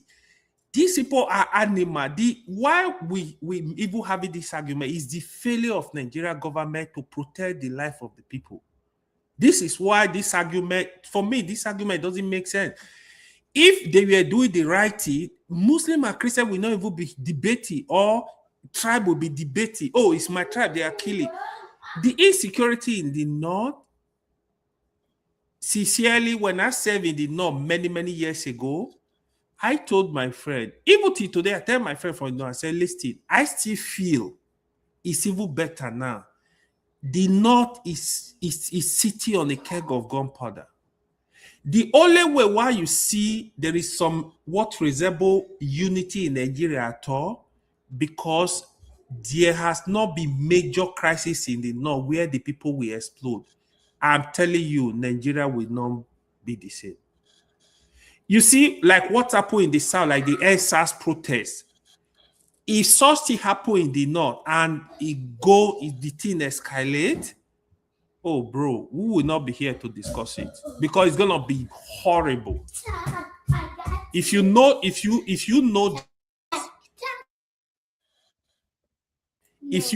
north, you will understand the issues. Okay, I wanted to add something to change the topic a little bit.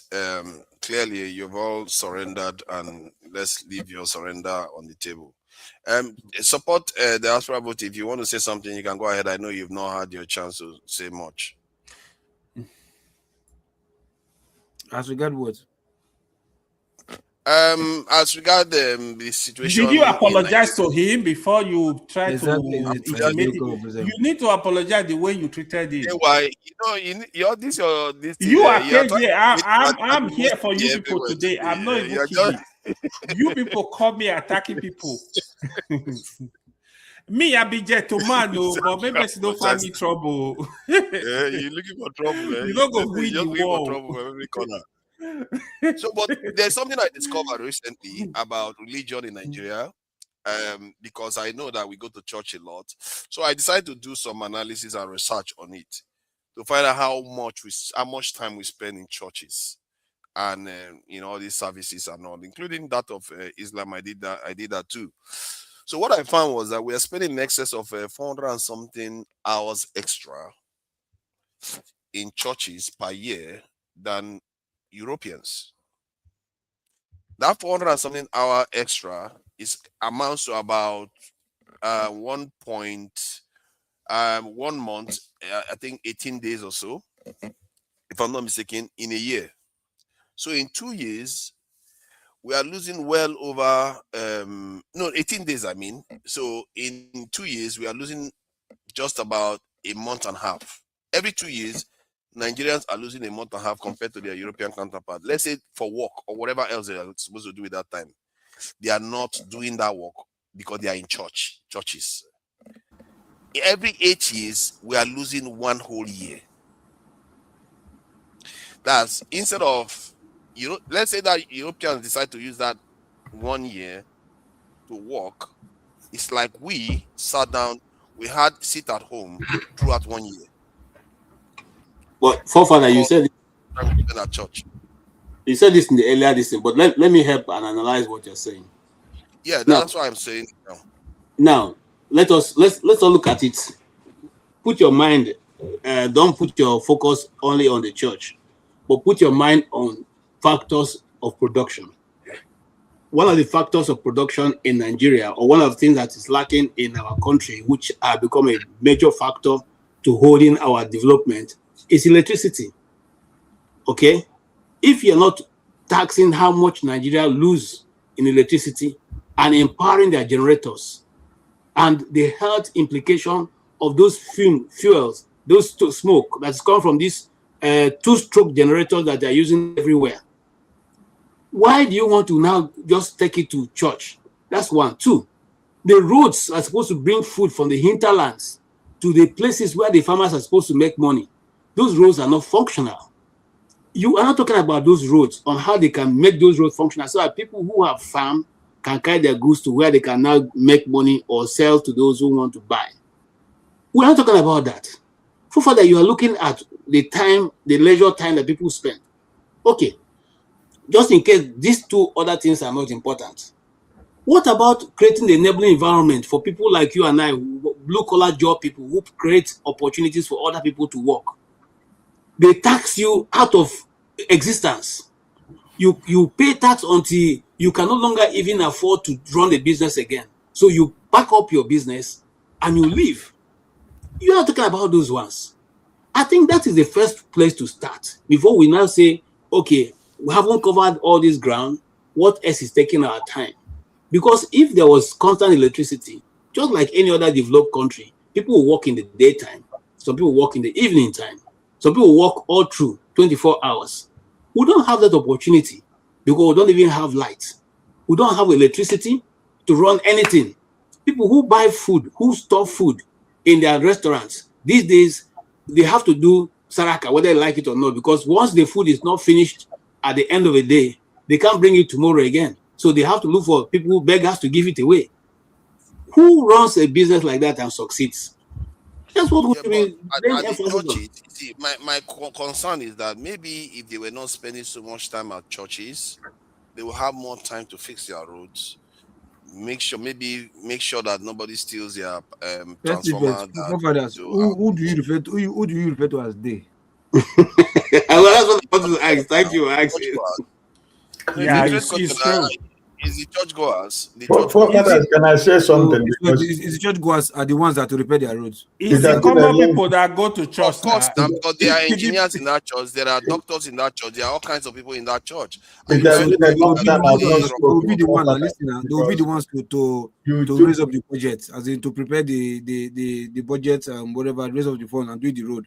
The government that they voted there will just sit down and don't do nothing. I don't understand what you're saying. Can I say something, forefather? Yeah. Because we have been speaking. Like AJ said, you said this in the morning.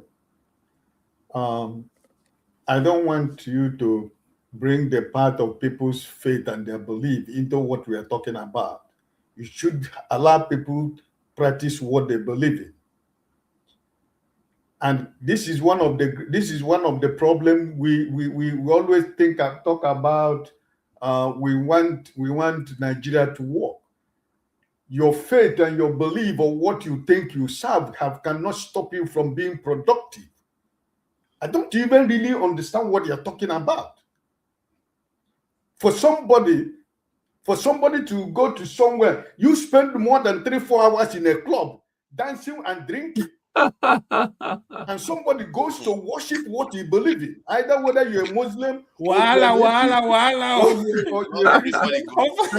goes to church to spend 2 hours in a church. Good points. Not be like people don't be like good points. Or somebody as you talk about clubs, so you are very correct. Somebody goes to what he believes in. Very good point. You talk about club, very good point. Time with whatever he believes, it becomes a problem to you. Why should that be a problem? You spend more time going to the beer parlors. You spend more time going to eat pepper soup and iseu and talking nonsense that has nothing to affect even the production you're talking about. And people who decide to believe what they believe in, you see it as a problem because you said it in the morning. So you called somebody in Nigeria and he said he went for choir practice. What is wrong with somebody going to choir practice? Today is Sunday. You were playing Nigerian music here when we went on break. If there was no music, if you don't like music, why do you have to play that music you have been playing here today? I don't really understand what is the problem of Nigerians. If ever goes to mosque for 10 minutes, does it stop him being productive? What has that got to do with anybody that is our problem in Nigeria? KJ just laid down what is our problem in Nigeria. You do not have electricity. And you do not want to admit that and say that this is the problem we have in Nigeria. Where you live, people work in the morning, people work in the night shift. Do you have night shift in Nigeria? You're talking about in the churches, you have doctors, you have lawyers, you have engineers. Does it mean that those people, that engineers and doctors, they're not productive? They don't have anything they do? I don't understand what you're talking about. Those engineers, those doctors, those lawyers, whatever, are bankers that you feel that they go to mosque or they go to church. Does it mean that they sleep in the church? They don't have any, they don't produce, they're not productive in Nigeria. On a more serious note, you see that electricity thing. To be honest, one thing the government need to take. It's really a shame. I remember when university, like, we use candle to study, man. I can't even believe it today how these kids manage in school. Like, it's unbelievable. See. KJ, somebody told you here, somebody have a restaurant. There is no electricity to run a restaurant. What you're supposed to preserve in your freezer, you can't preserve them. At the end of the day, you got to throw them away because there is nothing you can do for tomorrow. Both of y'all have a point. Forefathers is also. Let me finish what I'm saying now. Oh, I didn't know you were talking. Sorry. Yeah, it's like we are doing everything to protect our unproductive ways and ways that keep making us fall behind other people. When other people take the extra 1 hour or extra 2 hours a week to actually be productive and manufacture or do things for their society, guess what happens cumulatively over time, over 10 years? You will see that they are well ahead of you. Okay, and we are already behind. We are already behind. Sorry, quick question. How many hours have we spent here today? We have spent going to 5 hours. We have spent plus the damages hours, almost 10 hours plus. How many hours? 10 hours. 10 hour plus. Yes. We have spent 10 hours here talking, right? Yes. And somebody will go somewhere, spend 2 hours is your problem. Is it the way we think? Not 2 hours, actually. Because you think now that what we are talking here, you are productive. You are producing for Nigeria right now, right? Actually, yeah. And secondly, let me explain what I'm saying here. I'm not comparing it to us that are on this panel. I'm talking about comparing them to other countries, Europeans that are relatively lazy. We are not talking about the Chinese. We are not talking about the Indians. Indians are actually religious too, but they don't use that much time doing those things. And there are consequences to these things. Let's not act as if there are no consequences to it. If you spend too much time doing things that are not progressing your society technologically, economically, guess what is going to happen? No wonder we have churches booming everywhere. When we say there are no night shifts in Nigeria, neither is there a night shift in church. It's during the day that they mostly go to church. And when we say there's no power in Nigeria, there's power in the church. They have a lot of money. The pastors are everywhere. Even when I was in Nigeria, the pastors are posted all over the place. There is something that is unseemly about that, and I'm calling it out for what it is. And that's what led me to that calculation that I did, actually. Because when I came back from Nigeria, that was the standout thing that I saw in Port Harcourt and Bayelsa. That's River State and Bayelsa. That was the standout thing. The pastors. Where have you gone to a mosque or you come to a church? The thing is this. It's telling the members that you should not go and look for something to do for yourself. Sorry, okay, the thing is this, in as much as some way, Popara is correct. Not to say maybe like spending time. You understand? Some people, we gotta know the pastors first for Nigeria, they're often one.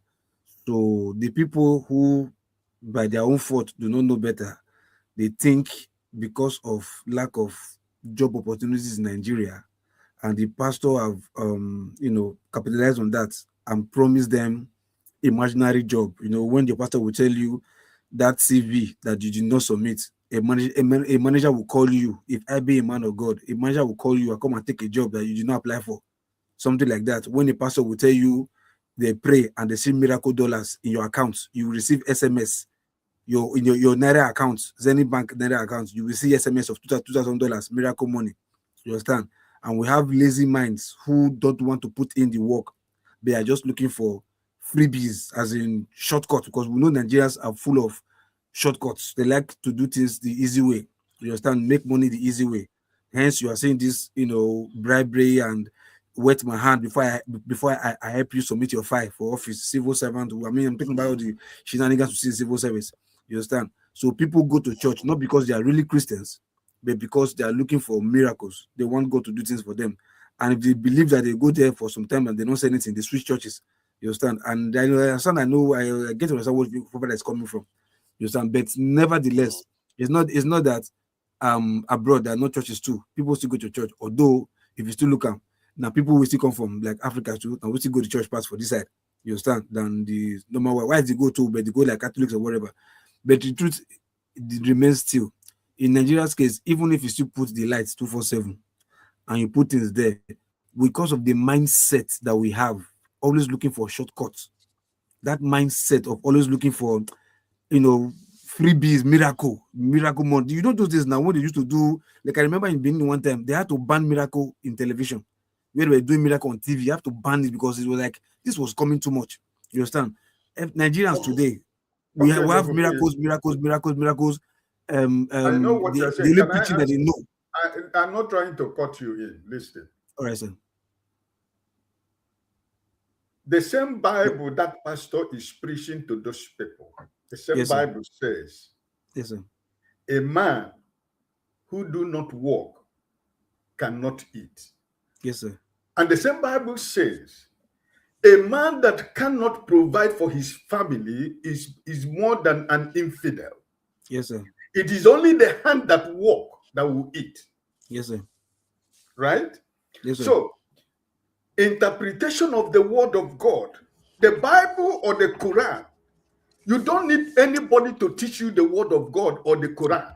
Of course. Because it's a book that has been made for you to read Yes. and understand. Yes. So, you see, the Bible says that many are called, but few will be chosen. Yes, sir. And the same Bible said that on that day, many will say that I did miracle in my name. I healed the people in your name. Yes, I did this in your name. And the same Bible said that he will tell you that day, get you behind me, you workers of iniquity, for I know you not. Yes, sir. So what am I trying to say? When you try to make a blanket judgment about a particular thing that we're talking about right now, that's why sometimes it is only even KJ who normally tries to take it up himself. Listen, I don't like talking about people's faith and religion because I know what the word of God says. I know what the Bible says. I know what I preach. I know what I tell people about life. The last thing that any man of God, called by God, ordained by God, will tell you is to sit and wait for miracle to happen to you. What is miracle? But see, Oga Ike, the truth is here, luckily, you are one of the enlightened and intelligent ones. Do you know how many people, bro? Because you go to Nigerian church, I mean, you see now, do you know how many people out there that you see 100% of what you just said, quoting the Bible like lazy man, the man cannot provide for his family, is like an infidel. They don't even know that in the Bible. Do you know why? Because they only listen to what comes out of the pastor's mouth. Many of them are lazy when it comes to reading. You understand? That's why the Bible will tell you, if you want to hide knowledge, put it in a book. They will not read. You understand? That is why the pastors take advantage of Nigerians, because they know they don't go and study that. The pastor will only tell them what he knows he can use to manipulate them. You like person like you, that kind of pastor cannot manipulate you because you know yourself. You know those words. You know how you can manifest those words in your own life. Many people in Nigeria today are not. Many. They are not. That is the problem. You get my point? So if people like you, if they're the full church, pastors will not get branch up and down. In fact, many pastors will not plenty like this. It was not people like you in a full church. Pastors will not many. You get my point? But because they know people who don't read, who don't even want to implement, they always look for miracle. Okay, let me give you an instance here. You see people, ordinary visa application, whereby just go to the country that you want to apply for their visa, go to their website, fill out the form by yourself. But go to Nigerian embassy today, you see people, their job is just to help people. to apply for visa. Something that you can read by yourself, yeah, and apply and fill and submit, pay whatever fees, whatever they ask you to do in their website, do it and apply. But no, go to Nigerian embassy, especially that Lagos and Abuja. You see people, their job is just to, hey, you want application, visa. Those people, they never enter play for their life, go abroad, though. But they can help you to fill what nonsense visa, what you feel say they help you apply for.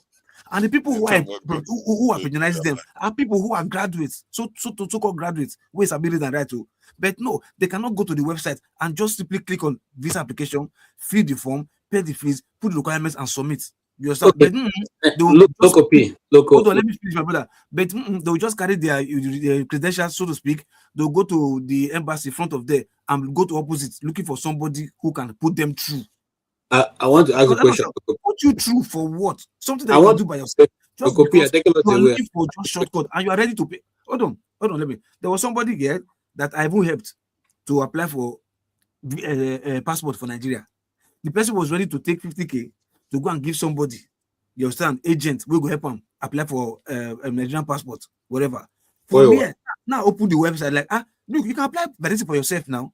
At the end of the day, 50K with the person, so this is not graduate, the master's degree holder. The 50K was supposed to go give agent, will go help and do the thing, everything. The 50K go into your pocket. Now I can't get to force them, encourage them, apply for the thing by myself. For them, because it's straightforward. I just tell you the mindset of how many Nigerians work, that they just want people to do things for them. They just want free thing, even if they get the money or they want to pay shortcut. Nigerians are just like that. That's just what I'm telling you. So hence, you find those kind of people now that they go to church, thinking, yes, the miracle miracle worker, everything. You are going around this thing. Listen, Lokopi, you know how many fake quack doctors that are out there? You know. Do you think that some hospitals have fake doctors? Yes, there are many. We know there are many, right? And do you know how many fake mechanics that are out there? You know.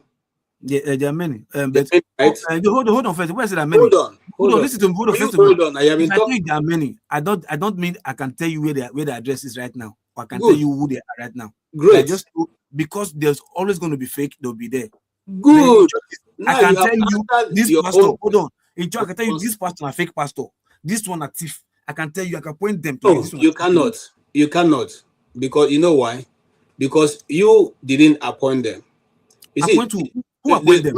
Hold on. And you allowed me to. If you keep interjecting, we will not get any good discussion. No, I'm asking now, who appointed them? Okay, now listen. Let me tell you something. Yeah. See, there's a parable of the wheat and the tares, which says what? He said, let them grow. At the end of the harvest, the owner of the farm will separate who is who. Now, you as a person who call yourself a Christian, you have already the book with you, just like Ike said. Go and do your own study. But if you refuse to do your own study, you see, when you go to those places don't force you to bring money out of your pocket. What you're only saying is what you hold on, sir. Hold on, please. Don't interrupt, please. What you want the first person bring money for your pocket? Wow. Wait, no. Before you go on, scammers, they help the first person bring money for your pocket. Listen, much as you have some who are scamming people, you even have double who are helping people also. If you are one of those who follow the news in what goes on in Warri, you'll find out that just about 3 weeks ago, Roche Jaffo gave out a lot of these things to his members. It was publicly, and he does that every year. He gave that out for his birthday. What? He gave a lot of what? Sorry, wait now. A lot of what? A lot of vehicles, a lot of a lot of sewing machines, a lot this same Orichavo that the camp president that they caught with money in Jonathan's private jet. Somebody's private jet. You are making a mistake. You see, no. What was he involved in it? Even if it's not his own. Listen, as a man of God, spiritually led, why will you be seen in that kind of terrain? Hey, Kai, you see, when I come to this place, I try to not dabble into every story, but I try also to, the one that is too difficult, I'll try to get into it. Now, I'll tell a story of Oyisa Jaffo, a church member of his who he picked up many years ago and nurtured, became he left, eventually became a billionaire, one of those millionaires in your oil industry around that place. The guy felt like blessing him. I'm giving you the story of that jet. Felt like blessing himself to buy a private jet for Richard Jaffo. But Richard Jaffo said, I don't have money to maintain this now. I can't keep it. You take it. And the man said, you know what? I'll maintain it for you. In fact, you know what? You can take it and put it on lease so that it will not have to be on you, whatever the thing generates to take care of yourself. And that's what he did. So the money story that you came, that thing was on lease, but it's his own. It's not him, neither is his business. And then if you want to even go further to look at the money, this thing, it was when Jonathan's government was denied access to buying arms and ammunition to execute Boko Haram, that they used that as a lease to go to South Africa to meet the people who are supposed to have done the contract for them to get some form of ammunition to deal with the Boko Haram issue. That's how he came into it.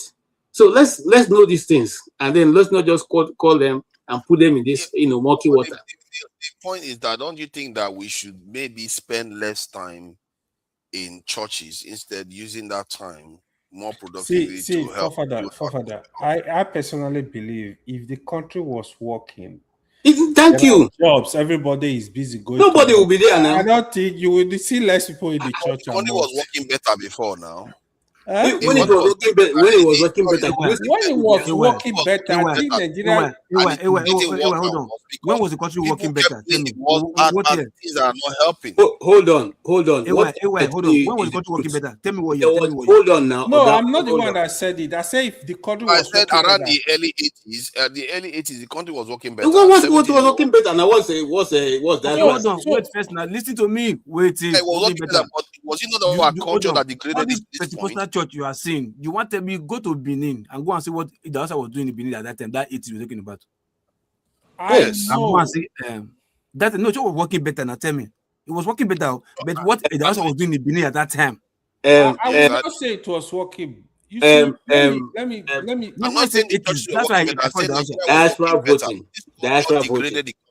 diaspora voting. What are you saying? What are you saying about the house? What are you saying, sir? Listen, see, what for you? KJ, listen, look, now state where I did, no worry. KJ, listen, the truth is simple, yeah? Like I said, if we have people like Oga Ike in church, yeah, this nonsense, where pastors they do so, all of them, it will not happen. It will not happen at all. Oh, listen to me. Now you are telling me, say, if you know they read the Bible, it's the promises on you. Yes, that's why I say if we get people like Ike for church, it not go happen. But because that's why I give you an instance of people who do visa application, that a visa application that you can just fill by yourself, straightforward. But Nigerians, being whom they are, they just like to block, they just like to jump queue, they just like to beat traffic because they hurry, they just want the shortcuts, faster way, easy way of doing things. They are ready. That thing can't affect them psychologically. That even they can't go where God they believing the fact, say because they not get and they believe this kind of man of God, if they talk the truth, if they take advantage of them, they call, why if you can't get prosperity gospel full Nigeria anyhow? Okay. Instead of salvation. You have people of salvation. Let me answer Local P. During the Hausa's time, you have people talking about salvation, only salvation. But now, what you have is anything has to do with breakthrough. Anything has to do with breakthrough, prosperity. Listen, for diaspora voting, English is not our first language. So, majority, you see, when I came into America, I realized there's certain things that mean something different in Nigeria and means different thing here. So, English is not our first language. You cannot blame anybody who says, I need forefather to assist me to fill this form and pay him for the services. Because for one reason or the other, they themselves may have spent a lot of time studying that on the internet or on the YouTube, and they now know exactly how it's supposed to go, and they can help you edit what you already have. I don't think that is a problem. No, having said that, yes, I don't think that's a problem. Having said that, also, wow, yes, I'm serious. No, that you support them. No, listen, this, let me tell you something. If there was job in the first place around, those people won't be there. But are you going to blame somebody who is saying hold on. If those people are not there, hold on. No, hold on. I like what you said. If there was job and those people are not there, those people who are looking for somebody to assist them, who would they not meet? So what I'm simply saying is, if you go to Nigeria now, you have agents. They call themselves consultancy centers, where people are specialized in the helping you out. Whether you're applying for a scholarship or you're looking for schools or you're looking for this, you can go to those places. They run an agency and recognized by certain universities around the world. My brother, they help you through the process. Honorary visa. Now what? Please follow me when I explain this thing. Listen, you see the way forefather speaks may be rude to somebody who lives in Nigeria, because you know why? He is speaking as a British person who will say, "Come on, don't be silly." For you in Nigeria, if you tell somebody, "Come on, don't be silly," it may land you a slap, because that's an insult to him. When we came to the States, somebody will look at you and say, "Come on, man, are you that stupid?" And then you are supposed to take it lying low without making any. You can ask boom boom rave and lying. Okay, for them, these things are normal. It's a normal way of discussion, you know. But for us, that is an insult. How can you tell me, I shouldn't be stupid? Are you crazy?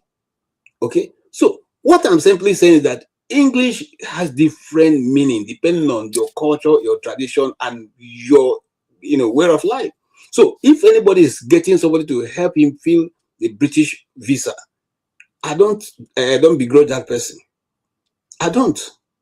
Because you may think what you are answering is the truth thing, but it's opposite of what you are answering that you are telling them. And you don't have a second chance. It's not like other countries where if you fill your form, which is very expensive in the first place, and you don't get it, they refund your money. Your money is gone. You have to do it again. So you need to be sure that okay? That is what I say. Now, if we create an enabling environment, those talents, different regions, probably people will find a way of doing these things. But the truth of the matter is that if you have a way to try to put Gary on your table, as long as it's legit, you're not going to cheat anybody, you're not going to go and join Boko Haram. My brother, I welcome it now. That is how Nigeria has become. So I cannot stop them saying, don't go and hang out and look for a person to help and get your. Do you guys now see that Nigeria is in deep trouble? I've been listening to you guys for over an hour now.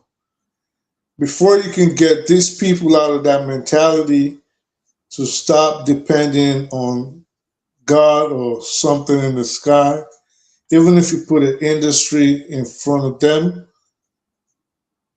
I think there's 2 generations of lost people that would rather go sit in a religious house instead of going to work, even if you give them all the amenities and equipment and you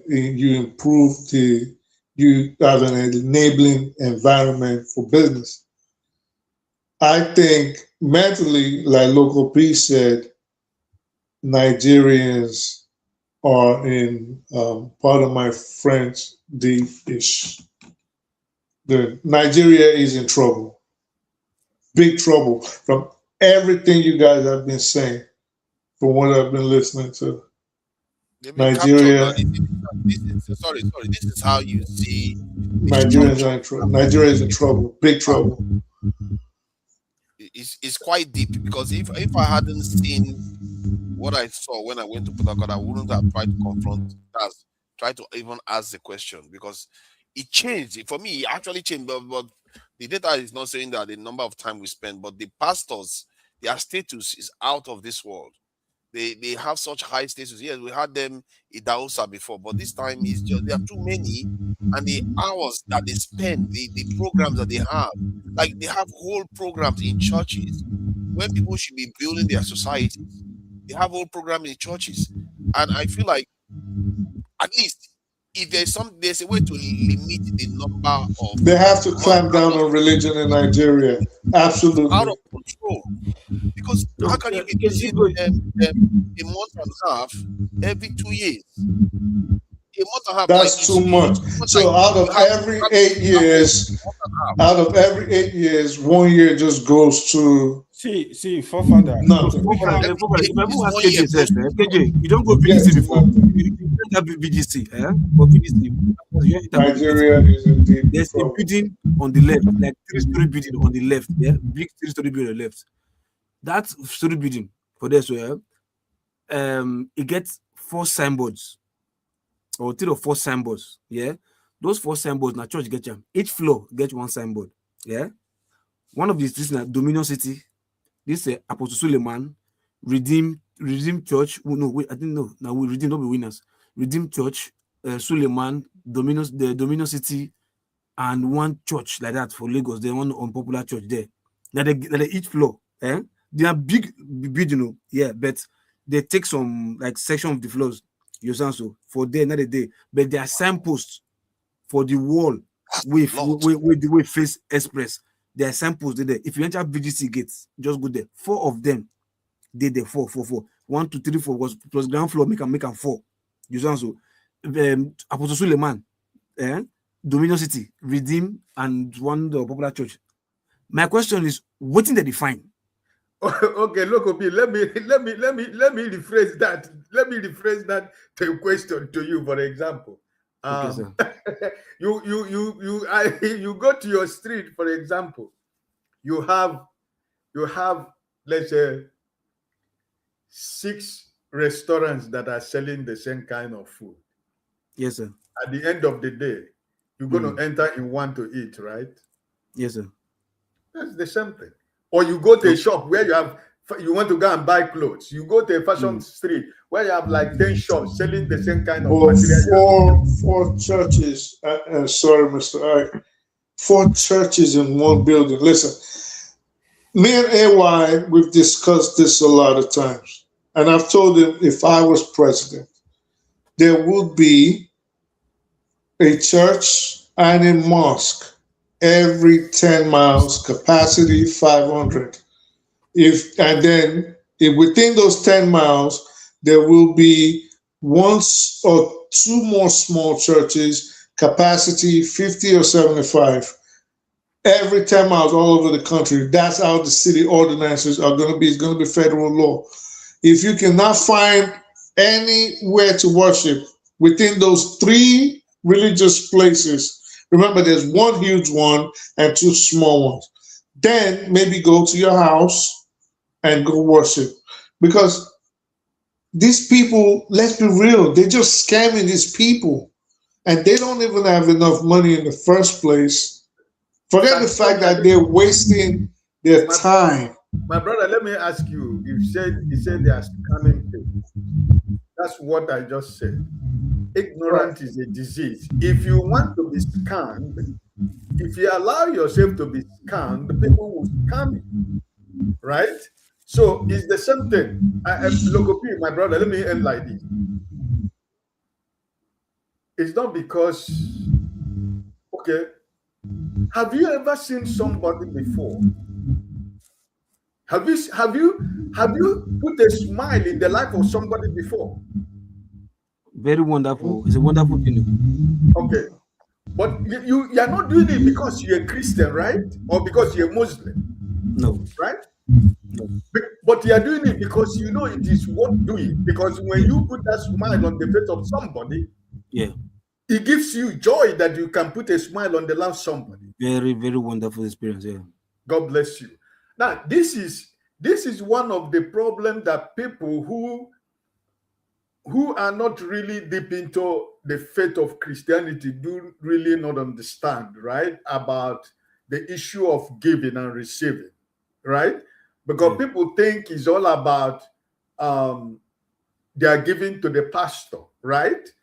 The point remains that any honest man of God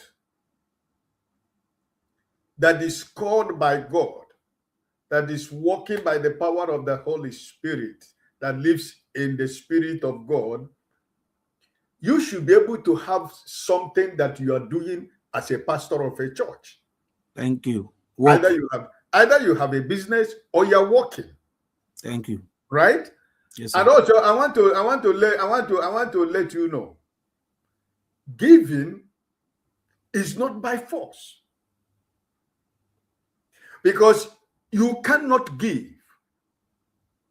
You cannot give, and when you leave the church, you are murmuring and complaining that you gave offering in the church.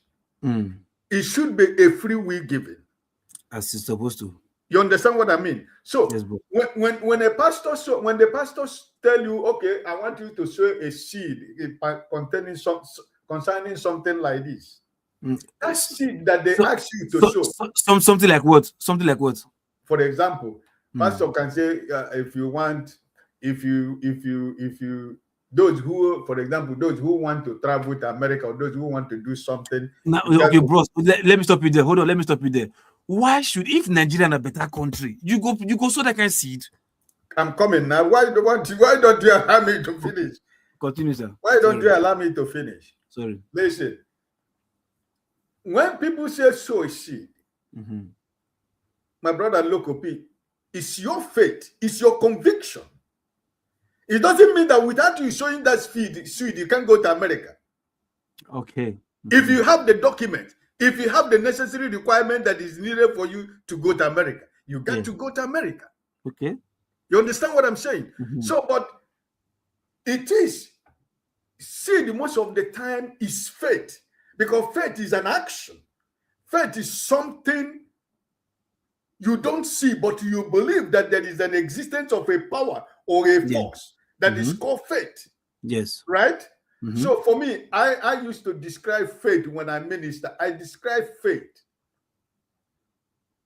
as a powerful force that is drawn from a living word that produces testimony. Yes. Right? So I have a message I made about 10 years or 15 years ago. Sorry, before you go digress, we're talking about sowing seed, though. Yes. Before you digress, sowing seed. Yes.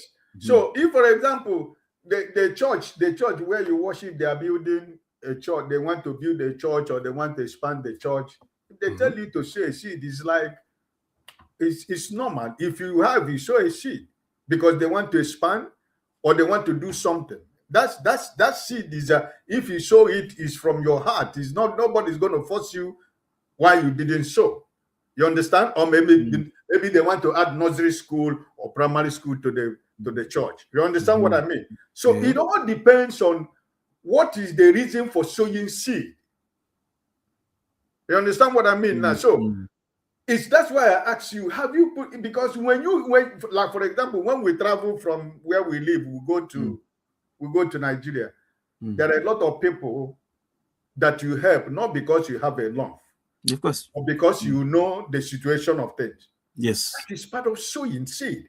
You know, that part is okay, but this part coming from pastor letting you know that you hug your spiritual husband, sow a seed to claim your husband. Yeah, okay, see. Okay, you know what I'm talking about. Let me make a correction quickly. You know what I'm talking about. That's why I say, if we have people like you, plenty for church, pastor people will not go to pastor work. Don't live here with the wrong you impression.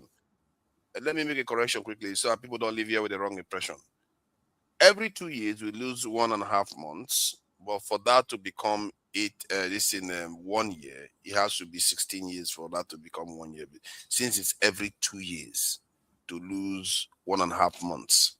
So for 16 years, we lose 1 year. So it looks like we had a sit at home for straight 1 year. After 16 years, not 8 years. Earlier on, I said 8 years. So it's double of that. So just to be clear, I have to do that accurately.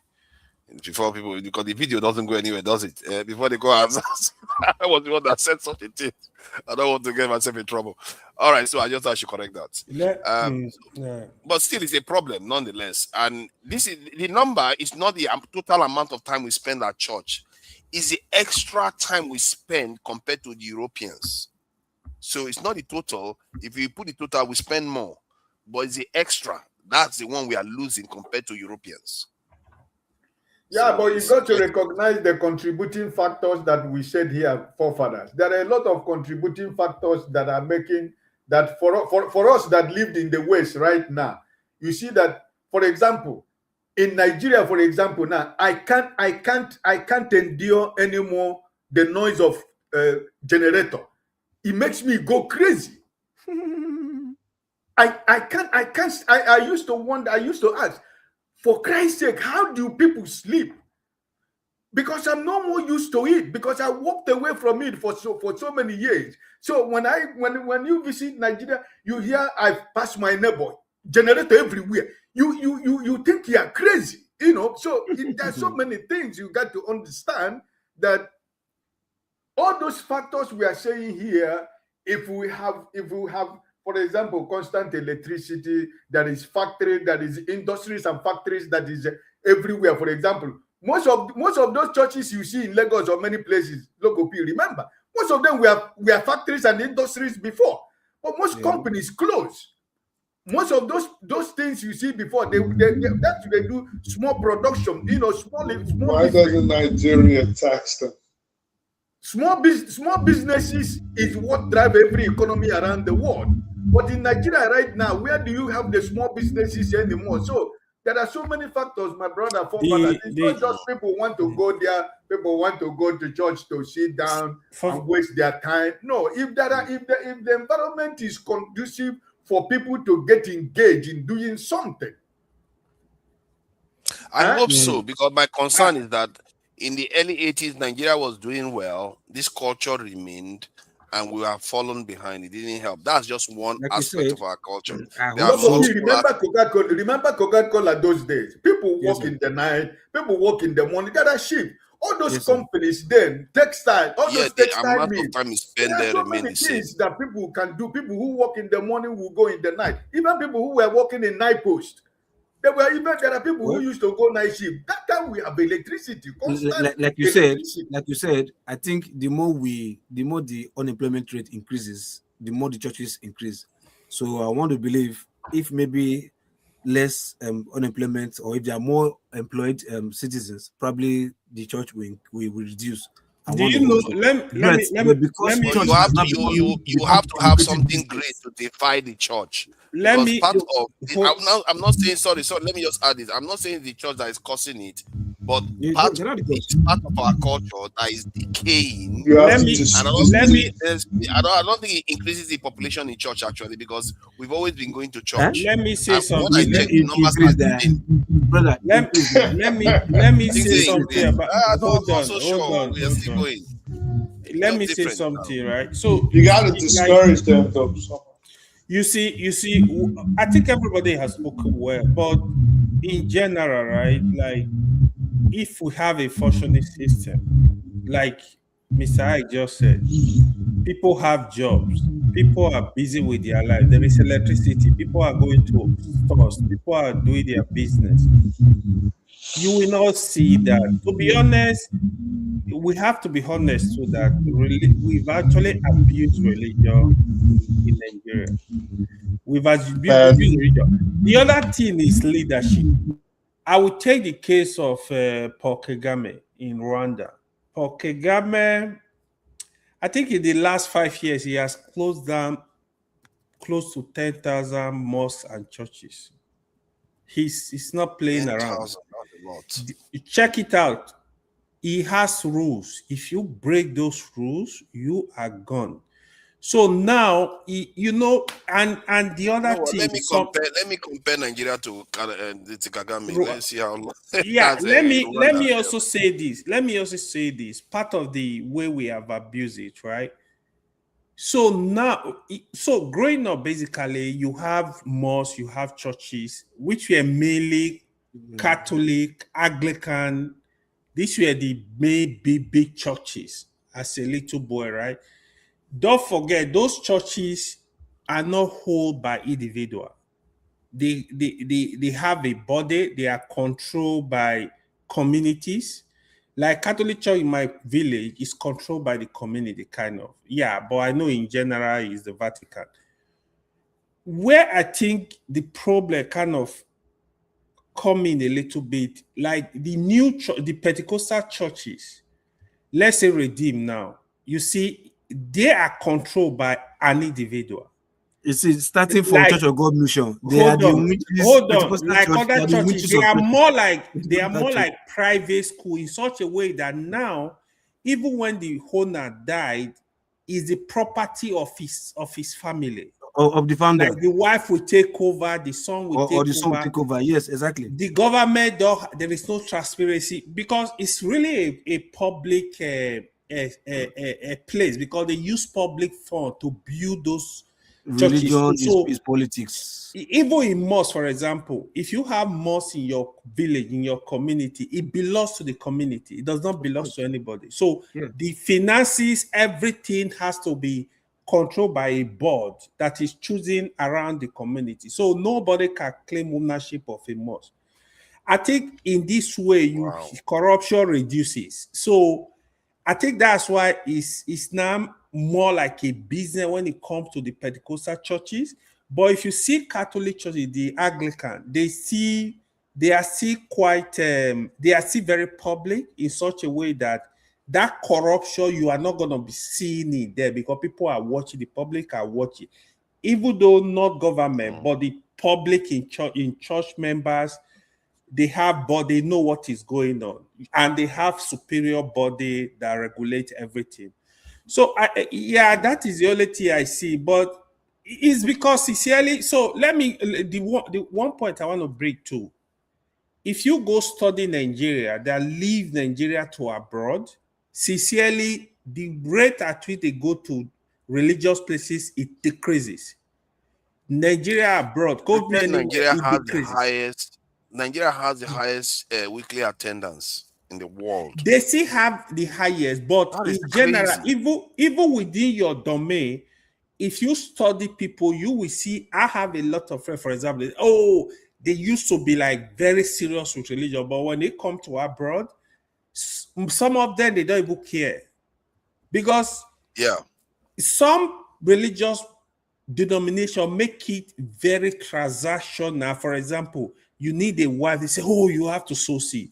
You need a job, you have to sow seed. You need this, so they get to abroad, they see that, okay, you don't really need anything to go get a job, just apply, do the right thing. But the ones here are pretty crazy too, because you remember they locking up the congregation, asking for their tax returns, asking them to show their bank statements. Yeah, locking and saying, listen, I need the lady of the church needs a new car, and she needs a Mercedes. Yeah, everybody got because the other thing is, if we have responsible government in Nigeria, they will be able to regulate church religious activities, both whatever the religion is. But Islam also has its own part, but because I think Islam, the thing with Islam is that it's universal for Islam. All the people that practice Islam is almost universal, because that 5 times it's quite universal. Because so let's look at the difference too, right? That may account for why Christian or non-religious countries tend to, like China, tend to excel beyond them, because the time you are busy using to do all those things, they are busy using to build. And like from what I gather, at least 6 hours a week is spent by Muslims for religious stuff, while Christians are around 9 hours, if I'm not mistaken, in Nigeria. 6 hours. Where to be? You are right. If you are a practicing Muslim, you are right. If the person is a practicing Muslim, like he pray 5 times a day, it's about that hours, 6 to 7 hours. Let's say 5 to 7 hours. Yeah, that is actually a good estimate. At least an hour. Yeah, you are right. Yeah, if you are a practicing Muslim, you are right. So religion takes time. If you believe in God, you want to worship God, it takes time, to be honest. Yeah, that's just the truth. It does take time, and it's funny because but you are local people where they do babalawo. Now, don't tell how many hours now.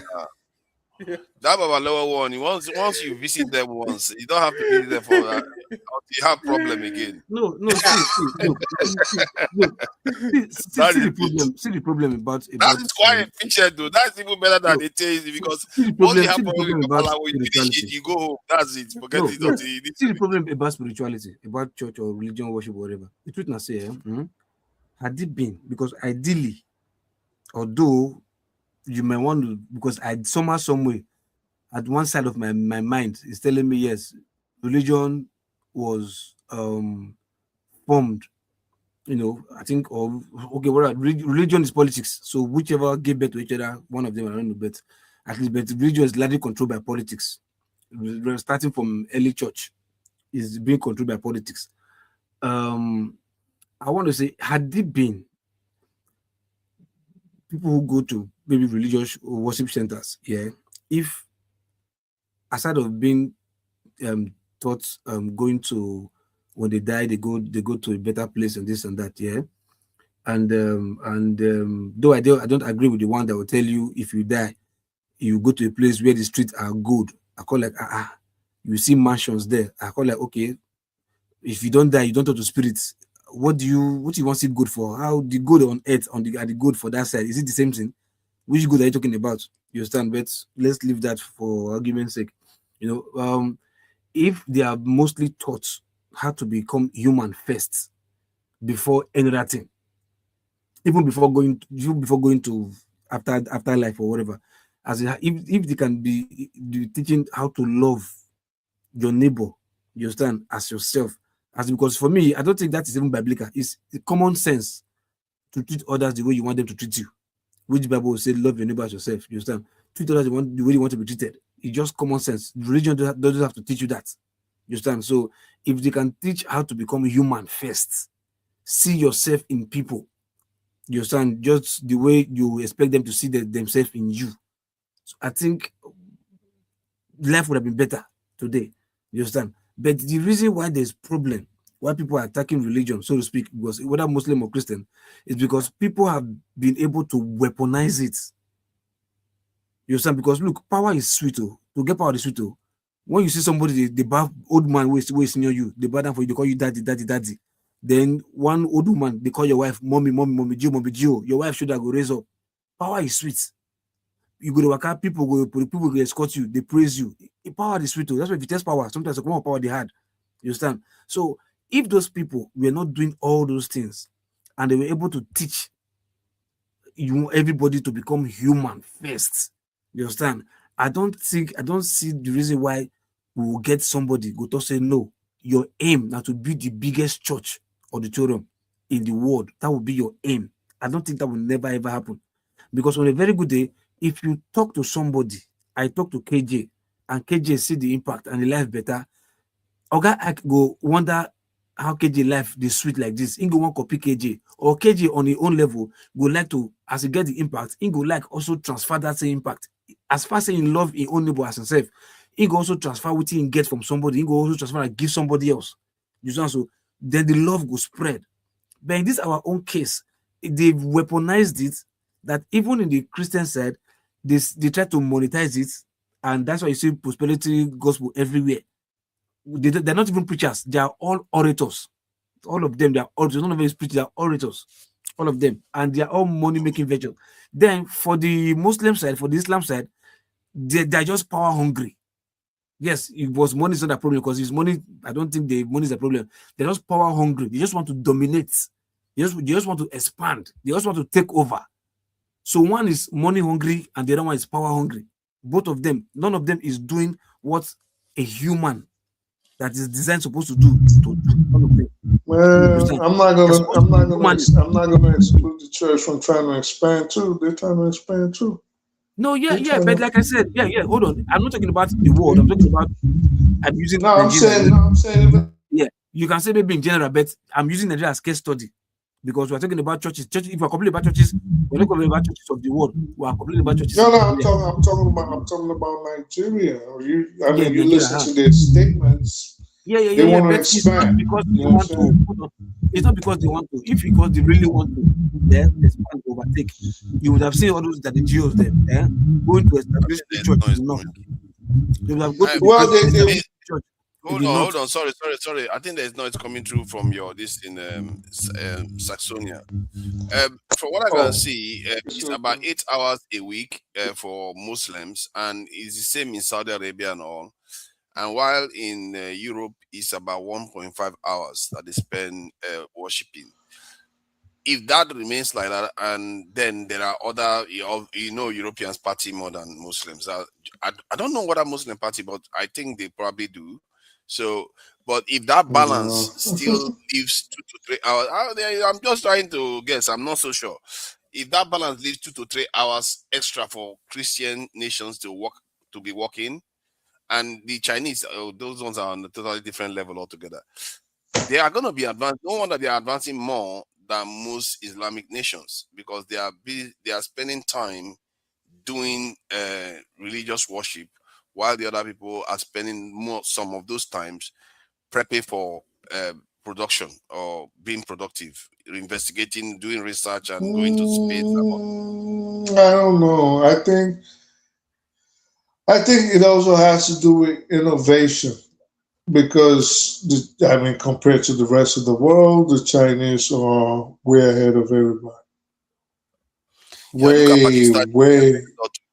They are the same people technically. Pakistan, India, they are basically the same people. One side is Hindu and the other side is Muslim, but the Hindu side seems to be advancing faster. But that has to do with also culture, corruption. I don't think you can just pin it down on. I know. Like, I just feel like you know what I mean? that Like religion. Time for me to go to sleep. It doesn't matter whatever. Yeah, we should be closing now. To be fair, we have stayed to well over time. That's my own personal conviction. It doesn't matter what you believe in. What is your God? Whatever you think you believe in, you don't believe in anything, can never stop you not to be what you want to be in life. That's where I'm going to end it. I don't think because you're a Babalawo person or you're an atheist, if you want to become a doctor, you want to become an engineer, you know that you need to work hard to get to where you are today, or each and every one of us, where you are today. Probably we are thinking maybe it's not because I'm a Christian. It's not because KJ is a Christian. It's not because Loco P is a Christian or whatever. It's because of your hard work. Because you want to be better in life. You want to be a better person, right? It's not about because I'm a Christian that I am working so hard to be a better person or to have a better life, right? So I think for me personally that it doesn't matter what anybody believes. Like my brother James, who is in Gambia, is an atheist. It doesn't stop him from being what he is. He reached to the level he want to be in life. So for anybody to use that, to use it as a kind of an excuse that you don't want to be successful. There are so many people, local people, for example, in Nigeria, who are not Christian. They don't believe in anything, but they don't want to work. They are waiting for you to send $200 every month because they know you were schoolmate. They were your friend. Probably your family members, because they believe that where you are, every month there is a tree you planted that grow the dollar or the euro or the pound that you use, right? They are waiting for you to send the money. So it's the same thing. Anybody who doesn't want to be useful, in Nigerian context today, our country today has taught us now that it is no more free for us spending money. Before you give somebody money in Nigeria right now, you have to make sure that that person wants to be useful for himself or herself, because it's not easy for you. That's why sometimes when we're explaining to them, you work in the summer, you work in the winter, you work in the autumn, you work in snow, you work morning, you work night, you go extra. You don't. Sometimes Sometimes in a week, that is the only day you have in your house. Probably might be only for one day that you can say you are arrested. But the people in Nigeria think that there is a place we plant that seed, we plant that tree in the backyard. Every 6 months it will grow dollar. You know, so when they ask you, you need to send it. But when you tell them what it takes you to make it, they say, no, you're trying to deceive us. If it's like that, why are you still there? Why don't you come back to Nigeria? You know, but you know, this is the truth. So for me personally, it's a very good conversation, and it's something good to look into. But I don't think that will stop anybody to achieve whatever you want to achieve in life. This is the way I see it. Thank you. I wish everybody the best. We see tomorrow. Okay, Dr. Damages will be interviewed tomorrow. So if we have time, okay, tomorrow is Sunday, right? I'm supposed to be in the church, but I'm working tomorrow. So am I going to say, because I'm a Nigerian, I'm not going to go to work tomorrow, that is Sunday? No, that's the point I'm trying to make to Lokopi and my brother and forefather. It's just when people do not really understand, because if God said that if I cannot provide for my family, that I am an infidel, automatically I should be able to work to provide for my family. Before you go, let me ask one question there. How often does a pastor or a church needs to be open? How often?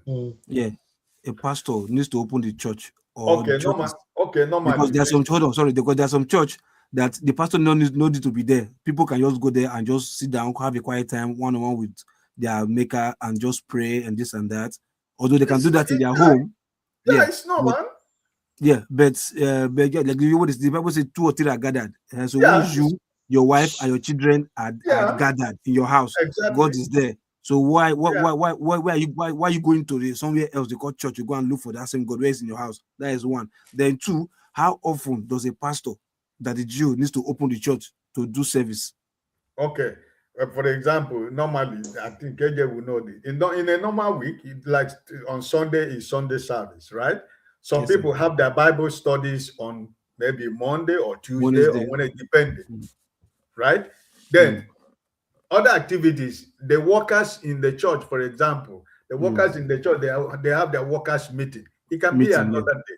But a normal service in a week, depending the ministry. But if they don't have, like when they have crusade or they have a program, but just normal weekly activities in a church, Sunday service, Bible study, that's normal. That's the normal thing, you know. But there are there for the workers meeting to prepare for Sunday service, you know. So it's not, you know, 2 times in a week or 3 times in a week. It depends. It depends on churches. You understand what I'm trying to say? No, but when you say depends on churches, it's as if are they different company, but at least it's a gospel. Don't call it company, my friend. It's not no. Because no, you said it depends on the churches. It's supposed to be one body of Christ, one just but one it's thing. The same thing. It's the activities. For example, forefather today called somebody in Nigeria. He said the person said is in choir. The choir has to prepare for Sunday service. No, that's why I said no. That's why I said not church open. That's why I asked you a question. Not church opening. I mean choir, as in sorry, that the GO opening conducting service. That's what I'm asking her. So your Nigeria needs to regulate religious houses. I just told you 2 important days in a week in a Bible study, Bible study and Sunday service. Sunday service. Okay. And every other activity, maybe if you have, for example, if Lokopi is if Lokopi is coming to visit the church will have some activities. You understand what I mean? Or you have a crusade, right? You have a crusade. That is where you have to invite people to come to. That's a different activities. But normally every weekly activities is Bible studies. Okay. Good. Thank you. Let me start closing out. Let me thank the people in the chat first. Dan Isaiah, I see you there. Bumumre, I see you. You're also on the chat. Autumn, I don't think I've seen that name before. Autumn, nice one. Nice to to see you here today. Isaiah, I see. Okay, I think I've said Isaiah already. Isaiah, actually, I haven't said Isaiah. That's Isaiah. There's Dan Isaiah. There's Isaiah, and there is a Hybrid 10 or Olga. Thank you for joining us, Olga. I see you there too. And we didn't get any donations today. I don't understand though. And we are talking about the house of the Lord today, and none of you even bother to donate that. Tomorrow now you're going to go to church and give all the money that you have in your pocket and everything there. Otherwise, the pastor might lock you guys in and seize your who knows what kind of pastors you guys have. So say you guys need to be donating to the channel, because clearly this costs money. It's real money. This is no joke business. And we really need to start gathering some funds, especially given what is happening with the elections coming up. And hopefully there will be things that can be done on the ground, because I know it's possible to do things on the ground. Dr. Damage is very busy, so he can't do everything. And I noticed that the KJ also helps get people now. So if I have the opportunity to, I will see what I can snag somebody, maybe we can do certain things to find out facts on the ground, things that are going on the ground. It's not only a very dark man that can be doing all those sort of things. Who knows? Dr. Damage's channel might start doing things like that too. All right, Pokey, I can see you there. Daba.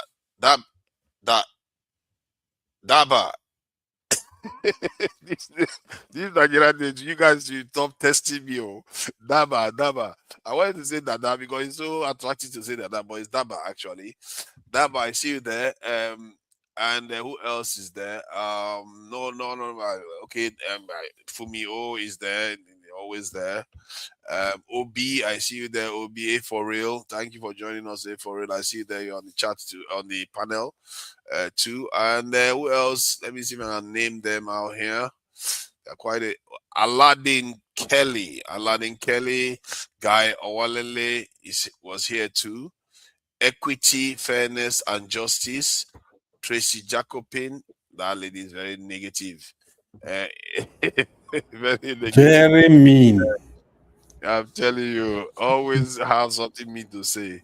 Never wants to be positive. Terrible human being. I thought she was your friend. All right. She used to be my friend though, until she started fighting me. Oh, I see. Thank you all for joining us today. KJ, I really appreciate you for coming in. It was a little bit hot when he came in. People call KJ and he came like, yeah, I'm going to fight you all. Hey, why so wild today? And I tell you. I forgive AY. I forgive him. But AY, if you want to know about me, it's easy. Just give me a call. I'll tell you all about me. You don't need to. I didn't do anything to you. There is something to KJ, there are some things where sometimes what you do where I wonder, yeah. What was I telling you? I think I was telling what happened. We are closing out. Don't stop. And for if you don't mind, let him just give you one. You see this internet, yeah, or whatever. Like, there's nothing you can say that can annoy me. Yeah, that can even we're gonna get energy, the shadow, whatever. So when I see sometimes you diverse, I see your emotions, like I don't wonder, you don't hold passes, I suppose. No, like why you do what if the person just put your leg and you sometimes you attach emotion to something that you don't necessarily need attach emotion to, and they make you react overboard, but they know. Sometimes you will talk small, you will stammer, or you laugh. I see this guy, they don't make a face again. So why you allow those things they get to you? Like, it doesn't make sense. Why you like? Okay. The same thing they happen to them too. They say like the last the entire body, like say Nigeria they attack personally. Yeah, so that it's just discussion. Continue, sorry. Okay. So here is why I came in. I wouldn't have mind or the other thing that came was it is not good if you're not in this set now and somebody comes and mentions your name, I will tell the person, no, you can't call Lokopi's name because it's not on the set. That is a normal standard practice. You can't. And I was listening to forefathers listening. I wasn't going to come in, but I speak the truth. It kept referring to me, and I don't know. You see, even if you don't agree with my view, don't think everybody should. No, hold on now. Then you can't finish and then you can't provoke. You can't provoke. No, now AY now provoked me because AY what's the same thing? Why you provoke? Hold on now, but I forgive him. I forgive him. There is nothing to forgive. KJ. No, it's simple. I'm a gentleman. I'm coming. Yeah, gentleman, but you don't allow us. One day you will meet people that know me down to my house, they will tell you who I am. So you meet those people. Don't worry. So to be fair, you have been exemplary here. To be fair, Yeah, like Why sincerely, exemplary? KJ is one person I respect here. If No, I no, call no. you out, No, listen. Here is where the problem is. Here. Let me tell you where the problem is. If see, no matter how my mama, they call her out. If my mom do something, hey mama, no, we can't go that way. Listen, I can love you, but especially when it comes to issue of fact, I know like the person want to like this is a public platform. Like you want to confuse the public, I will always call me. I don't care whatever happened. I'm gonna speak up. Especially if I know, just like I know 1 + 1 is 2. You are here telling us it's 3, 4. I will speak up. If you want to hate me, it's also okay. Listen. I have not insulted KJ. The only thing I know I've used, this is my opinion about you, is a lot of propaganda on issue you put out. Listen. I'm unapologetic about it. And this is my belief of the things you put out, because there are things I know when you come putting them out, they are not correct. Now, this is the thing. You have been speaking and you are closing. And you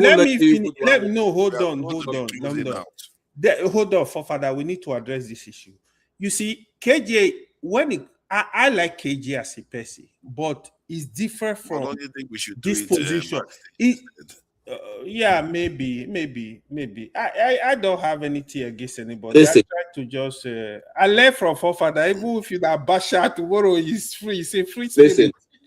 Forefather knows, because maybe many of you don't know, but Forefather knows that we on this channel try as much as within our power to make sure that every information that comes out here is correct, because we know that there are people who are here monitoring this channel on behalf of some certain people.